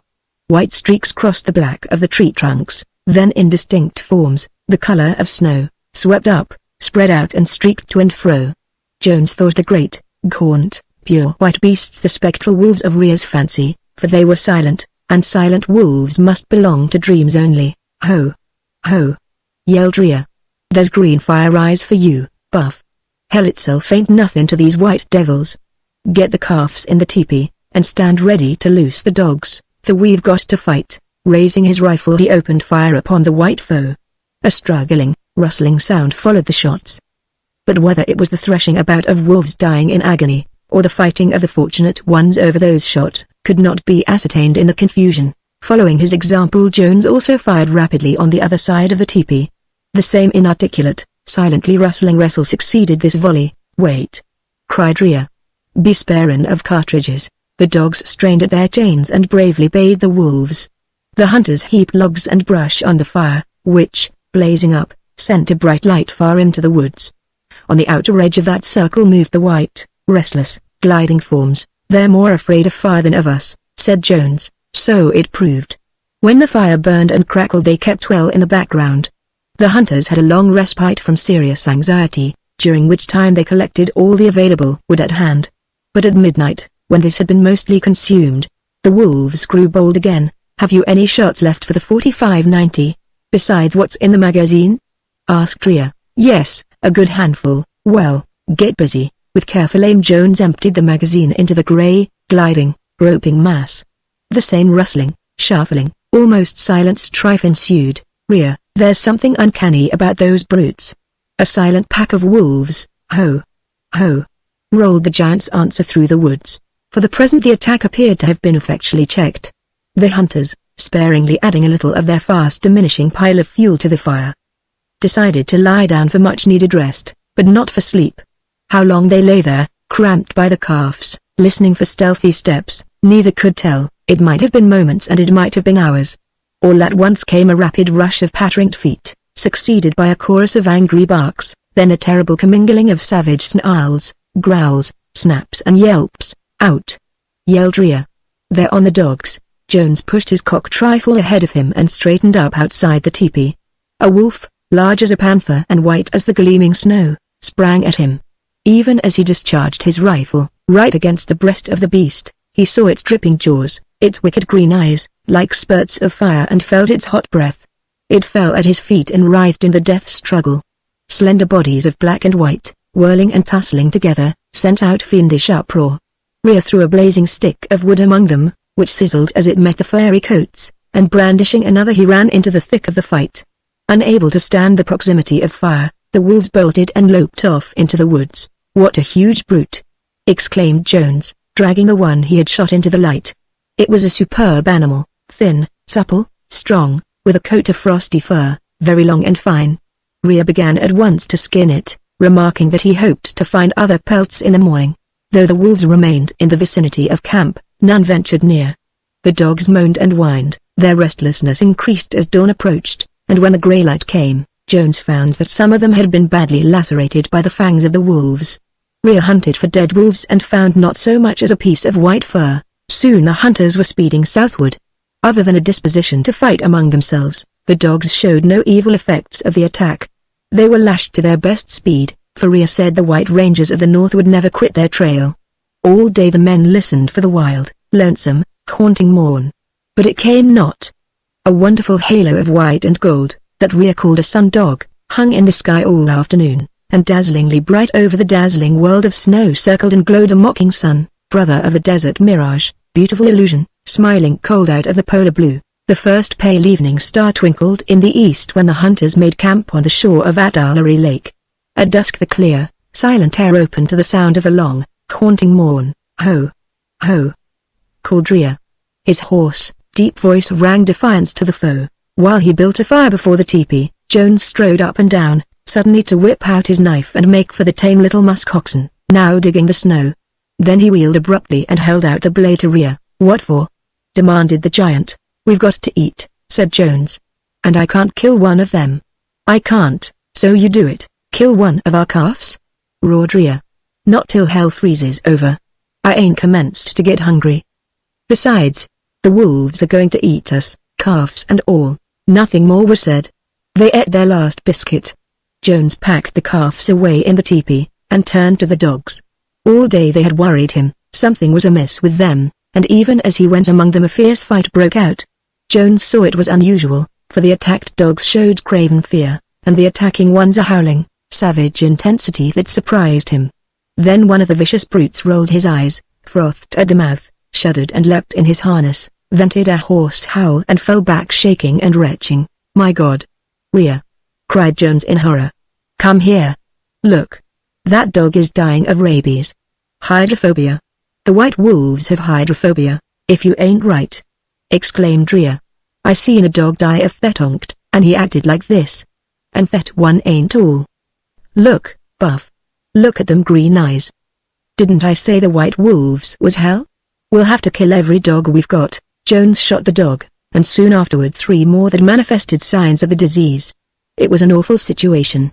To kill all the dogs meant simply to sacrifice his life and Rhea's. It meant abandoning hope of ever reaching the cabin. Then to risk being bitten by one of the poisoned, maddened brutes, to risk the most horrible of agonizing deaths that was even worse. Rhea, we've one chance, cried Jones, with pale face. Can you hold the dogs, one by one, while muzzle them? Ho! Ho! Replied the giant. Placing his bowie knife between his teeth, with gloved hands he seized and dragged one of the dogs to the campfire. The animal whined and protested, but showed no ill spirit. Jones muzzled his jaws tightly with strong cords. Another and another were tied up, then one which tried to snap at Jones was nearly crushed by the giant's grip. The last, a surly brute, broke out into mad ravings the moment he felt the touch of Jones's hands, and writhing, frothing, he snapped Jones's sleeve. Rhea jerked him loose and held him in the air with one arm, while with the other he swung the bowie. They hauled the dead dogs out on the snow, and returning to the fire sat down to await the cry they expected. Presently, as darkness fastened down tight, it came the same cry, wild, haunting, mourning. But for hours it was not repeated. "Better rest some," said Rhea. "I'll call you if they come." Jones dropped asleep as he touched his blankets. Morning dawned for him, to find the great, dark, shadowy figure of the giant nodding over the fire. "How's this? Why didn't you call me?" demanded Jones. The wolves only fought a little over the dead dogs. On the instant Jones saw a wolf skulking up the bank. Throwing up his rifle, which he had carried out of the teepee, he took a snapshot at the beast. It ran off on 3 legs, to go out of sight over the hank. Jones scrambled up the steep, slippery place, and upon arriving at the ridge, which took several moments of hard work, he looked everywhere for the wolf. In a moment he saw the animal, standing still some 100 or more paces down a hollow. With a quick report of Jones's second shot, the wolf fell and rolled over. The hunter ran to the spot to find the wolf was dead. Taking hold of a front paw, he dragged the animal over the snow to camp. Rhea began to skin the animal, when suddenly he exclaimed, "This fellow's hind foot is gone. That's strange. I saw it hanging by the skin as the wolf ran up the bank. I'll look for it." By the bloody trail on the snow he returned to the place where the wolf had fallen, and thence back to the spot where its leg had been broken by the bullet. He discovered no sign of the foot. "Didn't find it, did you?" said Rhea. "No, and it appears odd to me. The snow is so hard the foot could not have sunk." "Well, the wolf ate his foot, that's what," returned Rhea. "Look at them teeth marks. Is it possible?" Jones stared at the leg Rhea held up. "Yes, it is. These wolves are crazy at times. You've seen that. And the smell of blood, and nothing else, mind you, in my opinion, made him eat his own foot. We'll cut him open." Impossible as the thing seemed to Jones, and he could not but believe further evidence of his own eyes, it was even stranger to drive a train of mad dogs. Yet that was what Rhea and he did, and lashed them, beat them to cover many miles in the long day's journey. Rabies had broken out in several dogs so alarmingly that Jones had to kill them at the end of the run. And hardly had the sound of the shots died when faint and far away, but clear as a bell, bayed on the wind the same haunting mourn of a trailing wolf. "Ho! Ho! Where are the wolves?" cried Rhea, awaiting, watching. Sleepless night followed. Again the hunters faced the south. Hour after hour, riding, running, walking, they urged the poor, jaded, poisoned dogs. At dark they reached the head of Artillery Lake. Rhea placed the teepee between 2 huge stones. Then the hungry hunters, tired, grim, silent, desperate, awaited the familiar cry. It came on the cold wind, the same haunting mourn, dreadful in its significance. Absence of fire inspirited the wary wolves. Out of the pale gloom gaunt white forms emerged, agile and stealthy, slipping on velvet-padded feet, closer, closer, closer. The dogs wailed in terror. "Into the teepee!" yelled Rhea. Jones plunged in after his comrade. The despairing howls of the dogs, drowned in more savage, frightful sounds, knelled one tragedy and foreboded a more terrible one. Jones looked out to see a white mass, like leaping waves of a rapid, "Pump lead into that!" cried Rhea. Rapidly Jones emptied his rifle into the white fray. The mass split. Gaunt wolves leapt high to fall back dead, others wriggled and limped away, others dragged their hindquarters, others darted at the teepee. "No more cartridges!" yelled Jones. The giant grabbed the axe, and barred the door of the teepee. Crash! The heavy iron cleaved the skull of the first brute. Crash! It lamed the second. Then Rhea stood in the narrow passage between the rocks, waiting with uplifted axe. A shaggy, white demon, snapping his jaws, sprang like a dog. A sudden, thudding blow met him and he slunk away without a cry. Another rabid beast launched his white body at the giant. Like a flash the axe descended. In agony the wolf fell, to spin round and round, running on his hind legs, while his head and shoulders and forelegs remained in the snow. His back was broken. Jones crouched in the opening of the teepee, knife in hand. He doubted his senses. This was a nightmare. He saw two wolves leap at once. He heard the crash of the axe. He saw one wolf go down and the other slip under the swinging weapon to grasp the giant's hip. Jones's heard the rend of cloth, and then he pounced like a cat, to drive his knife into the body of the beast. Another nimble foe lunged at rear, to sprawl broken and limp from the iron. It was a silent fight. The giant shut the way to his comrade and the calves. He made no outcry. He needed but one blow for every beast. Magnificent, he wielded death and faced it silent.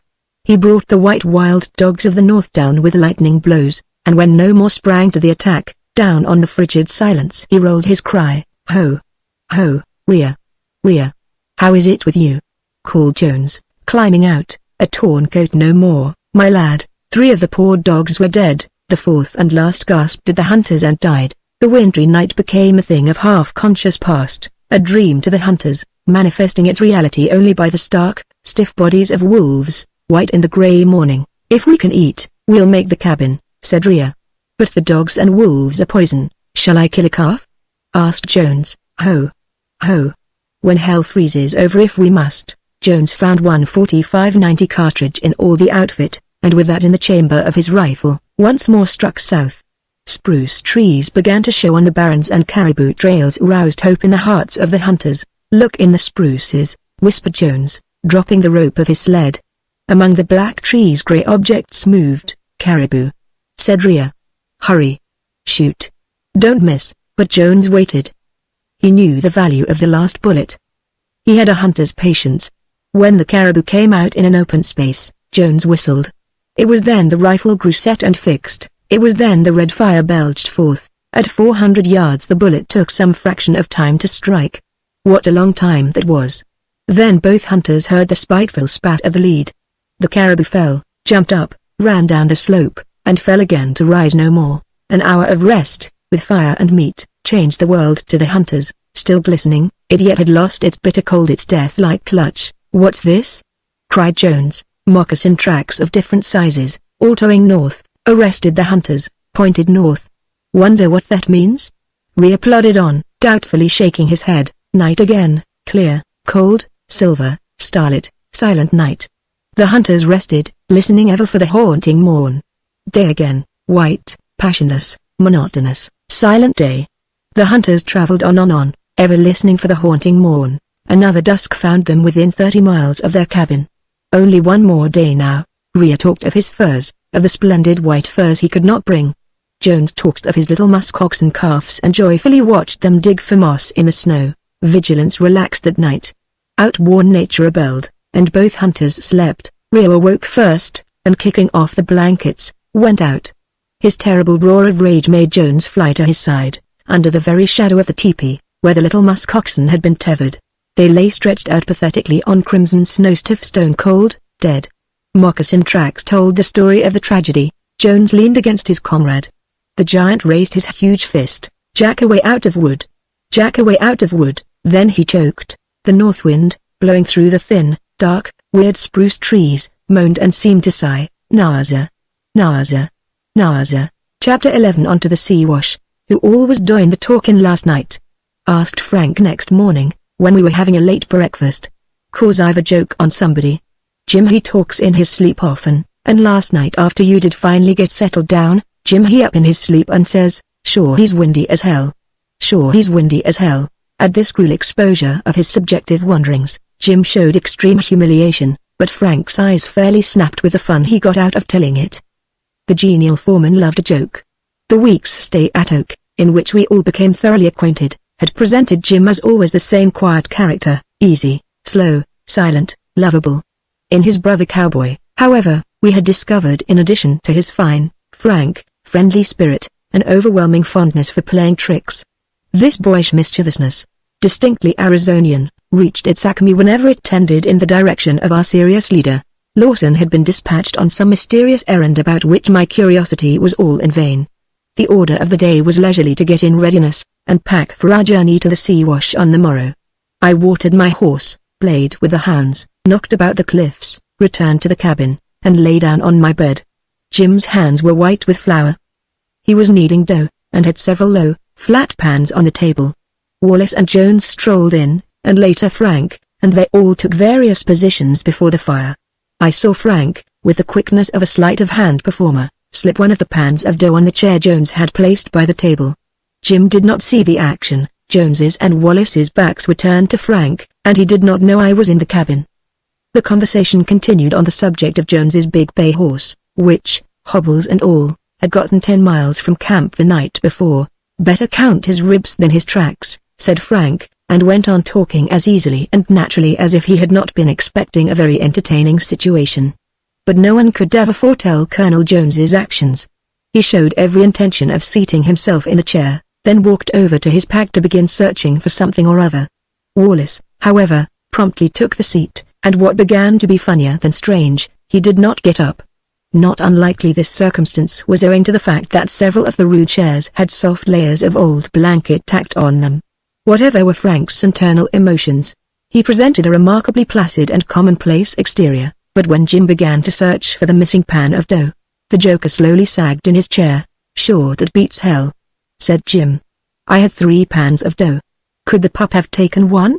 Wallace rose to his feet, and the bread pan clattered to the floor, with a clang and a clank, evidently protesting against the indignity it had suffered. But the dough stayed with Wallace, a great white conspicuous splotch on his corduroys. Jim, Frank and Jones all saw it at once. "Why, Mr. Wallace, you set in the dough!" exclaimed Frank, in a queer, strangled voice. Then he exploded, while Jim fell over the table. It seemed that those 2 Arizona Rangers, matured men though they were, would die of convulsions.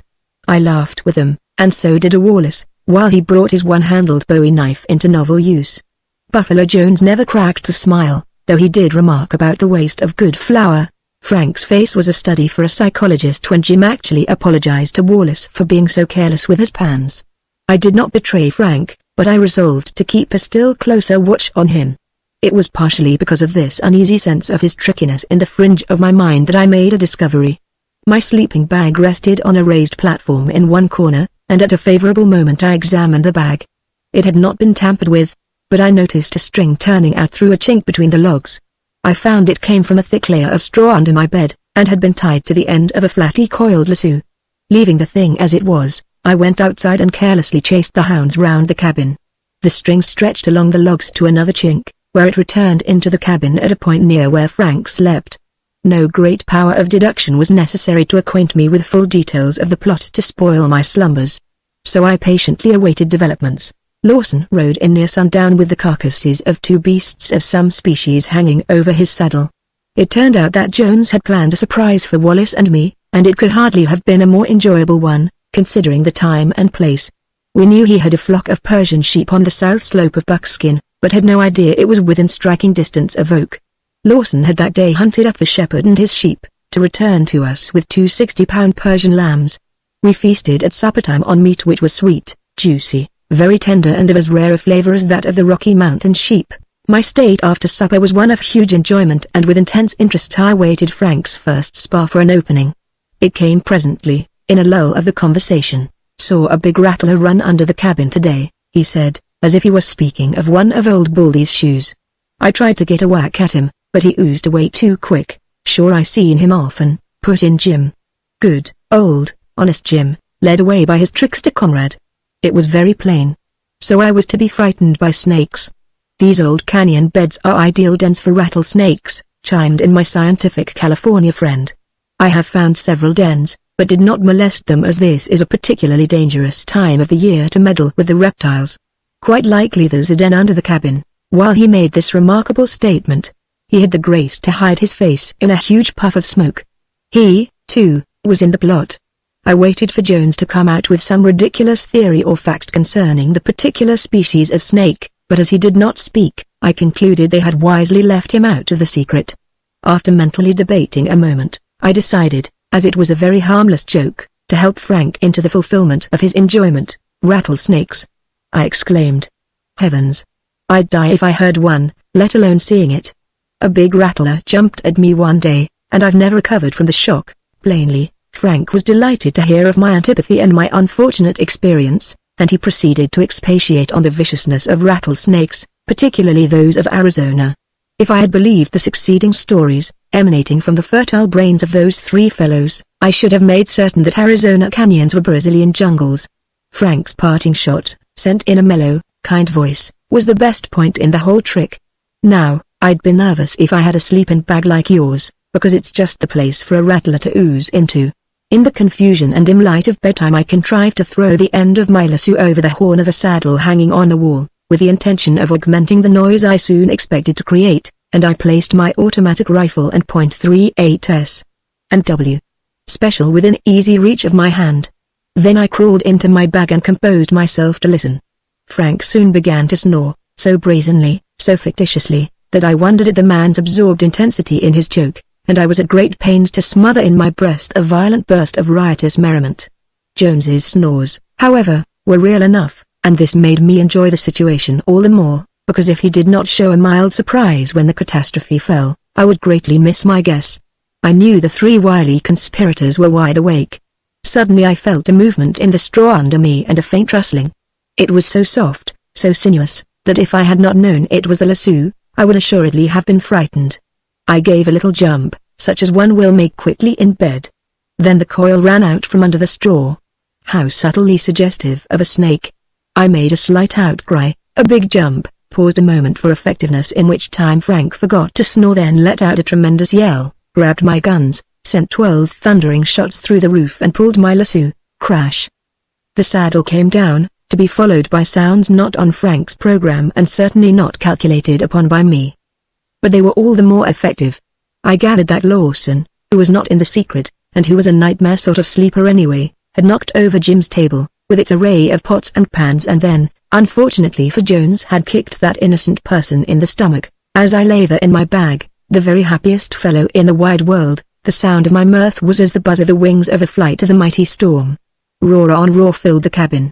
When the three hypocrites recovered sufficiently from the startling climax to calm Lawson, who swore the cabin had been attacked by Indians, when Jones stopped roaring long enough to hear it was only a harmless snake that had caused the trouble, we hushed to repose once more, not, however, without hearing some trenchant remarks from the boiling Colonel anent fun and fools, and the indubitable fact that there was not a rattlesnake on Buckskin Mountain. Long after this explosion had died away, I heard, or rather felt, a mysterious shudder or tremor of the cabin, and I knew that Frank and Jim were shaking with silent laughter. On my own score, I determined to find if Jones, in his strange makeup, had any sense of humor, or interest in life, or feeling, or love that did not center and hinge on four-footed beasts. In view of the rude awakening from what, no doubt, were pleasant dreams of wonderful white and green animals, combining the intelligence of man and strength of brutes, a new species creditable to his genius, I was perhaps unjust in my conviction as to his lack of humor. And as to the other question, whether or not he had any real human feeling for the creatures built in his own image, that was decided very soon and unexpectedly. The following morning, as soon as Lawson got in with the horses, we packed and started. Rather sorry was I to bid goodbye to Oak Spring. Taking the back trail of the Stewarts, we walked the horses all day up a slowly narrowing, ascending canyon. The hounds crossed coyote and deer trails continually, but made no break. Sounder looked up as if to say he associated painful reminiscences with certain kinds of tracks. At the head of the canyon we reached timber at about the time dusk gathered, and we located for the night. Being once again nearly 9,000 feet high, we found the air bitterly cold, making a blazing fire most acceptable.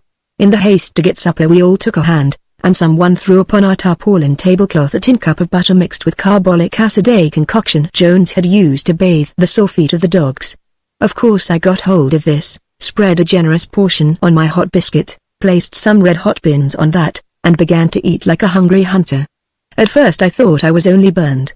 Then I recognized the taste and burn of the acid and knew something was wrong. Picking up the tin, I examined it, smelled the pungent odor and felt a queer numb sense of fear.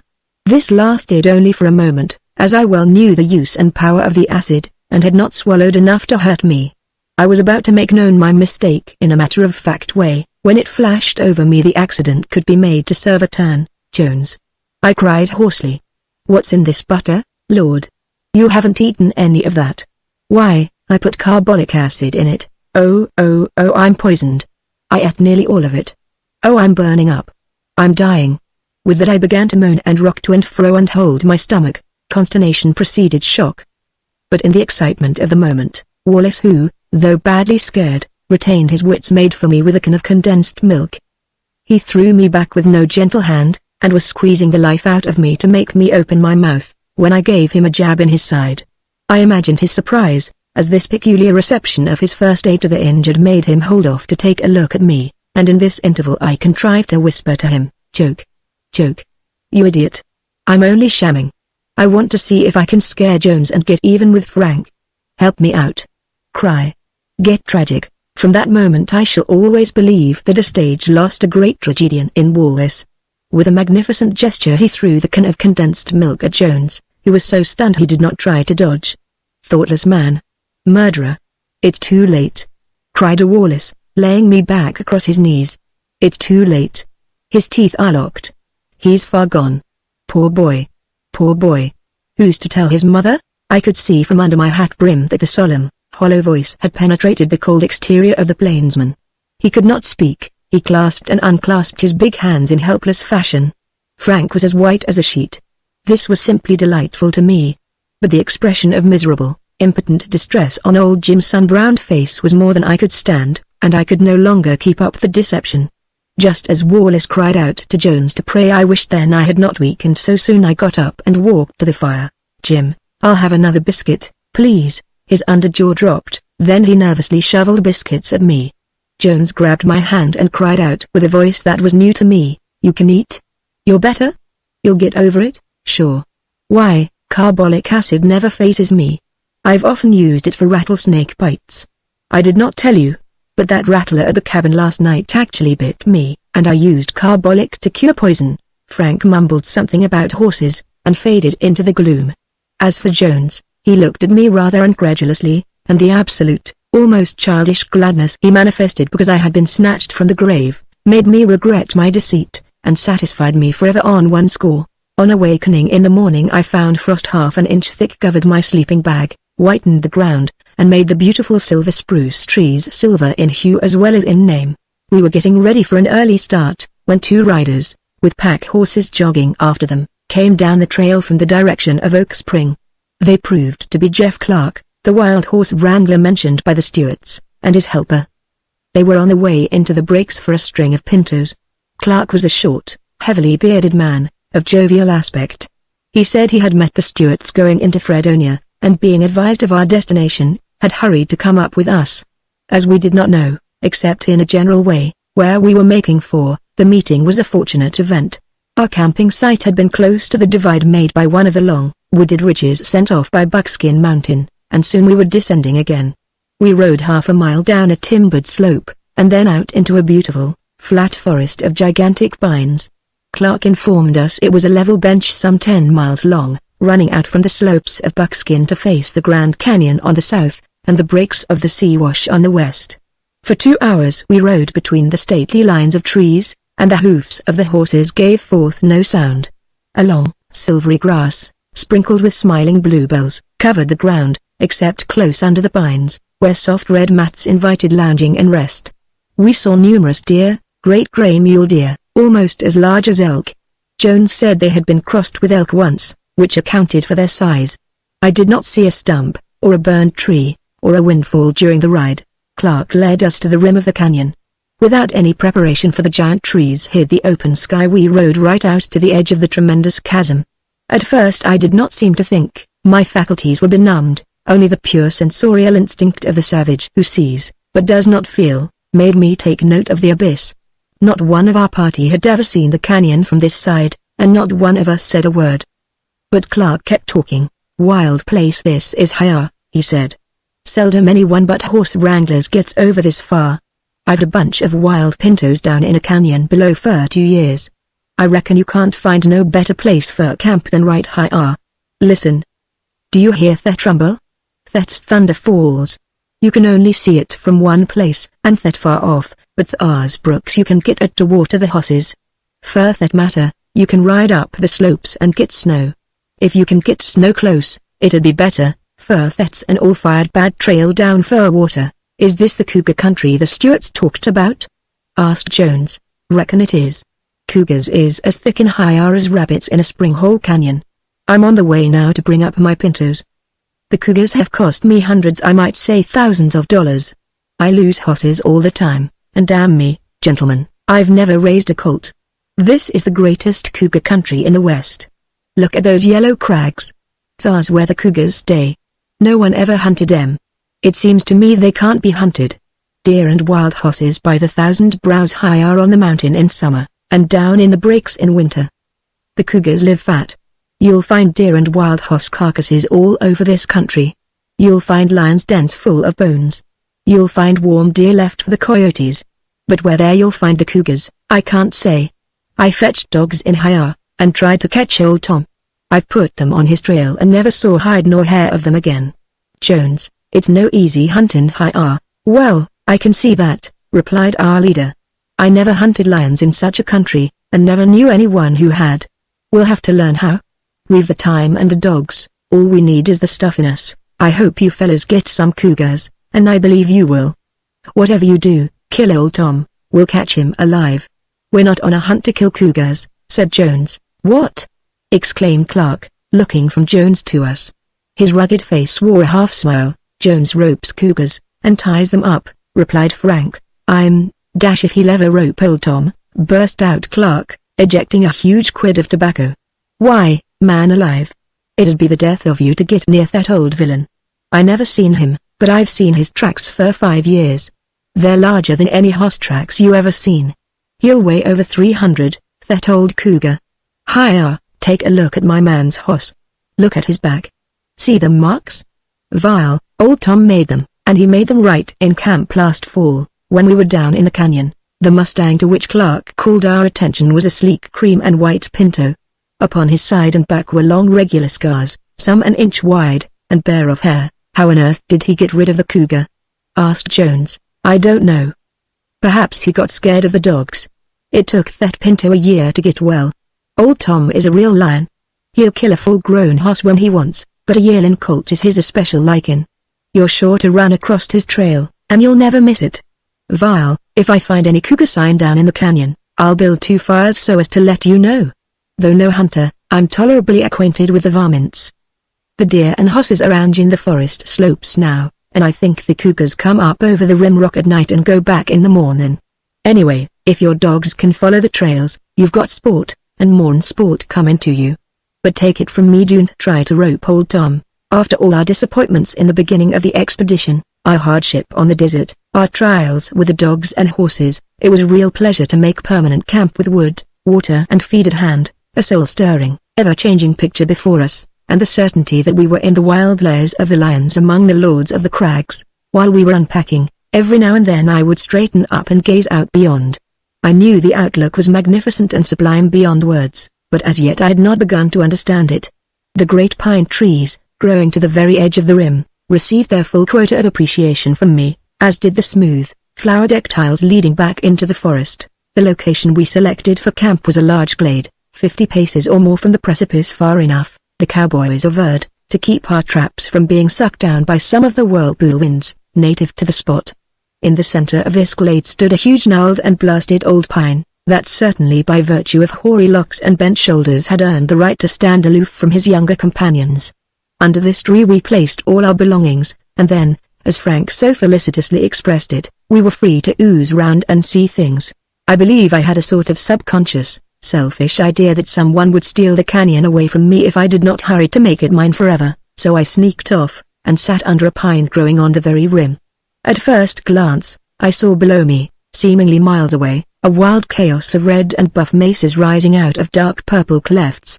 Beyond these reared a long, irregular tableland, running south almost to the extent of my vision, which I remembered Clark had called Powell's Plateau.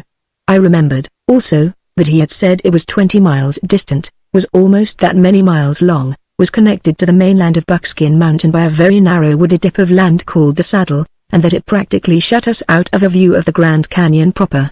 If that was true, what, then, could be the name of the canyon at my feet?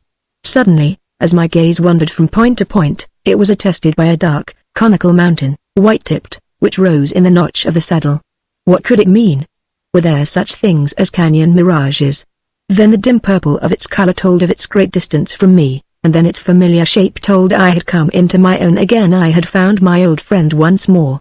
For in all that plateau there was only one snow-capped mountain, the San Francisco Peak, and there, 150, Perhaps 200 miles away, far beyond the Grand Canyon, it smiled brightly at me, as it had for days and days across the desert. Hearing Jones yelling for somebody or everybody, I jumped up to find a procession heading for a point further down the rim wall, where our leader stood waving his arms.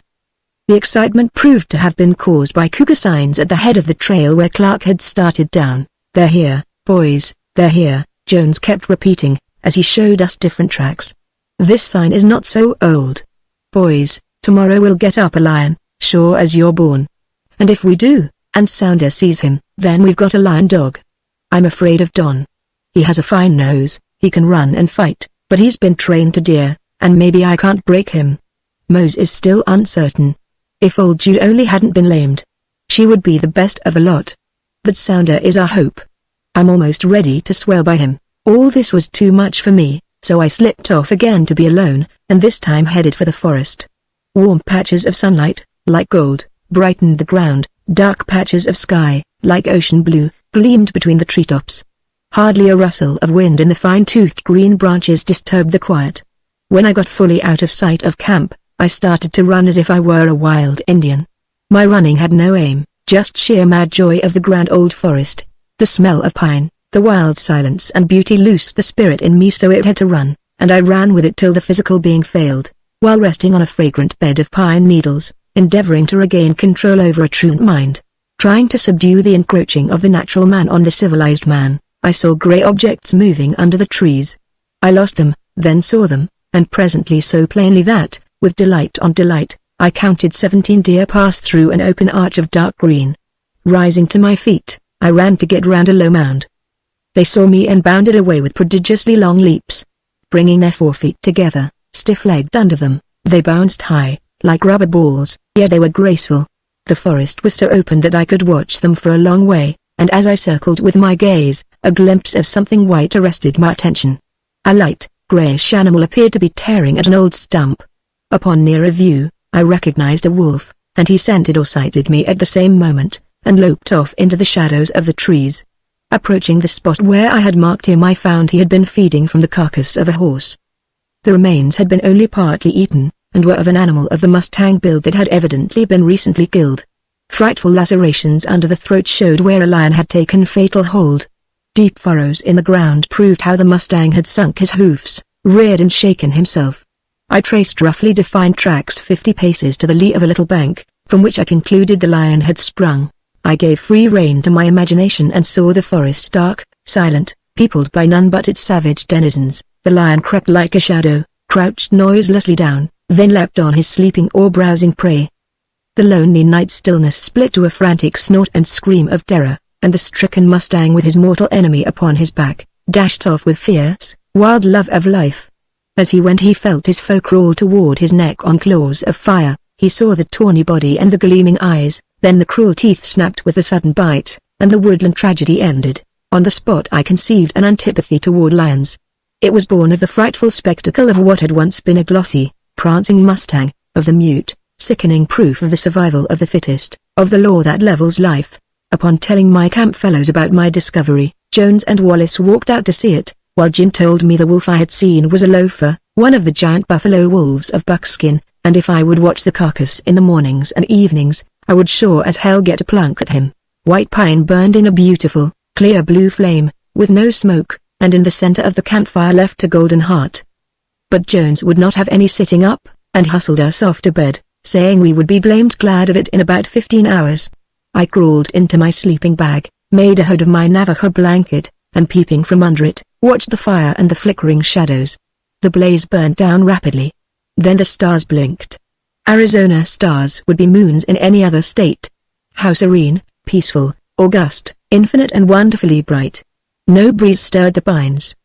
The clear tinkle of the cowbells on the hobbled horses rang from near and distant parts of the forest. The prosaic bell of the meadow and the pasture brook, here, in this environment, jingled out different notes, as clear, sweet, musical as silver bells. Chapter 12 Old Tom. At daybreak our leader routed us out. The frost mantled the ground so heavily that it looked like snow, and the rare atmosphere bit like the breath of winter. The forest stood solemn and grey. The canyon lay wrapped in vapory slumber. Hot biscuits and coffee, with a chop or two of the delicious Persian lamb meat, put a less Spartan tinge on the morning, and gave Wallace and me more strength. We needed not incentive to leave the fire, hustle our saddles on the horses and get in line with our impatient leader. The hounds scampered over the frost, shoving their noses at the tufts of grass and bluebells. Lawson and Jim remained in camp, the rest of us trooped southwest. A mile or so in that direction, the forest of pine ended abruptly, and a wide belt of low, scrubby old trees, breast high to a horse, fringed the rim of the canyon and appeared to broaden out and grow wavy southward. The edge of the forest was as dark and regular as if a band of woodchoppers had trimmed it. We threaded our way through this thicket, all peering into the bisecting deer trails for cougar tracks in the dust. "Bring the dogs. Hurry!" suddenly called Jones from a thicket. We lost no time complying, and found him standing in a trail, with his eyes on the sand. "Take a look, boys. A good-sized male cougar passed here last night." "Hi-ya, Sounder, Don, Mose, come on." It was a nervous, excited pack of hounds.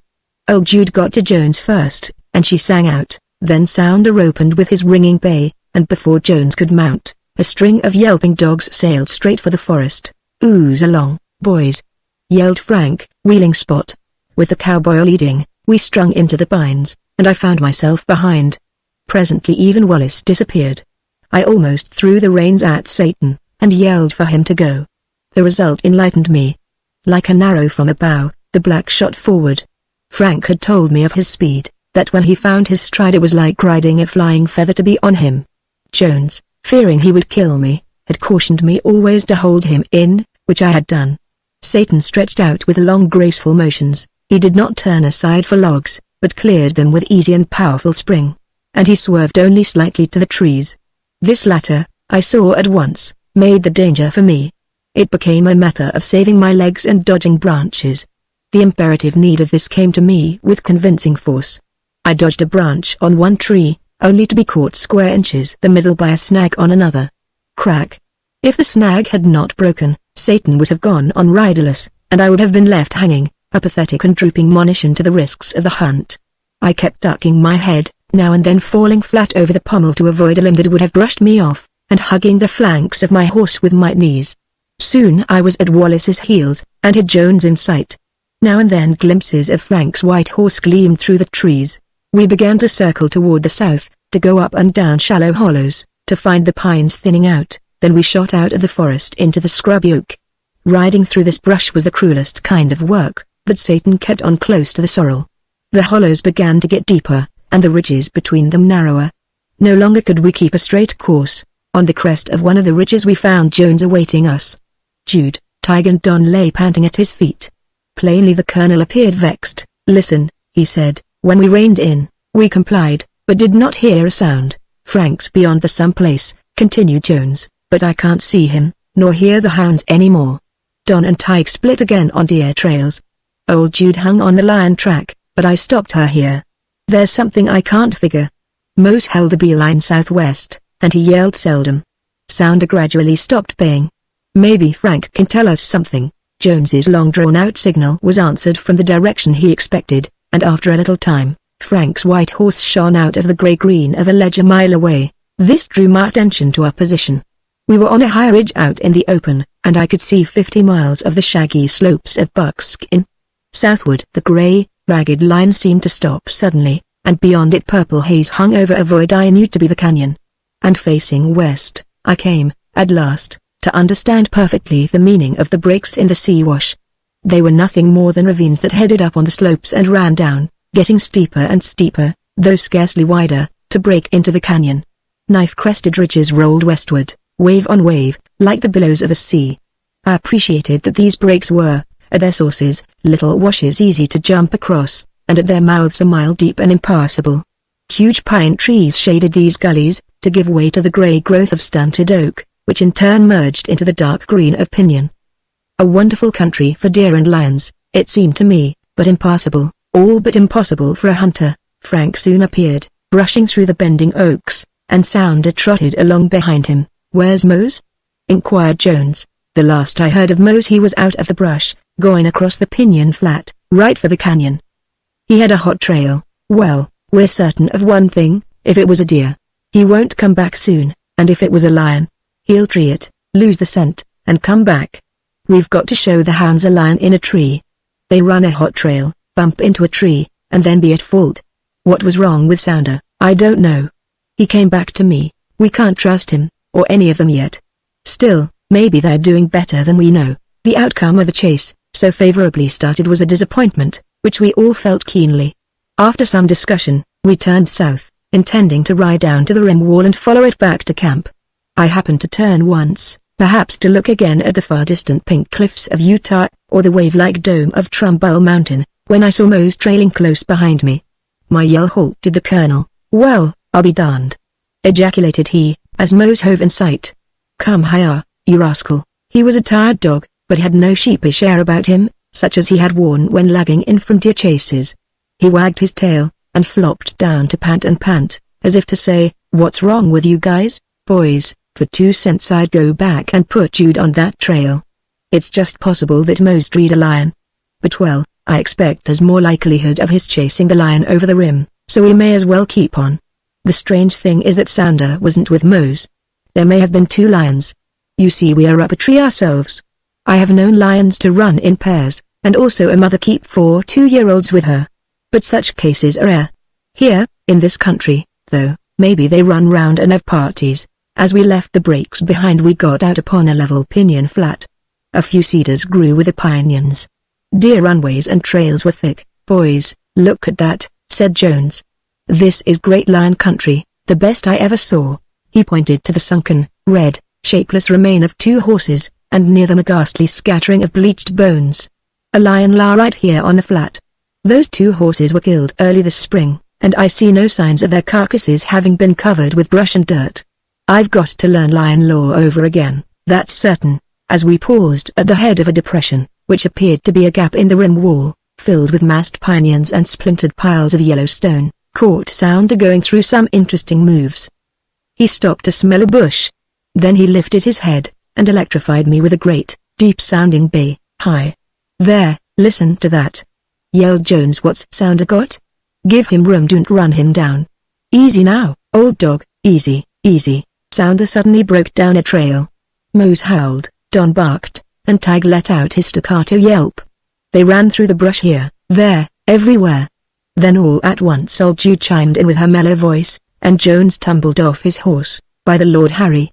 There's something here, Colonel, here's the bush." Sounder smelt, and there's a sandy trail under it, I called. "There go Don and Tig down into the break," cried Frank. "They've got a hot scent." Jones stooped over the place I designated, to jerk up with reddening face, and as he flung himself into the saddle roared out, after Sounder. "Old Tom! Old Tom!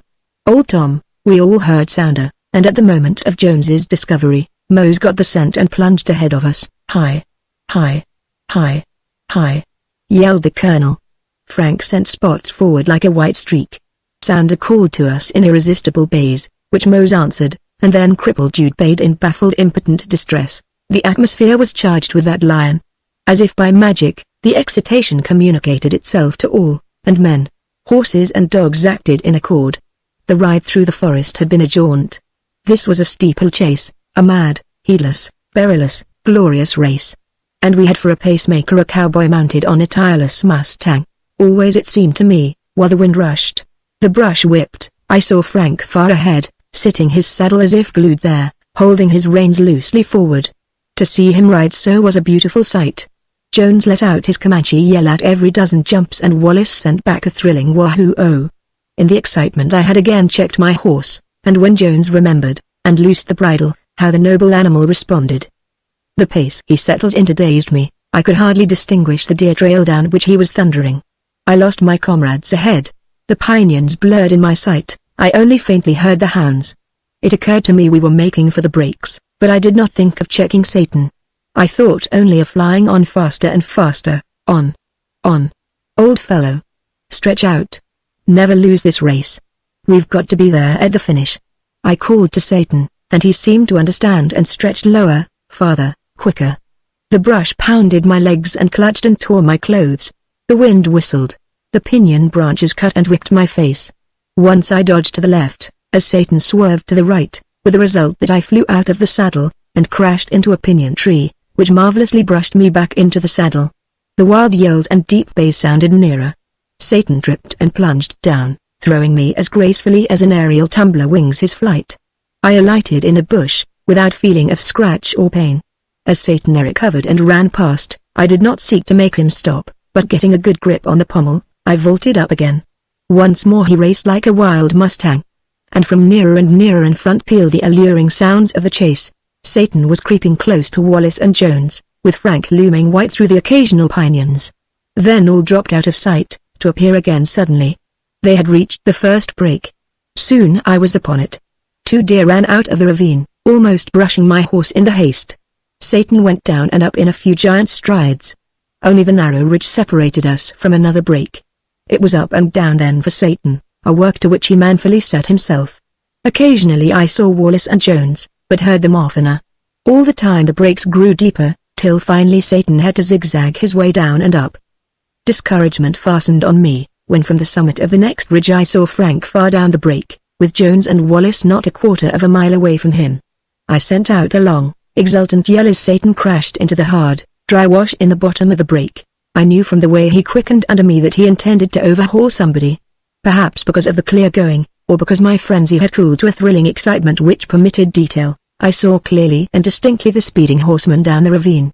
I picked out the smooth pieces of ground ahead, and with the slightest touch of the rein on his neck, guided Satan into them. How he ran!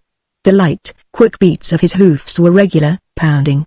Seeing Jones and Wallace sail high into the air, I knew they had jumped a ditch. Thus prepared, I managed to stick on when it yawned before me, and Satan, never slackening, leapt up and up, giving me a new swing. Dust began to settle in little clouds before me. Frank, far ahead, had turned his Mustang up the side of the break. Wallace, within hailing distance, now turned to wave me a hand. The rushing wind fairly sang in my ears. The walls of the break were confused blurs of yellow and green. At every stride Satan seemed to swallow a rod of the white trail. Jones began to scale the ravine, heading up obliquely far on the side of where Frank had vanished, and as Wallace followed suit, I turned Satan. I caught Wallace at the summit, and we raced together out upon another flat of pinyon. We heard Frank and Jones yelling in a way that caused us to spur our horses frantically. Spot, gleaming white near a clump of green pinions, was our guiding star. That last quarter of a mile was a ringing run, a ride to remember. As our mounts crashed back with stiff forelegs and haunches, Wallace and I leapt off and darted into the clump of pinions, whence issued a hair-raising melee of yells and barks. I saw Jones, then Frank, both waving their arms, then Mose and Sounder running wildly, airlessly about. "Look there!" rang in my ear, and Jones smashed me on the back with a blow, which at any ordinary time would have laid me flat. In a low, stubby pinyon tree, scarce 20 feet from us, was a tawny form. An enormous mountain lion, as large as an African lioness, stood planted with huge, round legs on 2 branches, and he faced us gloomily, neither frightened nor fierce. He watched the running dogs with pale, yellow eyes, waved his massive head and switched a long, black tufted tail. "It's old Tom. Sure as you're born. It's old Tom," yelled Jones. "There's no 2 lions like that in one country. Hold still now. Jude is here, and she'll see him. She'll show him to the other hounds. Hold still." We heard Jude coming at a fast pace for a lame dog, and we saw her presently, running with her nose down for a moment, then up. She entered the clump of trees, and bumped her nose against the pinyon old Tom was in, and looked up like a dog that knew her business. The series of wild howls she broke into quickly brought Sounder and Mose to her side. They, too, saw the big lion, not 15 feet over their heads. We were all yelling and trying to talk at once, in some such state as the dogs. "Hi-ya, Mose. Come down out of that!" hoarsely shouted Jones. Mose had begun to climb the thick, many-branched, low-pinioned tree. He paid not the slightest attention to Jones, who screamed and raged at him. "Cover the lion!" cried he to me.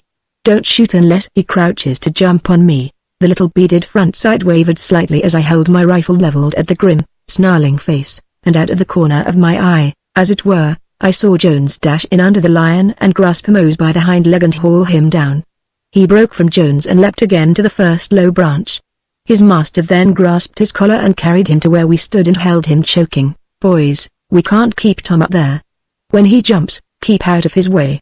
Maybe we can chase him up a better tree." Old Tom suddenly left the branches, swinging violently, and hitting the ground like a huge cat on springs. He bounded off, tail up, in a most ludicrous manner. His running, however, did not lack speed, for he quickly outdistanced the bursting hounds. A stampede for horses succeeded this move. I had difficulty in closing my camera, which I had forgotten until the last moment, and got behind the others. Satan sent the dust flying and the pinyon branches crashing.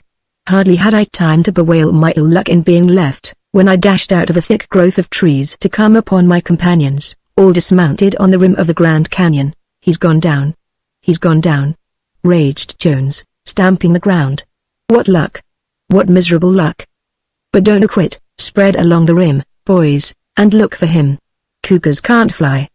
There's a break in the rim somewhere." The rock wall, on which we dizzily stood, dropped straight down for 1,000 feet, to meet a long, pinyon-covered slope, which graded a mile to cut off into what must have been the second wall. We were far west of Clark's Trail now, and faced a point above where Kanab Canyon, a red gorge a mile deep, met the Great Canyon. As I ran along the rim, looking for a fissure or break, my gaze seemed impellingly drawn by the immensity of this thing I could not name, and for which I had as yet no intelligible emotion. Two wahoos in the rear turned me back in double quick time, and hastening by the horses, I found the three men grouped at the head of a narrow break. "He went down here." Wallace saw him round the base of that tottering crag. The break was wedge-shaped, with the sharp end off toward the rim, and it descended so rapidly as to appear almost perpendicular. It was a long, steep slide of small, weathered shale, and a place that no man in his right senses would ever have considered going down. But Jones, designating Frank and me, said in his cool, quick voice, "You fellows go down. Take Jude and Sounder in leash. If you find his trail below along the wall, yell for us. Meanwhile, Wallace and I will hang over the rim and watch for him." Going down, in one sense, was much easier than had appeared, for the reason that once started we moved on sliding beds of weathered stone. Each of us now had an avalanche for a steed. Frank forged ahead with a roar, and then seeing danger below, tried to get out of the mass. But the stones were like quicksand, every step he took sunk him in deeper. He grasped the smooth cliff, to find holding impossible. The slide poured over a fall like so much water. He reached and caught a branch of a pinyon, and lifting his feet up, hung on till the treacherous area of moving stones had passed. While I had been absorbed in his predicament, my avalanche augmented itself by slide on slide, perhaps loosened by his, and before I knew it, I was sailing down with ever-increasing momentum.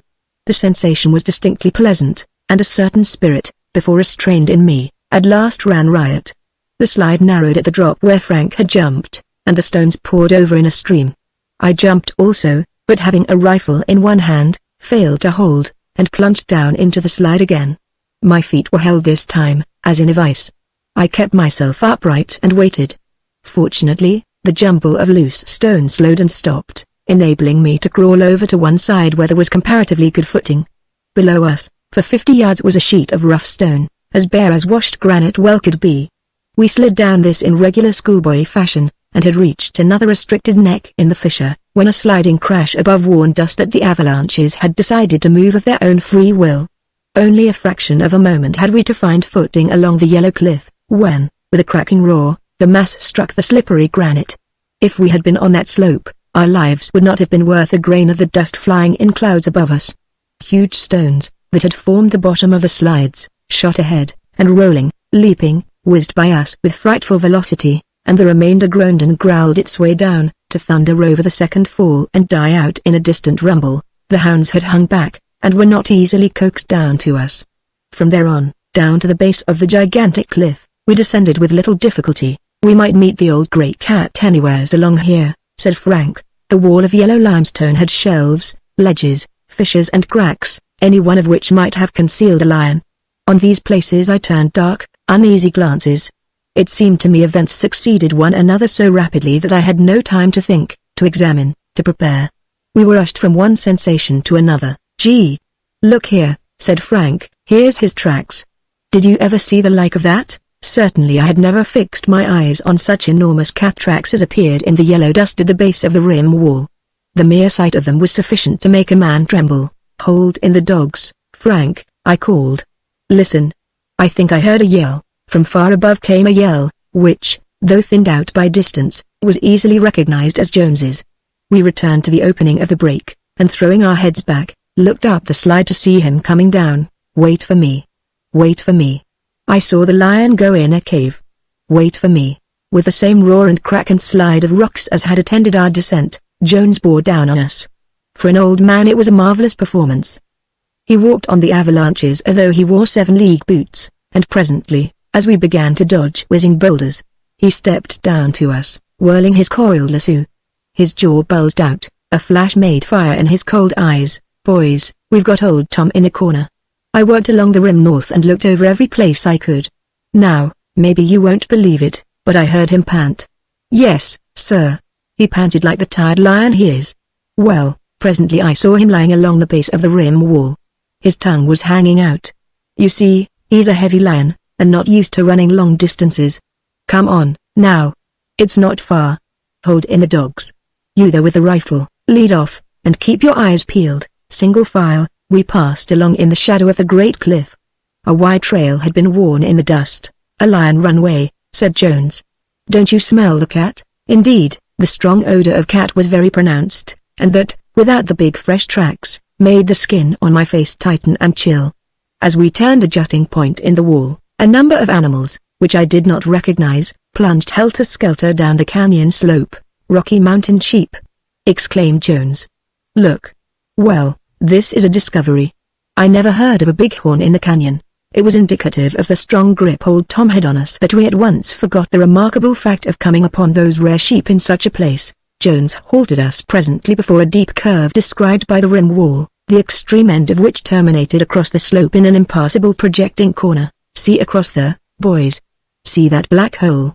Old Tom's in there." "What's your plan?" queried the cowboy sharply. "Wait. We'll slip up to get better lay of the land." We worked our way noiselessly along the rim wall curve for several hundred yards and came to a halt again, this time with a splendid command of the situation.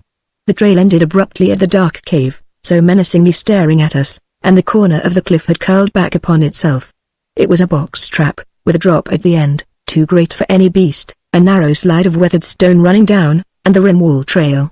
Old Tom would plainly be compelled to choose one of these directions if he left his cave. "Frank, you and I will keep to the wall and stop near that scrub pinion, this side of the hole. If I rope him, I can use that tree." Then he turned to me. "Are you to be depended on here?" "I? What do you want me to do?"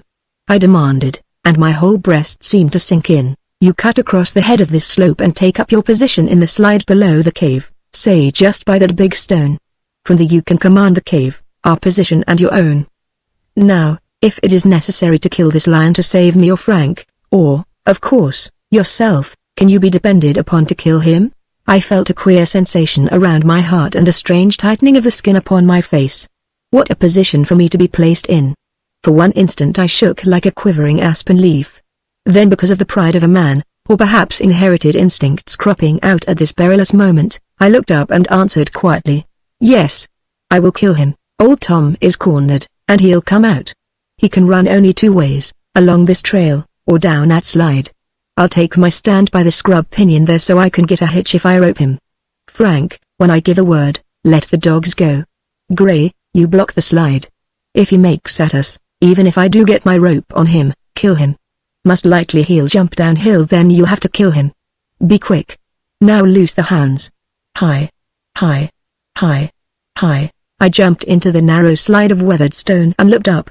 Jones's stentorian yell rose high above the clamor of the hands. He whirled his lasso, a huge yellow form shot over the trail and hit the top of the slide with a crash.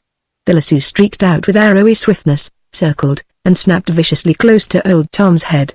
"Kill him! Kill him!" roared Jones. Then the lion leapt, seemingly into the air above me. Instinctively I raised my little automatic rifle. I seemed to hear a million bellowing reports. The tawny body, with its grim, snarling face, blurred in my sight. I heard a roar of sliding stones at my feet. I felt a rush of wind. I caught a confused glimpse of a whirling wheel of fur, rolling down the slide. Then Jones and Frank were pounding me, and yelling I know not what. From far above came floating down a long wahoo. I saw Wallace silhouetted against the blue sky. I felt the hot barrel of my rifle, and shuddered at the bloody stones below me then, and then only, did I realize, with weakening legs, that old Tom had jumped at me, and had jumped to his death. Chapter 13 Singing Cliffs. Old Tom had rolled 200 yards down the canyon, leaving a red trail and bits of fur behind him. When I had clambered down to the steep slide where he had lodged, Sounder and Jude had just decided he was no longer worth biting, and were wagging their tails. Frank was shaking his head, and Jones, standing above the lion, lasso in hand, wore a disconsolate face. "How I wish I had got the rope on him. I reckon we'd be gathering up the pieces of you if you had," said Frank, dryly. We skinned the old king on the rocky slope of his mighty throne, and then, beginning to feel the effects of severe exertion, we cut across the slope for the foot of the break. Once there, we gazed up in disarray. That break resembled a walk of life. How easy to slip down, how hard to climb. Even Frank, inured as he was to strenuous toil, began to swear and wipe his sweaty brow before we had made 1/10 of the ascent. It was particularly exasperating, not to mention the danger of it, to work a few feet up a slide, and then feel it start to move. We had to climb in single file, which jeopardized the safety of those behind the leader. Sometimes we were all sliding at once, like boys on a pond, with the difference that we were in danger. Frank forged ahead, turning to yell now and then for us to dodge a cracking stone. Faithful old Jude could not get up in some places, so laying aside my rifle, I carried her, and returned for the weapon. It became necessary, presently, to hide behind cliff projections to escape the avalanches started by Frank, and to wait till he had surmounted the break. Jones gave out completely several times, saying the exertion affected his heart. What with my rifle, my camera and Jude, I could offer him no assistance, and was really in need of that myself. When it seemed as if one more step would kill us, we reached the rim, and fell panting with labored chests and dripping skins. We could not speak. Jones had worn a pair of ordinary shoes without thick soles and nails, and it seemed well to speak of them in the past tense. They were split into ribbons and hung on by the laces. His feet were cut and bruised. On the way back to camp, we encountered Mose and Don coming out of the break where we had started Sounder on the trail. The paws of both hounds were yellow with dust, which proved they had been down under the rim wall. Jones doubted not in the least that they had chased a lion. Upon examination, this break proved to be one of the two which Clark used for trails to his wild horse corral in the canyon. According to him, the distance separating them was 5 miles by the rim wall, and less than half that in a straight line. Therefore, we made for the point of the forest where it ended abruptly in the scrub oak. We got into camp, a fatigued lot of men, horses and dogs. Jones appeared particularly happy, and his first move, after dismounting, was to stretch out the lion skin and measure it, 10 feet, 3 inches and a half. He sang out, "Sure it do beat hell," exclaimed Jim in tones nearer to excitement than any I had ever heard him use. "Old Tom beats, by 2 inches, any cougar I ever saw," continued Jones. "He must have weighed more than 300. We'll set about curing the hide. Jim, stretch it well on a tree, and we'll take a hand in peeling off the fat." All of the party worked on the cougar skin that afternoon. The gristle at the base of the neck, where it met the shoulders, was so tough and thick we could not scrape it thin. Jones said this particular spot was so well protected because in fighting, cougars were most likely to bite and claw there.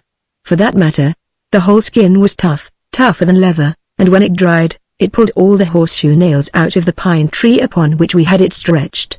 About time for the sun to set, I strolled along the rim wall to look into the canyon. I was beginning to feel something of its character and had growing impressions.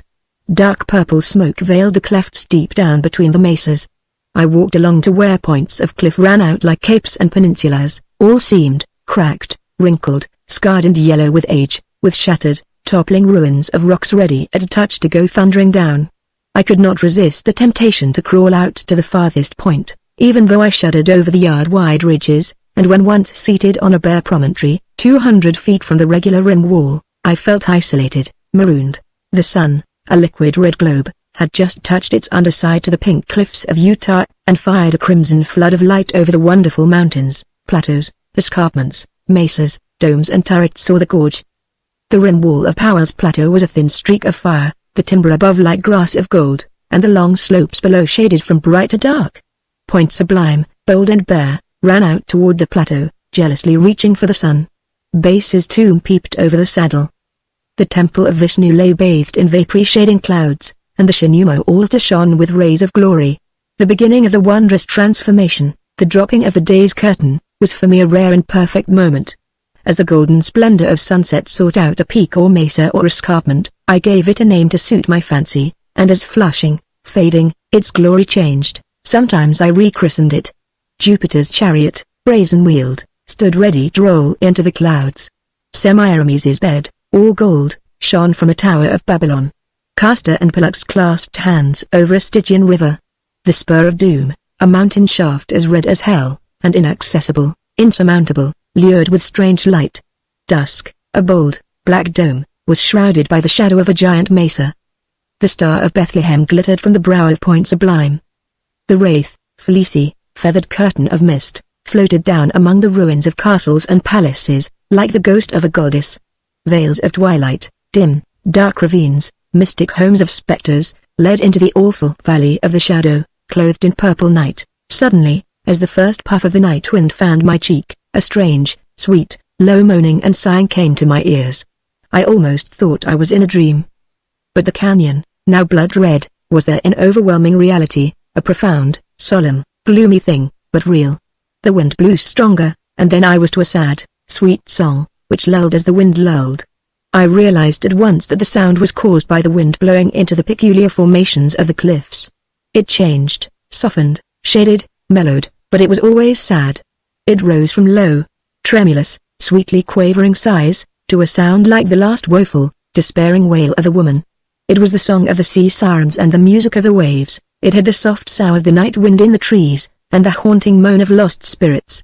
With reluctance I turned my back to the gorgeously changing spectacle of the canyon and crawled into the rim wall.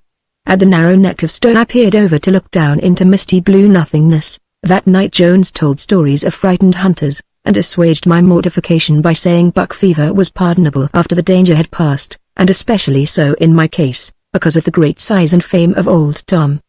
The worst case of buck fever I ever saw was on a buffalo hunt I had with a fellow named Williams, went on Jones. I was one of the scouts leading a wagon train west on the old Santa Fe Trail. This fellow said he was a big hunter, and wanted to kill buffalo, so I took him out.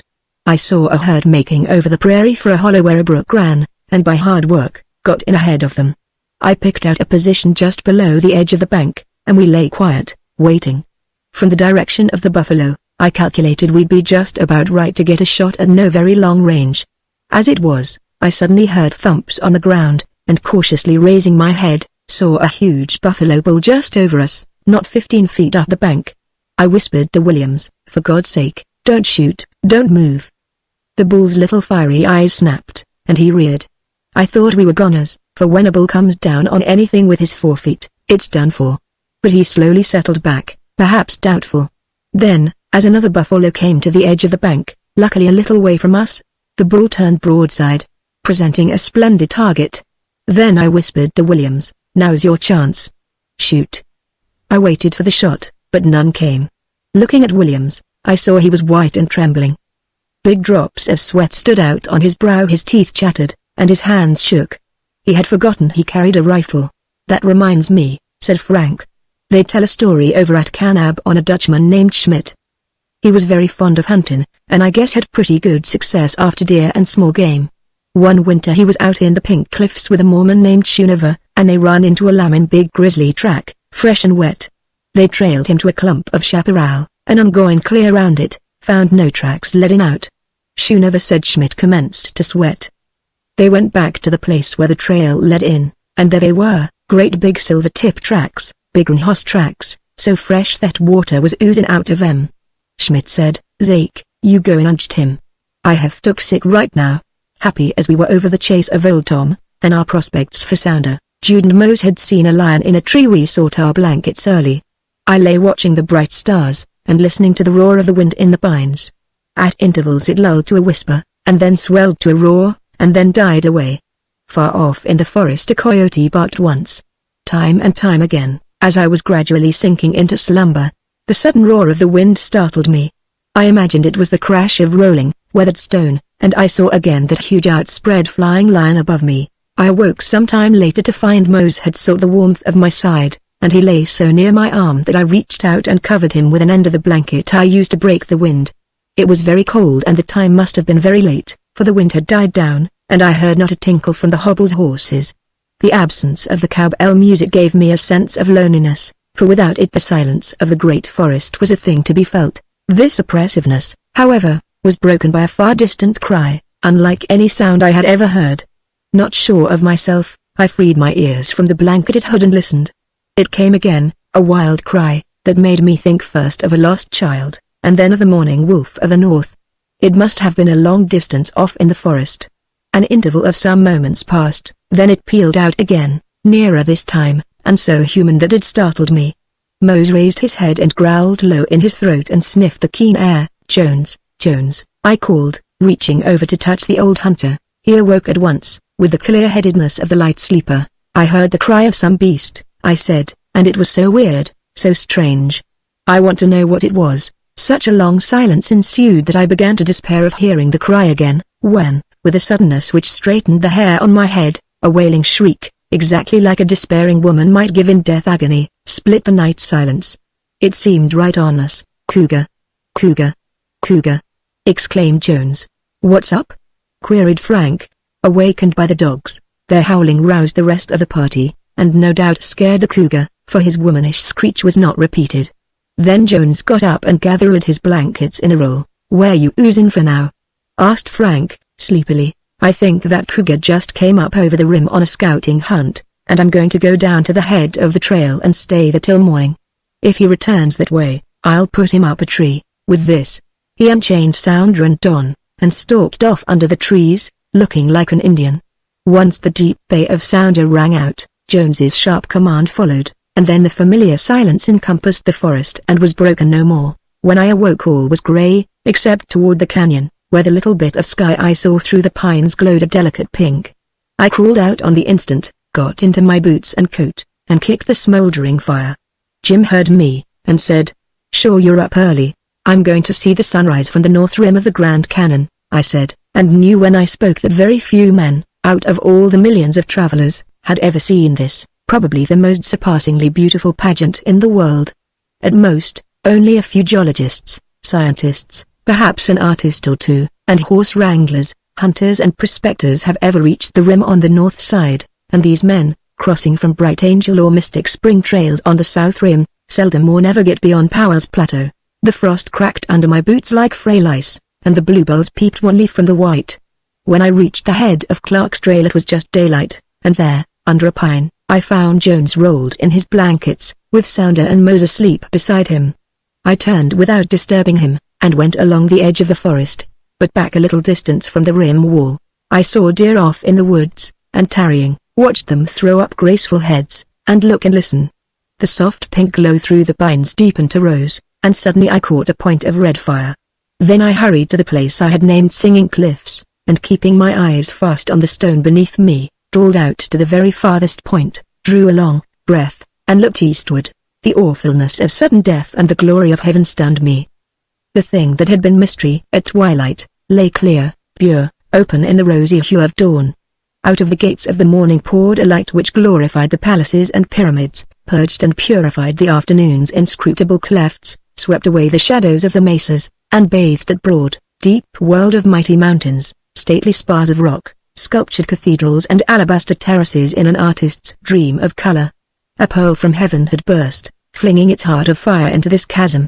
A stream of opal flowed out of the sun, to touch each peak, mesa, dome, parapet, temple and tower, cliff and cleft into the newborn life of another day. I sat there for a long time and knew that every second the scene changed, yet I could not tell how. I knew I sat high over a hole of broken, splintered, barren mountains. I knew I could see 100 miles of the length of it, and 18 miles of the width of it, and a mile of the depth of it, and the shafts and rays of rose light on a million glancing, many-hued surfaces at once, but that knowledge was no help to me. I repeated a lot of meaningless superlatives to myself, and I found words inadequate and superfluous. The spectacle was too elusive and too great. It was life and death, heaven and hell.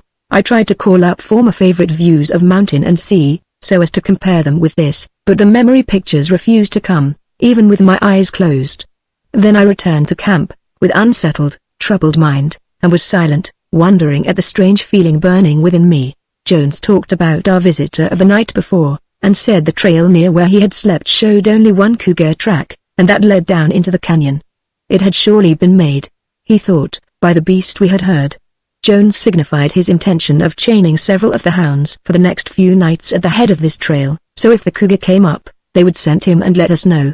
From which it was evident that to chase a lion bound into the canyon and one bound out were two different things. The day passed lazily, with all of us resting on the warm, fragrant pine needle beds, or mending a rent in a coat, or working on some camp task impossible of commission on exciting days.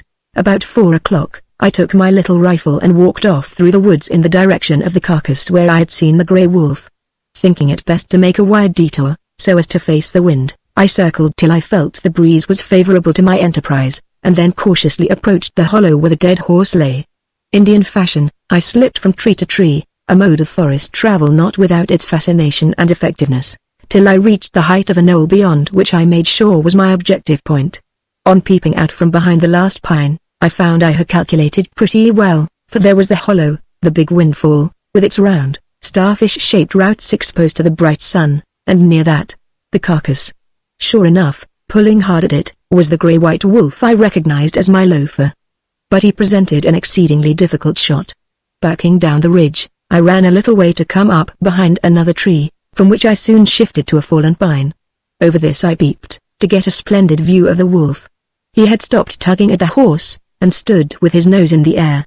Surely he could not have scented me, for the wind was strong from him to me, neither could he have heard my soft footfalls on the pine needles. Nevertheless, he was suspicious. Loath to spoil the picture he made, I risked a chance, and waited. Besides, though I prided myself on being able to take a fair aim, I had no great hope that I could hit him at such a distance. Presently he returned to his feeding, but not for long. Soon he raised his long, fine-pointed head, and trotted away a few yards, stopped to sniff again, then went back to his gruesome work. At this juncture, I noiselessly projected my rifle barrel over the log. I had not, however, gotten the sights in line with him, when he trotted away reluctantly, and ascended the knoll on his side of the hollow. I lost him, and had just begun sourly to call myself a mollycoddle hunter, when he reappeared. He halted in an open glade, on the very crest of the knoll, and stood still as a statue wolf, a white, inspiriting target, against a dark green background. I could not stifle a rush of feeling, for I was a lover of the beautiful first, and a hunter secondly, but I steadied down as the front sight moved into the notch through which I saw the black and white of his shoulder. Spang! How the little Remington sang! I watched closely, ready to send 5 more missiles after the grey beast. He jumped spasmodically, in a half-curve, high in the air, with loosely hanging head, then dropped in a heap. I yelled like a boy, ran down the hill, up the other side of the hollow, to find him stretched out dead, a small hole in his shoulder where the bullet had entered, a great one where it had come out. The job I made of skinning him lacked some 100 degrees the perfection of my shot, but I accomplished it, and returned to camp in triumph. "Sure I knowed you'd plunk him," said Jim, very much pleased. "I shot one the other day same way, when he was feeding off a dead horse. Now that's a fine skin. Sure you cut through once or twice. But he's only half loafer, the other half in plain coyote. That accounts for his feeding on dead meat." My naturalist host and my scientific friend both remarked somewhat grumpily that I seemed to get the best of all the good things. I might have retaliated that I certainly had gotten the worst of all the bad jokes, but, being generously happy over my prize, merely remarked, "If you want fame or wealth or wolves, go out and hunt for them." 5 o'clock supper left a good margin of day, in which my thoughts reverted to the canyon. I watched the purple shadows stealing out of their caverns and rolling up about the base of the mesas. Jones came over to where I stood, and I persuaded him to walk with me along the rim wall. Twilight had stealthily advanced when we reached the Singing Cliffs, and we did not go out upon my promontory, but chose a more comfortable one nearer the wall. The night breeze had not sprung up yet, so the music of the cliffs was hushed. You cannot accept the theory of erosion to account for this chasm. I asked my companion, referring to a former conversation. "I can for this part of it. But what stumps me is the mountain range 3,000 feet high, crossing the desert and the canyon just above where we crossed the river. How did the river cut through that without the help of a split or earthquake? I'll admit that is a poser to me as well as to you. But I suppose Wallace could explain it as erosion. He claims this whole western country was once underwater, except the tips of the Sierra Nevada mountains. There came an uplift of the Earth's crust, and the great inland sea began to run out, presumably by way of the Colorado. In so doing it cut out the upper canyon, this gorge 18 miles wide. Then came a second uplift, giving the river a much greater impetus toward the sea, which cut out the second, or Marble Canyon. Now as to the mountain range crossing the canyon at right angles. It must have come with the second uplift. If so, did it dam the river back into another inland sea, and then wear down into that red perpendicular gorge we remember so well? Or was there a great break in the fold of granite, which let the river continue on its way? Or was there, at that particular point, a softer stone, like this limestone here, which erodes easily? You must ask somebody wiser than I. Well, let's not perplex our minds with its origin. It is, and that's enough for any mind. Ah! Listen. Now you will hear my singing cliffs. From out of the darkening shadows murmurs rose on the softly rising wind. This strange music had a depressing influence, but it did not fill the heart with sorrow, only touched it lightly. And when, with the dying breeze, the song died away, it left the lonely crags lonelier for its death. The last rosy gleam faded from the tip of Point Sublime, and as if that were a signal, in all the clefts and canyons below, purple, shadowy clouds marshaled their forces and began to sweep upon the battlements, to swing colossal wings into amphitheaters where gods might have warred, slowly to enclose the magical sentinels. Night intervened, and a moving, changing, silent chaos pulsated under the bright stars. How infinite all this is! How impossible to understand! I exclaimed. To me it is very simple, replied my comrade. The world is strange. But this canyon, why, we can see it all. I can't make out why people fuss so over it. I only feel peace. It's only bold and beautiful, serene and silent. With the words of this quiet old plainsman, my sentimental passion shrank to the true appreciation of the scene. Self passed out to the recurring, soft strains of cliff song. I had been reveling in a species of indulgence, imagining I was a great lover of nature, building poetical illusions over storm-beaten peaks. The truth, told by one who had lived 50 years in the solitudes, among the rugged mountains, under the dark trees, and by the sides of the lonely streams, was the simple interpretation of a spirit in harmony with the bold, the beautiful, the serene, the silent. He meant the Grand Canyon was only a mood of nature, a bold promise, a beautiful record. He meant that mountains had sifted away in its dust, yet the canyon was young. Man was nothing, so let him be humble. This cataclysm of the earth, this playground of the river was not inscrutable, it was only inevitable as nature herself. Millions of years in the bygone ages it had lain serene under a half-moon, it would bask silent under a rayless sun, in the onward edge of time. It taught simplicity, serenity, peace.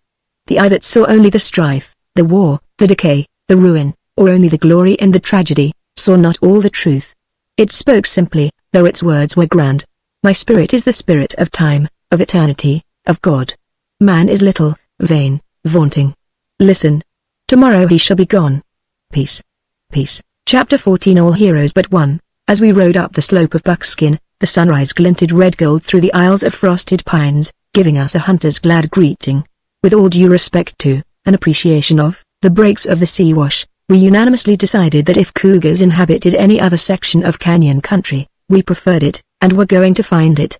We had often speculated on the appearance of the rim wall directly across the neck of the canyon upon which we were located. It showed a long stretch of breaks, fissures, caves, yellow crags, crumbled ruins and clefts green with pinyon pine. As a crow flies, it was only a mile or two straight across from camp, but to reach it, we had to ascend the mountain and head the canyon which deeply indented the slope, 1,000 feet or more above the level bench. The character of the forest changed, the pines grew thicker, and interspersed among them were silver spruces and balsams. Here in the clumps of small trees and underbrush, we began to jump deer, and in a few moments a greater number than I had ever seen in all my hunting experiences loped within range of my eye. I could not look out into the forest where an aisle or lane or glade stretched to any distance, without seeing a big gray deer cross it. Jones said the herds had recently come up from the breaks, where they had wintered. These deer were twice the size of the eastern species, and as fat as well-fed cattle. They were almost as tame, too. A big herd ran out of one glade, leaving behind several curious does, which watched us intently for a moment, then bounded off with a stiff, springy bounce that so amused me. Sounder crossed fresh trails one after another. Jude, Tige and Ranger followed him, but hesitated often, barked and whined. Don started off once, to come sneaking back at Jones's stern call. But surly old Mose either would not or could not obey, and away he dashed. Bang! Jones sent a charge of fine shot after him. He yelped, doubled up as if stung, and returned as quickly as he had gone. "Hi-ya, you white and black coon dog," said Jones, "get in behind, and stay there." We turned to the right after a while and got among shallow ravines. Gigantic pines grew on the ridges and in the hollows, and everywhere bluebells shone blue from the white frost. Why the frost did not kill these beautiful flowers was a mystery to me. The horses could not step without crushing them. Before long, the ravines became so deep that we had to zigzag up and down their sides, and to force our horses through the aspen thickets in the hollows. Once from a ridge I saw a troop of deer, and stopped to watch them. 27 I counted outright, but there must have been 3 times that number. I saw the herd break across a glade, and watched them until they were lost in the forest. My companions having disappeared, I pushed on, and while working out of a wide, deep hollow, I noticed the sunny patches fade from the bright slopes, and the golden streaks vanish among the pines. The sky had become overcast, and the forest was darkening. The wahoo, I cried out, returned in echo only. The wind blew hard in my face, and the pines began to bend and roar. An immense black cloud enveloped Buckskin. Satan had carried me no farther than the next ridge, when the forest frowned dark as twilight, and on the wind whirled flakes of snow. Over the next hollow, a white pool roared through the trees toward me. Hardly had I time to get the direction of the trail, and its relation to the trees nearby, when a storm enfolded me. Of his own accord Satan stopped in the lee of a bushy spruce. The roar in the pines equaled that of the cave under Niagara, and the bewildering, whirling mass of snow was as difficult to see through as the tumbling, seething waterfall. I was confronted by the possibility of passing the night there, and calming my fears as best I could, hastily felt for my matches and knife. The prospect of being lost the next day in a white forest was also appalling, but I soon reassured myself that the storm was only a snow squall, and would not last long. Then I gave myself up to the pleasure and beauty of it. I could only faintly discern the dim trees. The limbs of the spruce, which partially protected me, sagged down to my head with their burden. I had but to reach out my hand for a snowball. Both the wind and snow seemed warm. The great flakes were like swan feathers on a summer breeze. There was something joyous in the whirl of snow and roar of wind. While I bent over to shake my holster, the storm passed as suddenly as it had come. When I looked up, there were the pines, like pillars of Parian marble, and a white shadow, a vanishing cloud fled, with receding roar, on the wings of the wind. Fast on this retreat burst the warm, bright sun. I faced my course, and was delighted to see, through an opening where the ravine cut out of the forest, the red-tipped peaks of the canyon, and the vaulted dome I had named St. Mark's. As I started, a new and unexpected after-feature of the storm began to manifest itself. The sun being warm, even to melt the snow, and under the trees a heavy rain fell, and in the glades and hollows a fine mist blew. Exquisite rainbows hung from white-tipped branches and curved over the hollows. Glistening patches of snow fell from the pines, and broke the showers. In the quarter of an hour, I rode out of the forest to the rim wall on dry ground. Against the green pinions Frank's white horse stood out conspicuously, and near him browsed the mounts of Jim and Wallace. The boys were not in evidence. Concluding they had gone down over the rim, I dismounted and kicked off my chaps, and taking my rifle and camera, hurried to look the place over. To my surprise and interest, I found a long section of rim wall in ruins. It lay in a great curve between the 2 giant gapes, and many short, sharp, projecting promontories, like the teeth of a saw, overhung the canyon.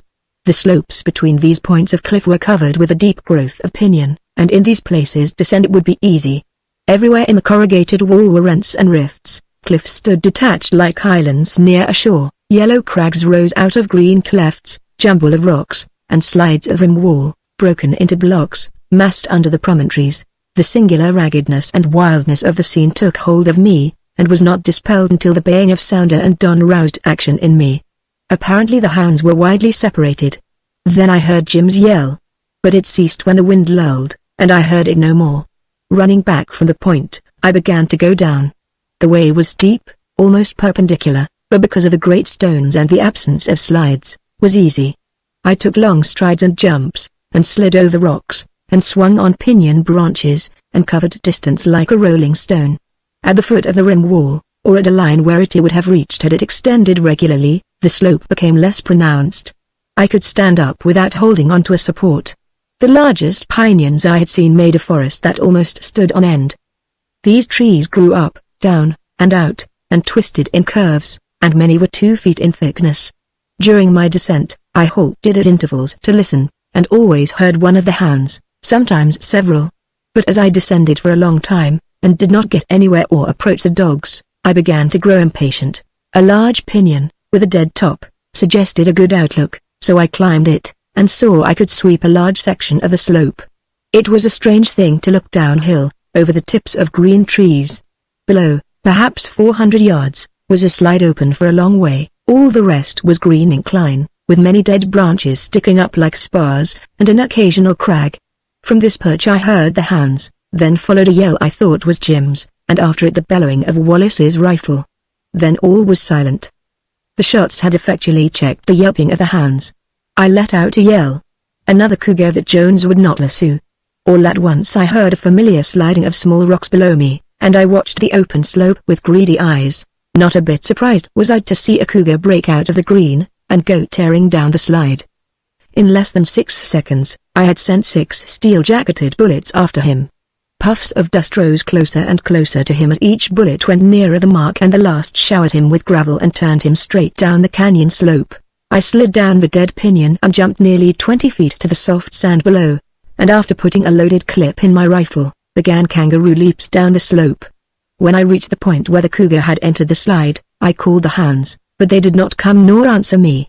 Notwithstanding my excitement, I appreciated the distance to the bottom of the slope before I reached it. In my haste, I ran upon the verge of a precipice twice as deep as the first rim wall, but one glance down sent me shatteringly backward. With all the breath I had left I yelled, "Wahoo! Wahoo!" From the echoes flung at me, I imagined at first that my friends were right on my ears. But no real answer came. The cougar had probably passed along this second rim wall to a break, and had gone down. His trail could easily be taken by any of the hounds. Vexed and anxious, I signaled again and again. Once, long after the echo had gone to sleep in some hollow canyon, I caught a faint wah-oh-oh. But it might have come from the clouds. I did not hear a hound barking above me on the slope, but suddenly, to my amazement, sound as deep bay rose from the abyss below. I ran along the rim, called till I was hoarse, leaned over so far that the blood rushed to my head, and then sat down. I concluded this canyon hunting could bear some sustained attention and thought, as well as frenzied action. Examination of my position showed how impossible it was to arrive at any clear idea of the depth or size, or condition of the canyon slopes from the main rim wall above. The second wall, a stupendous, yellow-faced cliff 2,000 feet high, curved to my left round to a point in front of me. The intervening canyon might have been a half-mile wide, and it might have been 10 miles. I had become disgusted with judging distance. The slope above this second wall facing me ran up far above my head, it fairly towered, and this routed all my former judgments, because I remember distinctly that from the rim this yellow and green mountain had appeared an insignificant little ridge. But it was when I turned to gaze up behind me that I fully grasped the immensity of the place. This wall and slope were the first 2 steps down a long stairway of the Grand Canyon, and they towered over me, straight up a half-mile in dizzy height. To think of climbing it took my breath away. Then again Sounder's Bay floated distinctly to me, but it seemed to come from a different point. I turned my ear to the wind, and in the succeeding moments I was more and more baffled. One bay sounded from below and next from far to the right, another from the left. I could not distinguish voice from echo. The acoustic properties of the amphitheater beneath me were too wonderful for my comprehension. As the bay grew sharper, and correspondingly more significant, I became distracted, and focused a strained vision on the canyon deeps. I looked along the slope to the notch where the wall curved and followed the base line of the yellow cliff. Quite suddenly I saw a very small black object moving with snail-like slowness. Although it seemed impossible for Sounder to be so small, I knew it was he. Having something now to judge distance from, I conceived it to be a mile, without the drop. If I could hear Sounder, he could hear me, so I yelled encouragement. The echoes clapped back at me like so many slaps in the face. I watched the hound until he disappeared among broken heaps of stone, and long after that his bay floated to me. Having rested, I essayed the discovery of some of my lost companions or the hounds, and began to climb. Before I started, however, I was wise enough to study the rim wall above, to familiarize myself with the break so I would have a landmark. Like horns and spurs of gold the pinnacles loomed up. Massed closely together, they were not unlike an astounding pipe organ. I had a feeling of my littleness, that I was lost, and should devote every moment and effort to the saving of my life. It did not seem possible I could be hunting. Though I climbed diagonally, and rested often, my heart pumped so hard I could hear it. A yellow crag, with a round head like an old man's cane, appealed to me as near the place where I last heard from Jim, and toward it I labored. Every time I glanced up, the distance seemed the same. A climb which I decided would not take more than 15 minutes, required an hour. While resting at the foot of the crag, I heard more baying of hounds, but for my life I could not tell whether the sound came from up or down, and I commenced to feel that I did not much care. Having signaled till I was hoarse, and receiving none but mock answers, I decided that if my companions had not toppled over a cliff, they were wisely withholding their breath. Another stiff pull up the slope brought me under the rim wall, and there I groaned, because the wall was smooth and shiny, without a break. I plodded slowly along the base, with my rifle ready. Cougar tracks were so numerous I got tired of looking at them, but I did not forget that I might meet a tawny fellow or two among those narrow passes of shattered rock, and under the thick, dark pinions. Going on in this way, I ran point blank into a pile of bleached bones before a cave. I had stumbled on the lair of the lion, and from the looks of it one like that of old Tom. I flinched twice before I threw a stone into the dark-mouthed cave. What impressed me as soon as I found I was in no danger of being pawed and clawed round the gloomy spot, was the fact of the bones being there. How did they come on a slope where a man could hardly walk? Only one answer seemed feasible. The lion had made his kill 1,000 feet above, had pulled his quarry to the rim and pushed it over. In view of the theory that he might have had to drag his victim from the forest, and that very seldom two lions work together, the fact of the location of the bones is startling. Skulls of wild horses and deer, antlers and countless bones, all crushed into shapelessness, furnished indubitable proof that the carcasses had fallen from a great height. Most remarkable of all was the skeleton of a cougar lying across that of a horse. I believed I could not help but believe that the cougar had fallen with his last victim. Not many rods beyond the lion den, the rim wall split into towers, crags and pinnacles.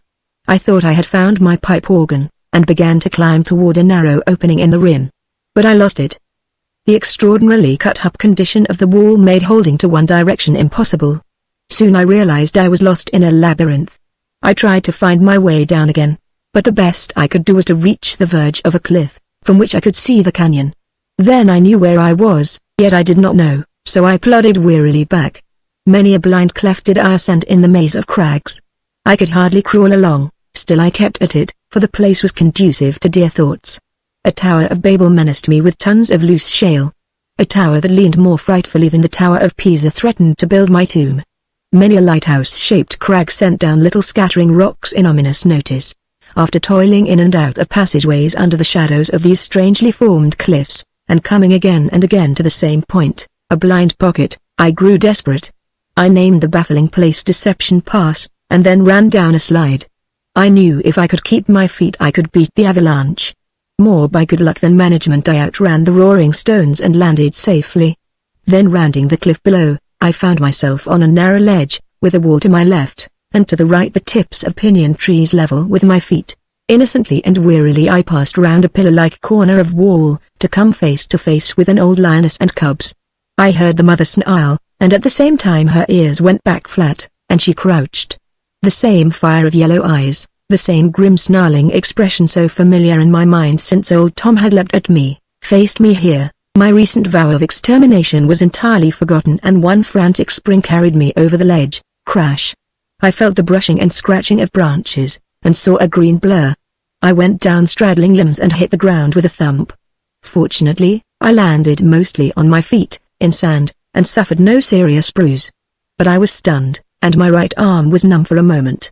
When I gathered myself together, instead of being grateful the ledge had not been on the face of Point Sublime from which I would most assuredly have leapt, I was the angriest man ever let loose in the Grand Canyon. Of course the cougars were far on their way by that time, and were telling neighbors about the brave hunter's leap for life, so I devoted myself to further efforts to find an outlet. The niche I had jumped into opened below, as did most of the breaks, and I worked out of it to the base of the rim wall, and tramped a long mile before I reached my own trail leading down. Resting every 5 steps, I climbed and climbed. My rifle grew to weigh a ton, my feet whirled, the camera strapped to my shoulder was the world. Soon climbing meant trapeze work, long reach of arm, and pull of weight, high step of foot, and spring of body. Where I had slid down with ease, I had to strain and raise myself by sheer muscle. I wore my left glove to tatters and threw it away to put the right one on my left hand. I thought many times I could not make another move, I thought my lungs would burst, but I kept on. When at last I surmounted the rim, I saw Jones, and flopped down beside him, and lay panting, dripping, boiling, with scorched feet, aching limbs and numb chest. "I've been here 2 hours," he said, "and I knew things were happening below, but to climb up that slide would kill me." I am not young anymore, and a steep climb like this takes a young heart. As it was, I had enough work. Look. He called my attention to his trousers. They had been cut to shreds, and the right trouser leg was missing from the knee down. His shin was bloody. Mose took a line along the rim, and I went after him with all my horse could do. I yelled for the boys, but they didn't come. Right here it is easy to go down. But below, where Mose started this line, it was impossible to get over the rim. The line led straight out of the pinions. I lost ground because of the thick brush and numerous trees. Then Mose doesn't bark often enough. He treed the lion twice. I could tell by the way he opened up and bayed. The rascal coon dog climbed the trees and chased the lion out. That's what Mose did. I got to an open space and saw him, and was coming up fine when he went down over a hollow which ran into the canyon. My horse tripped and fell, turning clear over with me before he threw me into the brush. I tore my clothes, and got this bruise, but wasn't much hurt. My horse is pretty lame. I began a recital of my experience, modestly omitting the incident where I bravely faced an old lioness. Upon consulting my watch, I found I had been almost 4 hours climbing out. At that moment, Frank poked a red face over the rim. He was in shirt sleeves, sweating freely, and bore a frown I had never seen before. He puffed like a porpoise, and at first could hardly speak. "Where were you all?" he panted. "Say. But maybe this hasn't been a chase. Jim and Wallace and me went tumbling down after the dogs, each one looking out for his particular dog, and darn me if I don't believe his lion, too. Don took one oozing down the canyon, with me hot-foot in it after him. And somewhere he treed that lion, right below me, in a box canyon, sort of an offshoot of the second rim, and I couldn't locate him. I blamed near killed myself more'n once. Look at my knuckles. Barked him sliding about a mile down a smooth wall. I thought once the lion had jumped Don, but soon I heard him barking again. All that time I heard sounder, and once I heard the pup. Jim yelled, and somebody was shooting. But I couldn't find nobody, or make nobody hear me. That canyon is a mighty deceiving place. You'd never think so till you go down. I wouldn't climb up it again for all the lions in buckskin. Hello. There comes Jim oozing up. Jim appeared just over the rim, and when he got up to us, dusty, torn and fagged out, with Don, Tiger and Ranger showing signs of collapse, we all blurted out questions. But Jim took his time. Sure, that canyon is one hell of a place. He began finally. Where was everybody? Tiger and the pup went down with me and treed a cougar. Yes, they did, and I sat under a pinyon holding the pup, while Tiger kept the cougar treed. I yelled and yelled. After about an hour or two, Wallace came pounding down like a giant. It was a sure thing we'd get the cougar, and Wallace was taking his picture when the blamed cat jumped. It was embarrassing, because he wasn't polite about how he jumped. We scattered some, and when Wallace got his gun, the cougar was humping down the slope, and he was going so fast and the pinions were so thick that Wallace couldn't get a fair shot, and missed. Tiger and the pup was so scared by the shots they wouldn't take the trail again. I heard someone shoot about 1,000,000 times, and sure thought the cougar was done for. Wallace went plunging down the slope and I followed. I couldn't keep up with him, he sure takes long steps and I lost him. I'm reckoning he went over the second wall. Then I made tracks for the top. Boys, the way you can see and hear things down in that canyon, and the way you can't hear and see things is pretty funny. If Wallace went over the second rim wall, will he get back today? We all asked. Sure, there's no telling. We waited, lounged, and slept for 3 hours, and were beginning to worry about our comrade when he hove in sight eastward, along the rim. He walked like a man whose next step would be his last. When he reached us, he fell flat, and lay breathing heavily for a while. Somebody once mentioned Israel Putnam's ascent of a hill, he said slowly. With all respect to history and a patriot, I wish to say Putnam never saw a hill. Ooze for camp, called out Frank. 5 o'clock found us round a bright fire, all casting ravenous eyes at a smoking supper. The smell of the Persian meat would have made a wolf of a vegetarian. I devoured 4 chops, and could not have been counted in the running. Jim opened a can of maple syrup which he had been saving for a grand occasion, and Frank went him one better with 2 cans of peaches. How glorious to be hungry, to feel the craving for food, and to be grateful for it, to realize that the best of life lies in the daily needs of existence, and to battle for them. Nothing could be stronger than the simple enumeration and statement of the facts of Wallace's experience after he left Jim. He chased the cougar, and kept it in sight, until it went over the second rim wall. Here he dropped over a precipice 20 feet high, to alight on the fan-shaped slide which spread toward the bottom. It began to slip and move by jerks, and then started off steadily, with an increasing roar. He rode an avalanche for 1,000 feet. The jar loosened boulders from the walls. When the slide stopped, Wallace extricated his feet and began to dodge the boulders. He had only time to jump over the large ones or dart to one side out of their way. He dared not run. He had to watch them coming. One huge stone hurtled over his head and smashed a pinyon tree below. When these had ceased rolling, and he had passed down to the red shale, he heard sound baying near, and knew a cougar had been treed or cornered. Hurdling the stones and dead pinions, Wallace ran a mile down the slope, only to find he had been deceived in the direction. He sheered off to the left. Sound as elusive bay came up from a deep cleft. Wallace plunged into a pinyon, climbed to the ground, skidded down a solid slide, to come upon an impassable the obstacle in the form of a solid wall of red granite.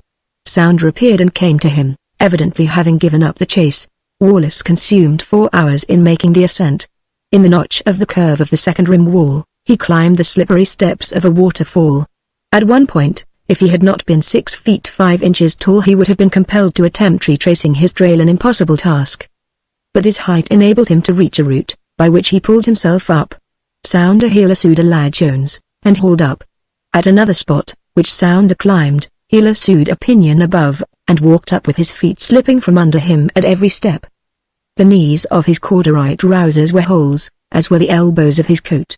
The sole of his left boot, which he used most in climbing, was gone, and so was his hat. Chapter 15 Jones on Cougars. The mountain lion, or cougar, of our Rocky Mountain region, is nothing more nor less than the panther. He is a little different in shape, color and size, which vary according to his environment. The panther of the Rockies is usually light, taking the grayish hue of the rocks. He is stockier and heavier of build, and stronger of limb than the eastern species, which difference comes from climbing mountains and springing down the cliffs after his prey. In regions accessible to man, or where man is encountered even rarely, the cougar is exceedingly shy, seldom or never venturing from cover during the day. He spends the hours of daylight high on the most rugged cliffs, sleeping and basking in the sunshine, and watching with wonderfully keen sight the valleys below. His hearing equals his sight, and if danger threatens, he always hears it in time to skulk away unseen. At night he steals down the mountainside toward deer or elk he has located during the day. Keeping to the lowest ravines and thickets, he creeps upon his prey. His cunning and ferocity are keener and more savage in proportion to the length of time he has been without food. As he grows hungrier and thinner, his skill and fierce strategy correspondingly increase. A well-fed cougar will creep upon and secure only about 1 in 7 of the deer, elk, antelope or mountain sheep that he stalks. But a starving cougar is another animal. He creeps like a snake, is as sure on the scent as a vulture, makes no more noise than a shadow, and he hides behind a stone or bush that would scarcely conceal a rabbit. Then he springs with terrific force and intensity of purpose, and seldom fails to reach his victim, and once the claws of a starved lion touch flesh, they never let go. A cougar seldom pursues his quarry after he has leapt and missed, either from disgust or failure, or knowledge that a second attempt would be futile. The animal making the easiest prey for the cougar is the elk. About every other elk attacked falls a victim. Deer are more fortunate, the ratio being 1 dead to 5 leapt at. The antelope, living on the lowlands or upland meadows, escapes 9 times out of 10, and the mountain sheep, or bighorn, seldom falls to the onslaught of his enemy. Once the lion gets a hold with a great forepaw, every movement of the struggling prey sinks the sharp, hooked claws deeper. Then as quickly as is possible, the lion fastens his teeth in the throat of his prey and grips till it is dead. In this way elk have carried lions for many rods. The lion seldom tears the skin of the neck, and never, as is generally supposed, sucks the blood of its victim, but he cuts into the side, just behind the foreshoulder, and eats the liver first. He rolls the skin back as neatly and tightly as a person could do it. When he has gorged himself, he drags the carcass into a ravine or dense thicket, and rakes leaves, sticks or dirt over it to hide it from other animals. Usually he returns to his cache on the second night, and after that the frequency of his visits depends on the supply of fresh prey. In remote regions, unfrequented by man, the lion will guard his cache from coyote and buzzards.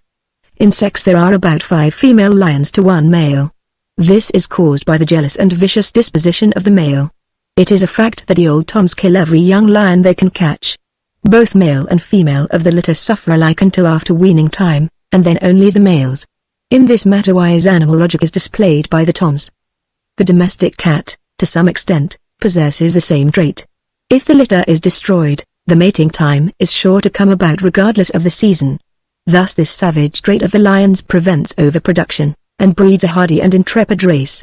If by chance or the cardinal feature of animal life the survival of the fittest, a young male lion escapes to the weaning time, even after that he is persecuted. Young male lions have been killed and found to have had their flesh beaten until it was a mass of bruises, and undoubtedly it had been the work of an old Tom. Moreover, old males and females have been killed, and found to be in the same bruised condition. A feature, and a conclusive one, is the fact that invariably the female is suckling her young at this period, and sustains the bruises in desperately defending her litter. It is astonishing how cunning, wise and faithful an old lioness is. She seldom leaves her kittens. From the time they are 6 weeks old she takes them out to train them for the battles of life, and the struggle continues from birth to death. A lion hardly ever dies naturally. As soon as night descends, the lioness stealthily stalks forth, and because of her little ones, takes very short steps. The cubs follow, stepping in their mother's tracks. When she crouches for game, each little lion crouches also, and each one remains perfectly still until she springs, or signals them to come. If she secures the prey, they all gorge themselves. After the feast the mother takes her back trail, stepping in the tracks she made coming down the mountain. And the cubs are very careful to follow suit, and not to leave marks of their trail in the soft snow. No doubt this habit is practiced to keep their deadly enemies in ignorance of their existence. The old Toms and white hunters are their only foes. Indians never kill a lion. This trick of the lions has fooled many a hunter, concerning not only the direction, but particularly the number. The only successful way to hunt lions is with trained dogs. A good hound can trail them for several hours after the tracks have been made, and on a cloudy or wet day can hold the scent much longer.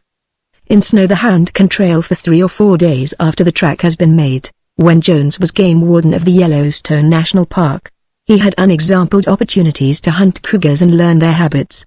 All the cougars in that region of the Rockies made a rendezvous of the game preserve. Jones soon procured a pack of hounds, but as they had been trained to run deer, foxes and coyotes he had great trouble. They would break on the trail of these animals, and also on elk and antelope just when this was farthest from his wish. He soon realized that to train the hounds was a sore task. When they refused to come back at his call, he stung them with fine shot, and in this manner taught obedience. But obedience was not enough, the hounds must know how to follow and tree a lion. With this in mind, Jones decided to catch a lion alive and give his dogs practical lessons. A few days after reaching this decision, he discovered the tracks of 2 lions in the neighborhood of Mount Everett. The hounds were put on the trail and followed it into an abandoned coal shaft. Jones recognized this as his opportunity, and taking his lasso and an extra rope, he crawled into the hole. Not 15 feet from the opening sat one of the cougars, snarling and spitting.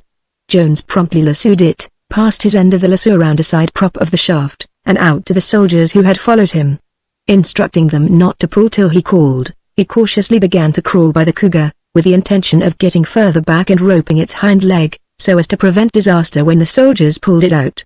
He accomplished this, not without some uneasiness in regard to the second lion, and giving the word to his companions, soon had his captive hauled from the shaft and tied so tightly it could not move.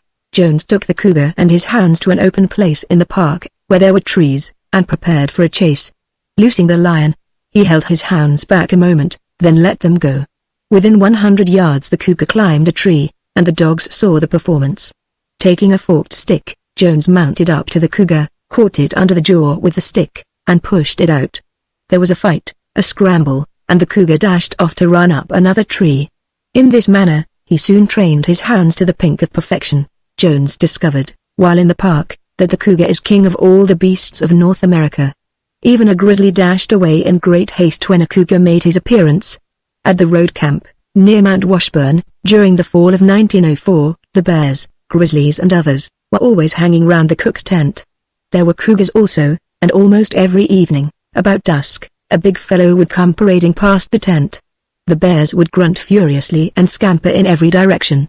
It was easy to tell when a cougar was in the neighborhood, by the peculiar grunts and snorts of the bears, and the sharp, distinct, alarmed yelps of coyotes. A lion would just as lief kill a coyote as any other animal, and he would devour it, too. As to the fighting of cougars and grizzlies, that was a mooted question, with the credit on the side of the former. The story of the doings of cougars, as told in The Snow, was intensely fascinating and tragic. How they stalked deer and elk, crept to within springing distance, then crouched flat to leap, was as easy to read as if it had been told in print. The leaps and bounds were beyond belief. The longest leap on a level measured 18½ feet. Jones trailed a half-grown cougar, which in turn was trailing a big elk. He found where the cougar had struck his game, had clung for many rods, to be dashed off by the low limb of a spruce tree. The imprint of the body of the cougar was a foot deep in the snow. Blood and tufts of hair covered the place. But there was no sign of the cougar renewing the chase. In rare cases cougars would refuse to run, or take to trees.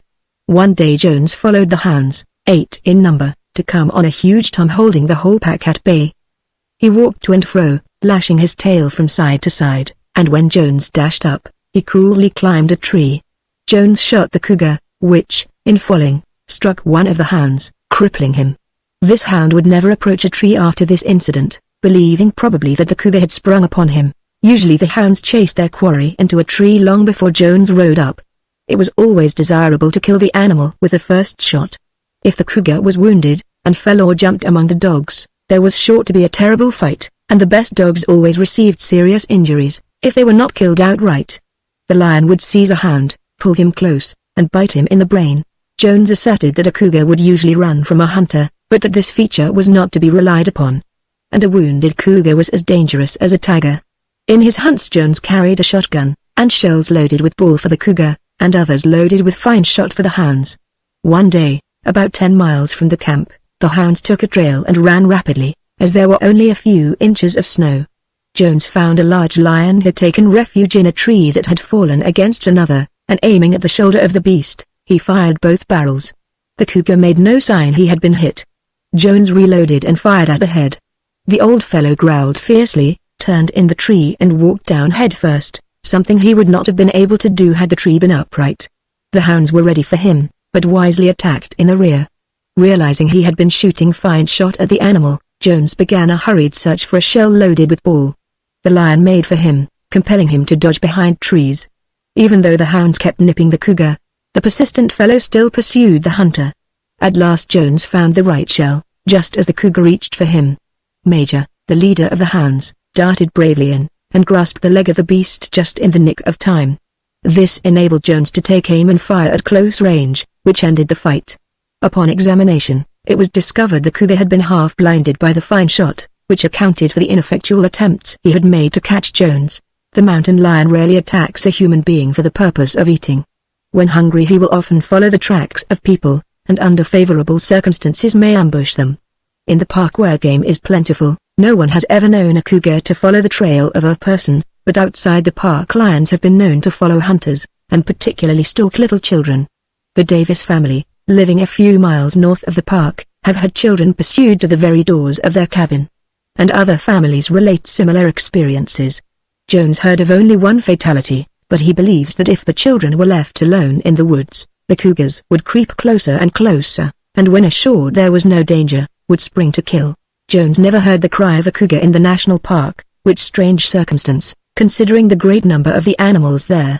He believed to be on account of the abundance of game. But he had heard it when a boy in Illinois, and when a man all over the West, and the cry was always the same, weird and wild, like the scream of a terrified woman. He did not understand the significance of the cry, unless it meant hunger, or the wailing mourn of a lioness for her murdered cubs. The destructiveness of this savage species was murderous. Jones came upon one old Tom's den, where there was a pile of 19 elk, mostly yearlings. Only 5 or 6 had been eaten. Jones hunted this old fellow for months, and found that the lion killed on the average 3 animals a week. The hounds got him up at length, and chased him to the Yellowstone River, which he swam at a point impassable for man or horse. One of the dogs, a giant bloodhound named Jack, swam the swift channel, kept on after the lion, but never returned. All cougars have their peculiar traits and habits, the same as other creatures, and all old Toms have strongly marked characteristics, but this one was the most destructive cougar Jones ever knew. During Jones's short sojourn as warden in the park, he captured numerous cougars alive, and killed 72. Chapter 16 Kitty. It seemed my eyelids had scarcely touched when Jones's exasperating, yet stimulating, yell aroused me. Day was breaking. The moon and stars shone with one luster. A white, snowy frost silvered the forest. Old Mose had curled close beside me, And now he gazed at me reproachfully and shivered. Lawson came hustling in with the horses. Jim busied himself around the campfire. My fingers nearly froze while I saddled my horse. At 5 o'clock we were trotting up the slope of Buckskin, bound for the section of ruined rim wall where we had encountered the convention of cougars. Hoping to save time, we took a shortcut, and were soon crossing deep ravines. The sunrise coloring the purple curtain of cloud over the canyon was too much for me, and I lagged on a high ridge to watch it, thus falling behind my more practical companions. A far-off wahoo brought me to a realization of the day's stern duty, and I hurried Satan forward on the trail. I came suddenly upon our leader, leading his horse through the scrub pinyon on the edge of the canyon, and I knew at once something had happened, for he was closely scrutinizing the ground. "I declare this beats me all hollow," began Jones. "We might be hunting rabbits instead of the wildest animals on the continent. We jumped a bunch of lions in this clump of pinyon. There must have been at least 4. I thought first we'd run upon an old lioness with cubs, but all the trails were made by full-grown lions. Mose took one north along the rim, same as the other day, but the lion got away quick. Frank saw one lion. Wallace is following Sounder down into the first hollow. Jim has gone over the rim wall after dawn. You are 4 lions playing tag in broad daylight on top of this wall. I'm inclined to believe Clark didn't exaggerate. But confound the luck. The hounds have split again. They're doing their best, of course, and it's up to us to stay with them. I'm afraid we'll lose some of them. Hello. I hear a signal. That's from Wallace. Wahoo! Wahoo! There he is, coming out of the hollow. The tall Californian reached us presently with Sounder beside him. He reported that the hound had chased a lion into an impassable break. We then joined Frank on a jutting crag of the canyon wall. Wahoo! Yelled Jones. There was no answer except the echo, and it rolled up out of the chasm with strange, hollow mockery. "Don took a cougar down this slide," said Frank. "I saw the brute, and Don was making him hump. Aha! There. Listen to that." From the green and yellow depths soared the faint yelp of a hound. "That's Don! That's Don!" cried Jones. "He's hot on something. Where's Sounder?" "Hiya, Sounder. By George! There he goes down the slide. Hear him. He's opened up. Hi. Hi. Hi." The deep, full mellow bay of the hound came ringing on the clear air. "Wallace, you go down. Frank and I will climb out on that pointed crag. Gray, you stay here. Then we'll have the slide between us. Listen and watch." From my promontory I watched Wallace go down with his gigantic strides, sending the rocks rolling and cracking, and then I saw Jones and Frank crawl out to the end of a crumbling ruin of yellow wall which threatened to go splintering and thundering down into the abyss. I thought, as I listened to the penetrating voice of the hound, that nowhere on earth could there be a grander scene for wild action, wildlife. My position afforded a commanding view over 100 miles of the noblest and the most sublime work of nature. The rim wall where I stood sheered down 1,000 feet, to meet a long wooded slope which cut abruptly off into another giant precipice. A second long slope descended, and jumped off into what seemed the grave of the world. Most striking in that vast void were the long, irregular points of rim wall, protruding into the Grand Canyon. From Point Sublime to the Pink Cliffs of Utah there were 12 of these colossal gapes, miles apart, some sharp, some round, some blunt, all rugged and bold. The great chasm in the middle was full of purple smoke. It seemed a mighty sepulchre from which misty fumes rolled upward. The turrets, mesas, domes, parapets and escarpments of yellow and red rock gave the appearance of an architectural work of giant hands. The wonderful river of silt, the blood-red, mystic and sullen Rio Colorado, lay hidden except in one place far away, where it glimmered wanly. Thousands of colors were blended before my rapt gaze. Yellow predominated, as the walls and crags lorded it over the lower cliffs and tables. Red glared in the sunlight, green softened these too, and then purple and violet, gray, blue and the darker hues shaded away into dim and distinct obscurity. Excited yells from my companions on the other crag recalled me to the living aspect of the scene. Jones was leaning far down in a niche, at seeming great hazard of life, yelling with all the power of his strong lungs. Frank stood still further out on a cracked point that made me tremble, and his yell reinforced Jones's. From far below rolled up a chorus of thrilling bays and yelps, and Jim's call, faint, but distinct on that wonderfully thin air, with its unmistakable note of warning. Then on the slide I saw a lion headed for the rim wall and climbing fast. I added my exultant cry to the medley, and I stretched my arms wide to that illimitable void and gloried in a moment full to the brim of the tingling joy of existence. I did not consider how painful it must have been to the toiling lion. It was only the spell of wild environment, of perilous yellow crags, of thin, dry air, of voice of man and dog, of the stinging expectation of sharp action, of life. I watched the lion growing bigger and bigger. I saw Don and Sounder run from the pinion into the open slide, and heard their impetuous burst of wild yelps as they saw their game. Then Jones's clarion yell made me bound for my horse. I reached him, was about to mount, when Mose came trotting toward me. I caught the old gladiator. When he heard the chorus from below, he plunged like a mad bull. With both arms round him I held on. I vowed never to let him get down that slide. He howled and tore, but I held on. My big black horse with his laid back stood like a rock. I heard the pattering of little sliding rocks below, stealthy padded footsteps and hard panting breaths, almost like coughs. Then the lion passed out of the slide not 20 feet away. He saw us, and sprang into the pinion scrub with the leap of a scared deer. Samson himself could no longer have held Mose. Away he darted with his sharp, angry bark. I flung myself upon Satan and rode out to see Jones ahead and Frank flashing through the green on the white horse. At the end of the pinion thicket Satan overhauled Jones's bay, and we entered the open forest together. We saw Frank glinting across the dark pines. "Hi! Hi!" yelled the colonel. No need was there to whip or spur those magnificent horses. They were fresh, the course was open, and smooth as a racetrack, and the impelling chorus of the hounds was in full blast. I gave Satan a loose rein, and he stayed neck and neck with the bay. There was not a log, nor a stone, nor a gully. The hollows grew wider and shallower as we raced along, and presently disappeared altogether. The lion was running straight from the canyon, and the certainty that he must sooner or later take to a tree, brought from me a yell of irresistible wild joy. "Hi! Hi! Hi!" answered Jones. The whipping wind with its pine-scented fragrance, warm as the breath of summer, was intoxicating as wine. The huge pines, too kingly for close communion with their kind, made wide arches under which the horses stretched out long and low, with supple, springy, powerful strides. Frank's yell rang clear as a bell. We saw him curve to the right, and took his yell as a signal for us to cut across. Then we began to close in on him, and to hear more distinctly the baying of the hounds. "Hi! Hi! Hi! Hi!"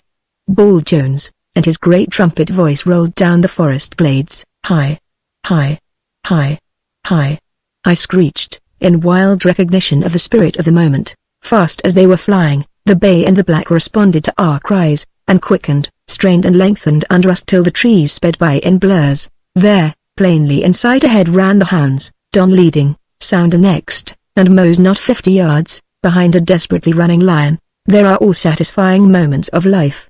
That chase through the open forest, under the stately pines, with the wild, tawny quarry in plain sight, and the glad staccato yelps of the hounds filling my ears and swelling my heart, with the splendid action of my horse carrying me on the wings of the wind, was glorious answer and fullness to the call and hunger of a hunter's blood. But as such moments must be, they were brief. The lion leapt gracefully into the air, splintering the bark from a pine 15 feet up, and crouched on a limb. The hounds tore madly round the tree. "Full-grown female," said Jones calmly, as we dismounted, "and she's ours. We'll call her Kitty." Kitty was a beautiful creature, long, slender, glossy, with white belly and black-tipped ears and tail. She did not resemble the heavy, grim-faced brute that always hung in the air of my dreams. A low, brooding menacing murmur, that was not a snarl nor a growl, came from her. She watched the dogs with bright, steady eyes, and never so much as looked at us. The dogs were worth attention, even from us, who certainly did not need to regard them from her personally hostile point of view. Don stood straight up, with his forepaws beating the air.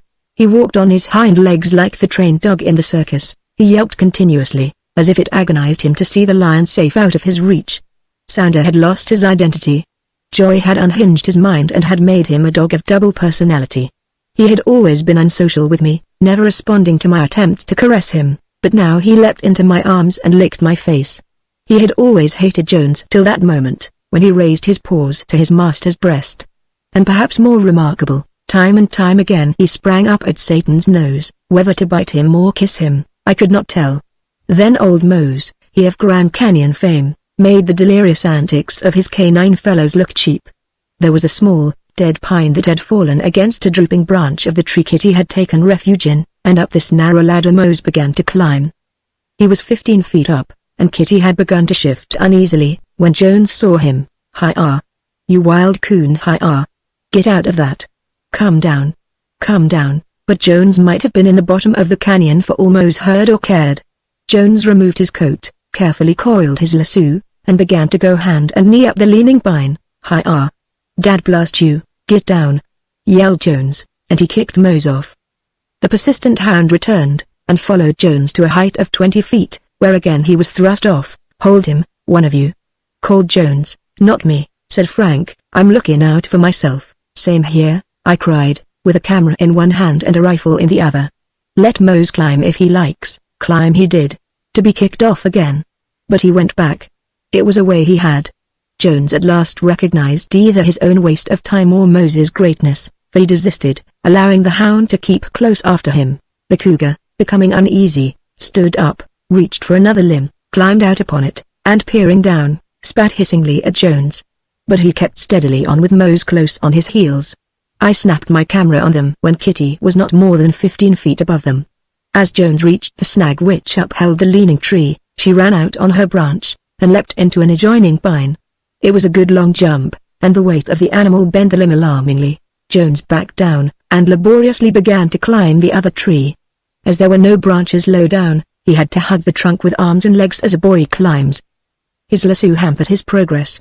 When the slow ascent was accomplished up to the first branch, Kitty leapt back into her first perch. Strange to say, Jones did not grumble. None of his characteristic impatience manifested itself. I suppose with him all the exasperating weights, vexatious obstacles, were little things preliminary to the real work, to which he had now come. He was calm and deliberate, and slid down the pine, walked back to the leaning tree, and while resting a moment, shook his lasso at Kitty. This action fitted him, somehow, it was so compatible with his grim assurance. To me, and to Frank, also, for that matter, it was all new and startling, and we were as excited as the dogs. We kept continually moving about, Frank mounted, and I afoot, to get good views of the cougar. When she crouched as if to leap, it was almost impossible to remain under the tree, and we kept moving. Once more Jones crept up on hands and knees. Mose walked the slanting pine like a rope performer. Kitty began to grow restless. This time she showed both anger and impatience, but did not yet appear frightened. She growled low and deep, opened her mouth and hissed, and swung her tufted tail faster and faster. Look out, Jones. Look out, yelled Frank warningly. Jones, who had reached the trunk of the tree, halted and slipped round it, placing it between him and Kitty. She had advanced on her limb, a few feet above Jones, and threateningly hung over. Jones backed down a little till she crossed to another branch, then he resumed his former position. Watch below, called he. Hardly any doubt was there as to how we watched. Frank and I were all eyes, except very high and throbbing hearts. When Jones thrashed the lasso at Kitty we both yelled. She ran out on the branch and jumped. This time she fell short of her point, clutched a dead snag, which broke, letting her through a bushy branch from where she hung head downward. For a second she swung free, then reaching toward the tree caught it with front paws, ran down like a squirrel, and leapt off when 30 feet from the ground. The action was as rapid as it was astonishing. Like a yellow rubber ball she bounded up, and fled with the yelping hounds at her heels. The chase was short. At the end of 100 yards Mose caught up with her and nipped her. She whirled with savage suddenness, and lunged at Mose, but he cunningly eluded the vicious paws. Then she sought safety in another pine. Frank, who was as quick as the hounds, almost rode them down in his eagerness. While Jones descended from his perch, I led the two horses down the forest. This time the cougar was well out on a low spreading branch. Jones conceived the idea of raising the loop of his lasso on a long pole, but as no pole of sufficient length could be found, he tried from the back of his horse. The bay walked forward well enough. When, however, he got under the beast and heard her growl, he reared and almost threw Jones. Frank's horse could not be persuaded to go near the tree. Satan evinced no fear of the cougar, and without flinching carried Jones directly beneath the limb and stood with his back and forelegs stiff. Look at that! Look at that! Cried Jones, as the wary cougar poured the loop aside. 3 successive times did Jones have the lasso just ready to drop over her neck, when she flashed a yellow paw and knocked the noose awry. Then she leapt far out over the waiting dogs, struck the ground with a light, sharp thud, and began to run with the speed of a deer. Frank's cowboy training now stood us in good stead. He was off like a shot and turned the cougar from the direction of the canyon. Jones lost not a moment in pursuit, and I, Left with Jones's badly frightened bay, got going in time to see the race, but not to assist. For several hundred yards Kitty made the hounds appear slow. Don, being swiftest, gained on her steadily toward the close of the dash, and presently was running under her upraised tail. On the next jump he nipped her. She turned and sent him reeling. Sounder came flying up to bite her flank, and at the same moment fierce old Mose closed in on her. The next instant a struggling mass whirled on the ground. Jones and Frank, yelling like demons, almost rode over it. The cougar broke from her assailants, and dashing away leapt on the first tree. It was a half-dead pine with short snags low down and a big branch extending out over a ravine. "I think we can hold her now," said Jones. The tree proved to be a most difficult one to climb. Jones made several ineffectual attempts before he reached the first limb, which broke, giving him a hard fall. This calmed me enough to make me take notice of Jones's condition. He was wet with sweat and covered with the black pitch from the pines, his shirt was slit down the arm, and there was blood on his temple and his hand. The next attempt began by placing a good-sized log against the tree, and proved to be the necessary help. Jones got hold of the second limb and pulled himself up. As he kept on, Kitty crouched low as if to spring upon him. Again Frank and I sent warning calls to him, but he paid no attention to us or to the cougar, and continued to climb. This worried Kitty as much as it did us. She began to move on the snags, stepping from one to the other, every moment snarling at Jones, and then she crawled up. The big branch evidently took her eye. She tried several times to climb up to it, but small snags close together made her distrustful. She walked uneasily out upon two limbs, and as they bent with her weight she hurried back. Twice she did this, each time looking up, showing her desire to leap to the big branch. Her distress became plainly evident. A child could have seen that she feared she would fall. At length, in desperation, she spat at Jones, then ran out and leapt. She all but missed the branch, but succeeded in holding to it and swinging to safety. Then she turned to her tormentor, and gave utterance to most savage sounds. As she did not intimidate her pursuer, she retreated out on the branch, which sloped down at a deep angle, and crouched on a network of small limbs. When Jones had worked up a little farther, he commanded a splendid position for his operations. Kitty was somewhat below him in a desirable place, yet the branch she was on joined the tree considerably above his head. Jones cast his lasso. It caught on a snag. Throw after throw he made with like result. He recoiled and recast 19 times, to my count, when Frank made a suggestion: rope those dead snags and break them off. This practical idea Jones soon carried out, which left him a clear path. The next fling of the lariat caused the cougar angrily to shake her head. Again Jones sent the noose flying. She pulled it off her back and bit it savagely. Though very much excited, I tried hard to keep sharp, keen faculties alert so as not to miss a single detail of the thrilling scene. But I must have failed, for all of a sudden I saw how Jones was standing in the tree, something I had not before appreciated. He had one hand hold, which he could not use while recoiling the lasso, and his feet rested upon a precariously frail-appearing, dead snag. He made 11 casts of the lasso, all of which bothered Kitty, but did not catch her. The 12th caught her front paw. Jones jerked so quickly and hard that he almost lost his balance, and he pulled the noose off. Patiently he recoiled the lasso. "That's what I want. If I can get her front paw she's ours. My idea is to pull her off the limb, let her hang there, and then lasso her hind legs." Another cast, the unlucky 13th, settled the loop perfectly round her neck. She chewed on the rope with her front teeth and appeared to have difficulty in holding it. "Easy. Easy. Ooze that rope.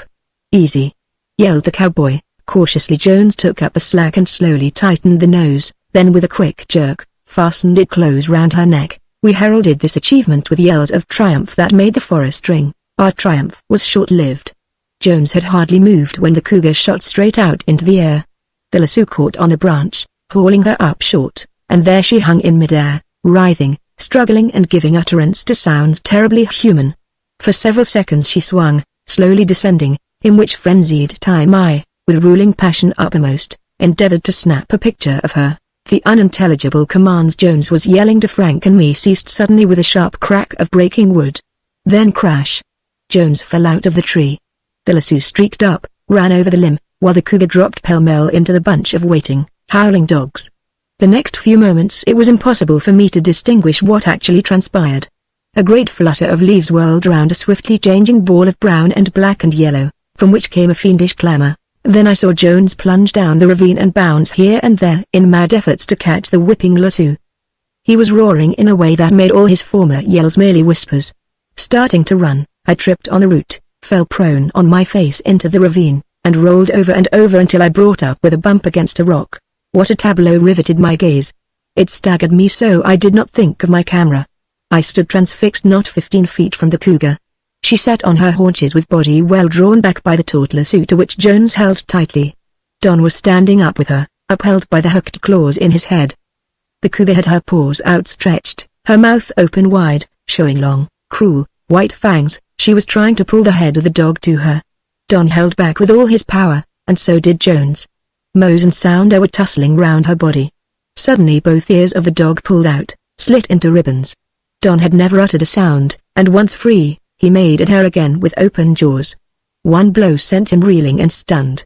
Then began again that wrestling whirl. "Beat off the dogs! Beat off the dogs!" roared Jones. "She'll kill them! She'll kill them!" Frank and I seized clubs and ran in upon the confused furry mass, forgetful of peril to ourselves. In the wild contagion of such a savage moment the minds of men revert wholly to primitive instincts. We swung our clubs and yelled. We fought all over the bottom of the ravine, crashing through the bushes, over logs and stones. I actually felt the soft fur of the cougar at one fleeting instant. The dogs had the strength born of insane fighting spirit. At last we pulled them to where Don lay, half stunned, and with an arm tight round each, I held them while Frank turned to help Jones. The disheveled Jones, bloody, grim as death, his heavy jaw locked, stood holding to the lasso. The cougar, her sides shaking with short, quick pants, crouched low on the ground with eyes of purple fire. "For God's sake, get a half hitch on the sapling," called the cowboy. His quick grasp of the situation averted a tragedy. Jones was nearly exhausted, even as he was beyond thinking for himself or giving up. The cougar sprang, a yellow, frightful flash.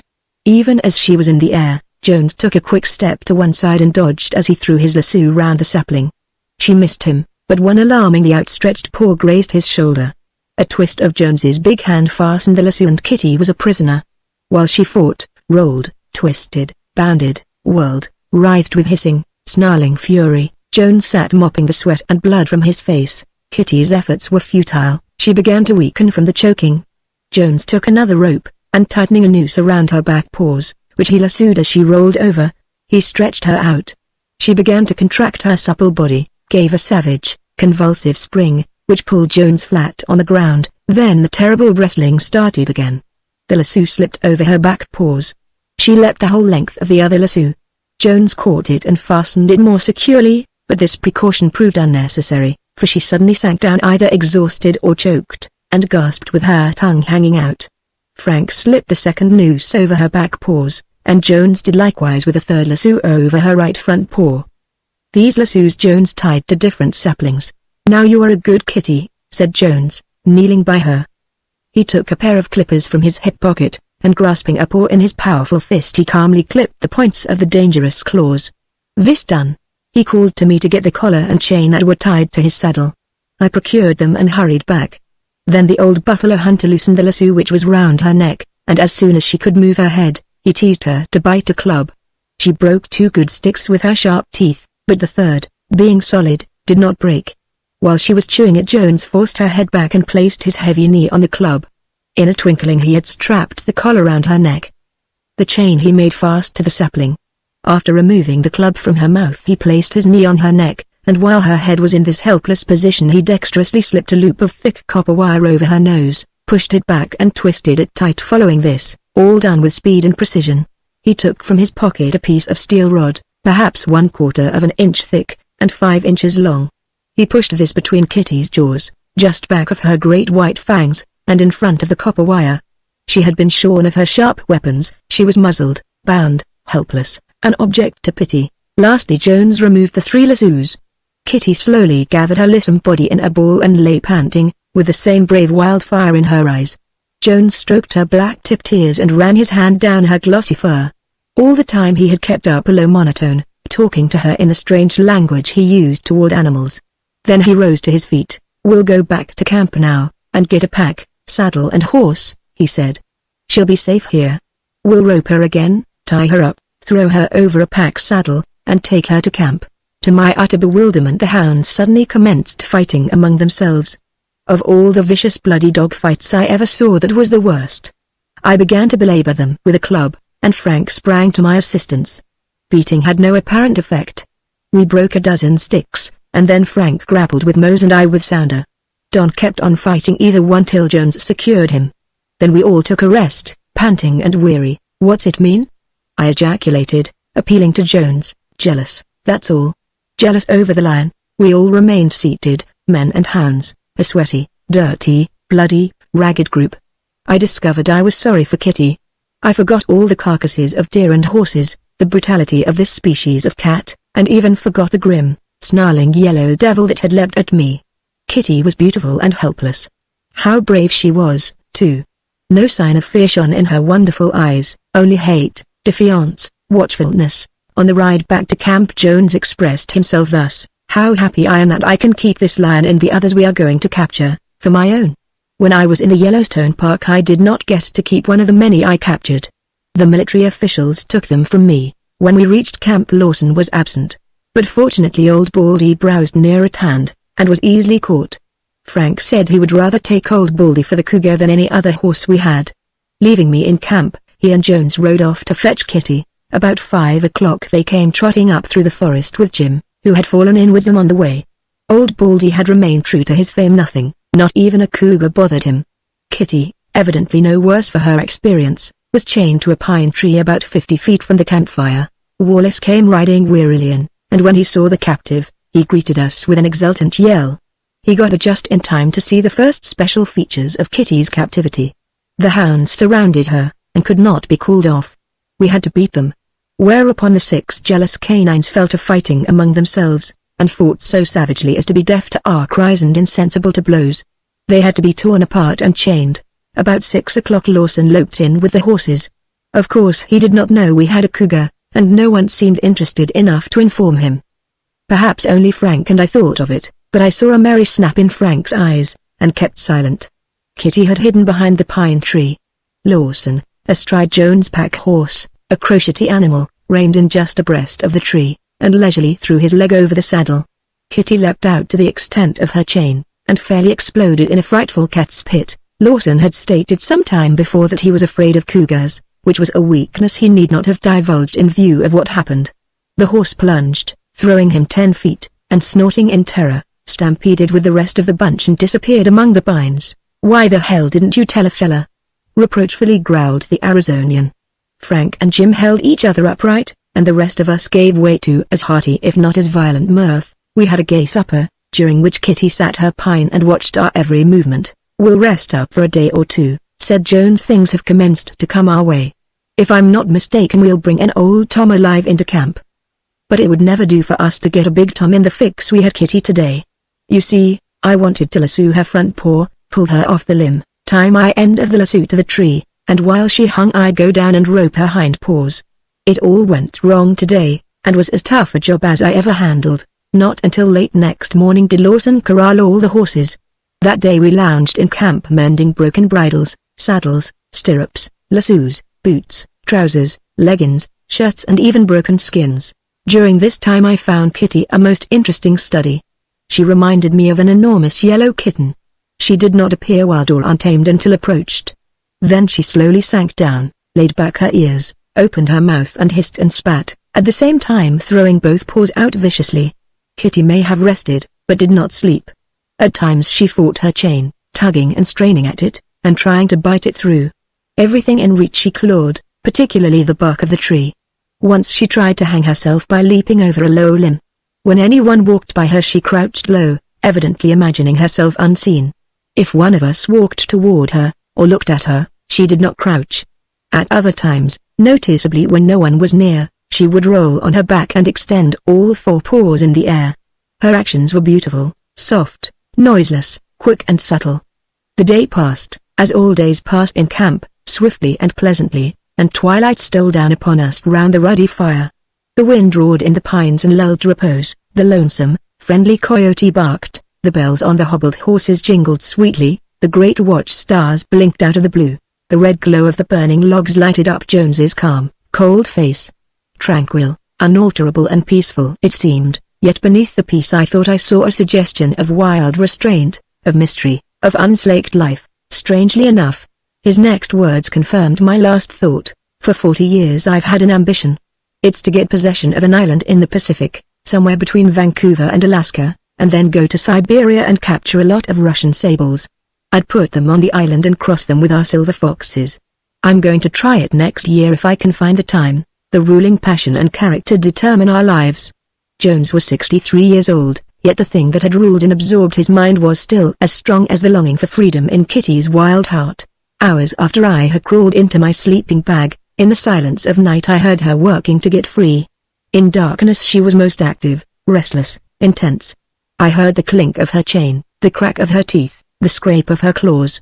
How tireless she was. I recalled the wistful light in her eyes that saw, no doubt, far beyond the campfire to the yellow crags, to the great downward slopes, to freedom. I slipped my elbow out of the bag and raised myself. Dark shadows were hovering under the pines. I saw Kitty's eyes gleam like sparks, and I seemed to see in them the hate, the fear, the terror she had of the clanking thing that bound her. I shivered, perhaps from the cold night wind which moaned through the pines. I saw the stars glittering pale and far off, and under their one light the still, set face of Jones, and blanketed forms of my other companions.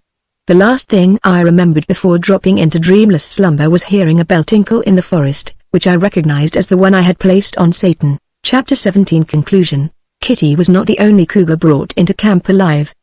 The ensuing days were fruitful of cougars and adventure.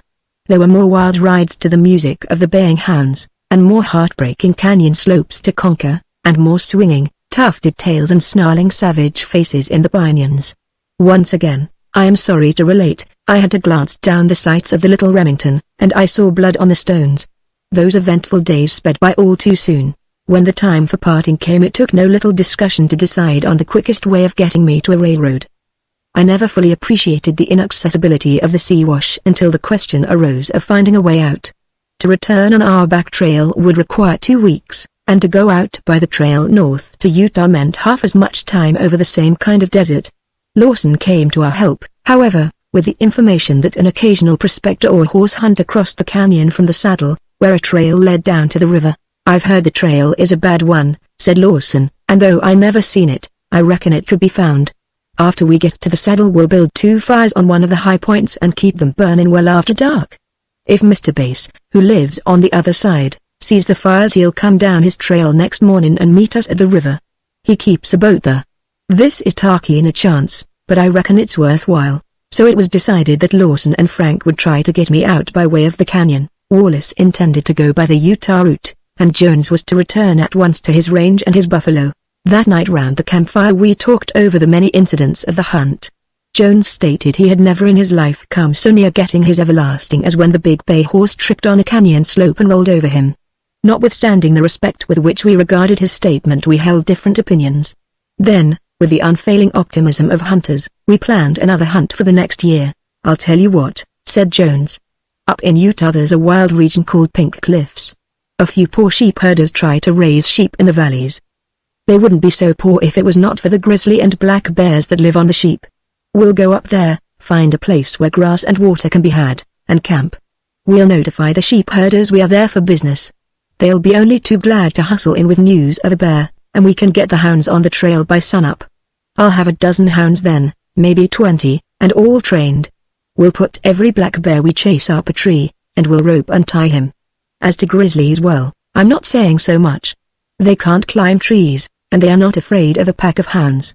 If we rounded up a grizzly, got him cornered, and threw a rope on him, there'd be some fun, eh, Jim?" "Sure there would," Jim replied. On the strength of this I stored up food for future thought and thus reconciled myself to bidding farewell to the purple canyons and shaggy slopes of Buckskin Mountain. At 5 o'clock next morning we were all stirring.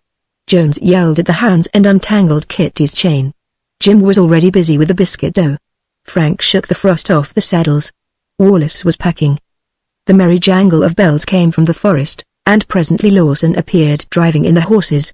I caught my black and saddled him, then realizing we were soon to part one could not resist giving him a hug. An hour later we all stood at the head of the trail leading down into the chasm. The east gleamed rosy red. Powell's Plateau loomed up in the distance, and under it showed the dark fringed dip in the rim called the Saddle. Blue mist floated round the mesas and domes. Lawson led the way down the trail. Frank started Old Baldy with the pack. "Come," he called, "be oozing along." I spoke the last goodbye and turned Satan into the narrow trail. When I looked back, Jones stood on the rim with the fresh glow of dawn shining on his face. The trail was steep, and claimed my attention and care, but time and time again I gazed back. Jones waved his hand till a huge jutting cliff walled him from view. Then I cast my eyes on the rough descent and the wonderful void beneath me. In my mind lingered the pleasing consciousness of my last sight of the old plainsman. He fitted the scene, he belonged there among the silent pines and the yellow crags.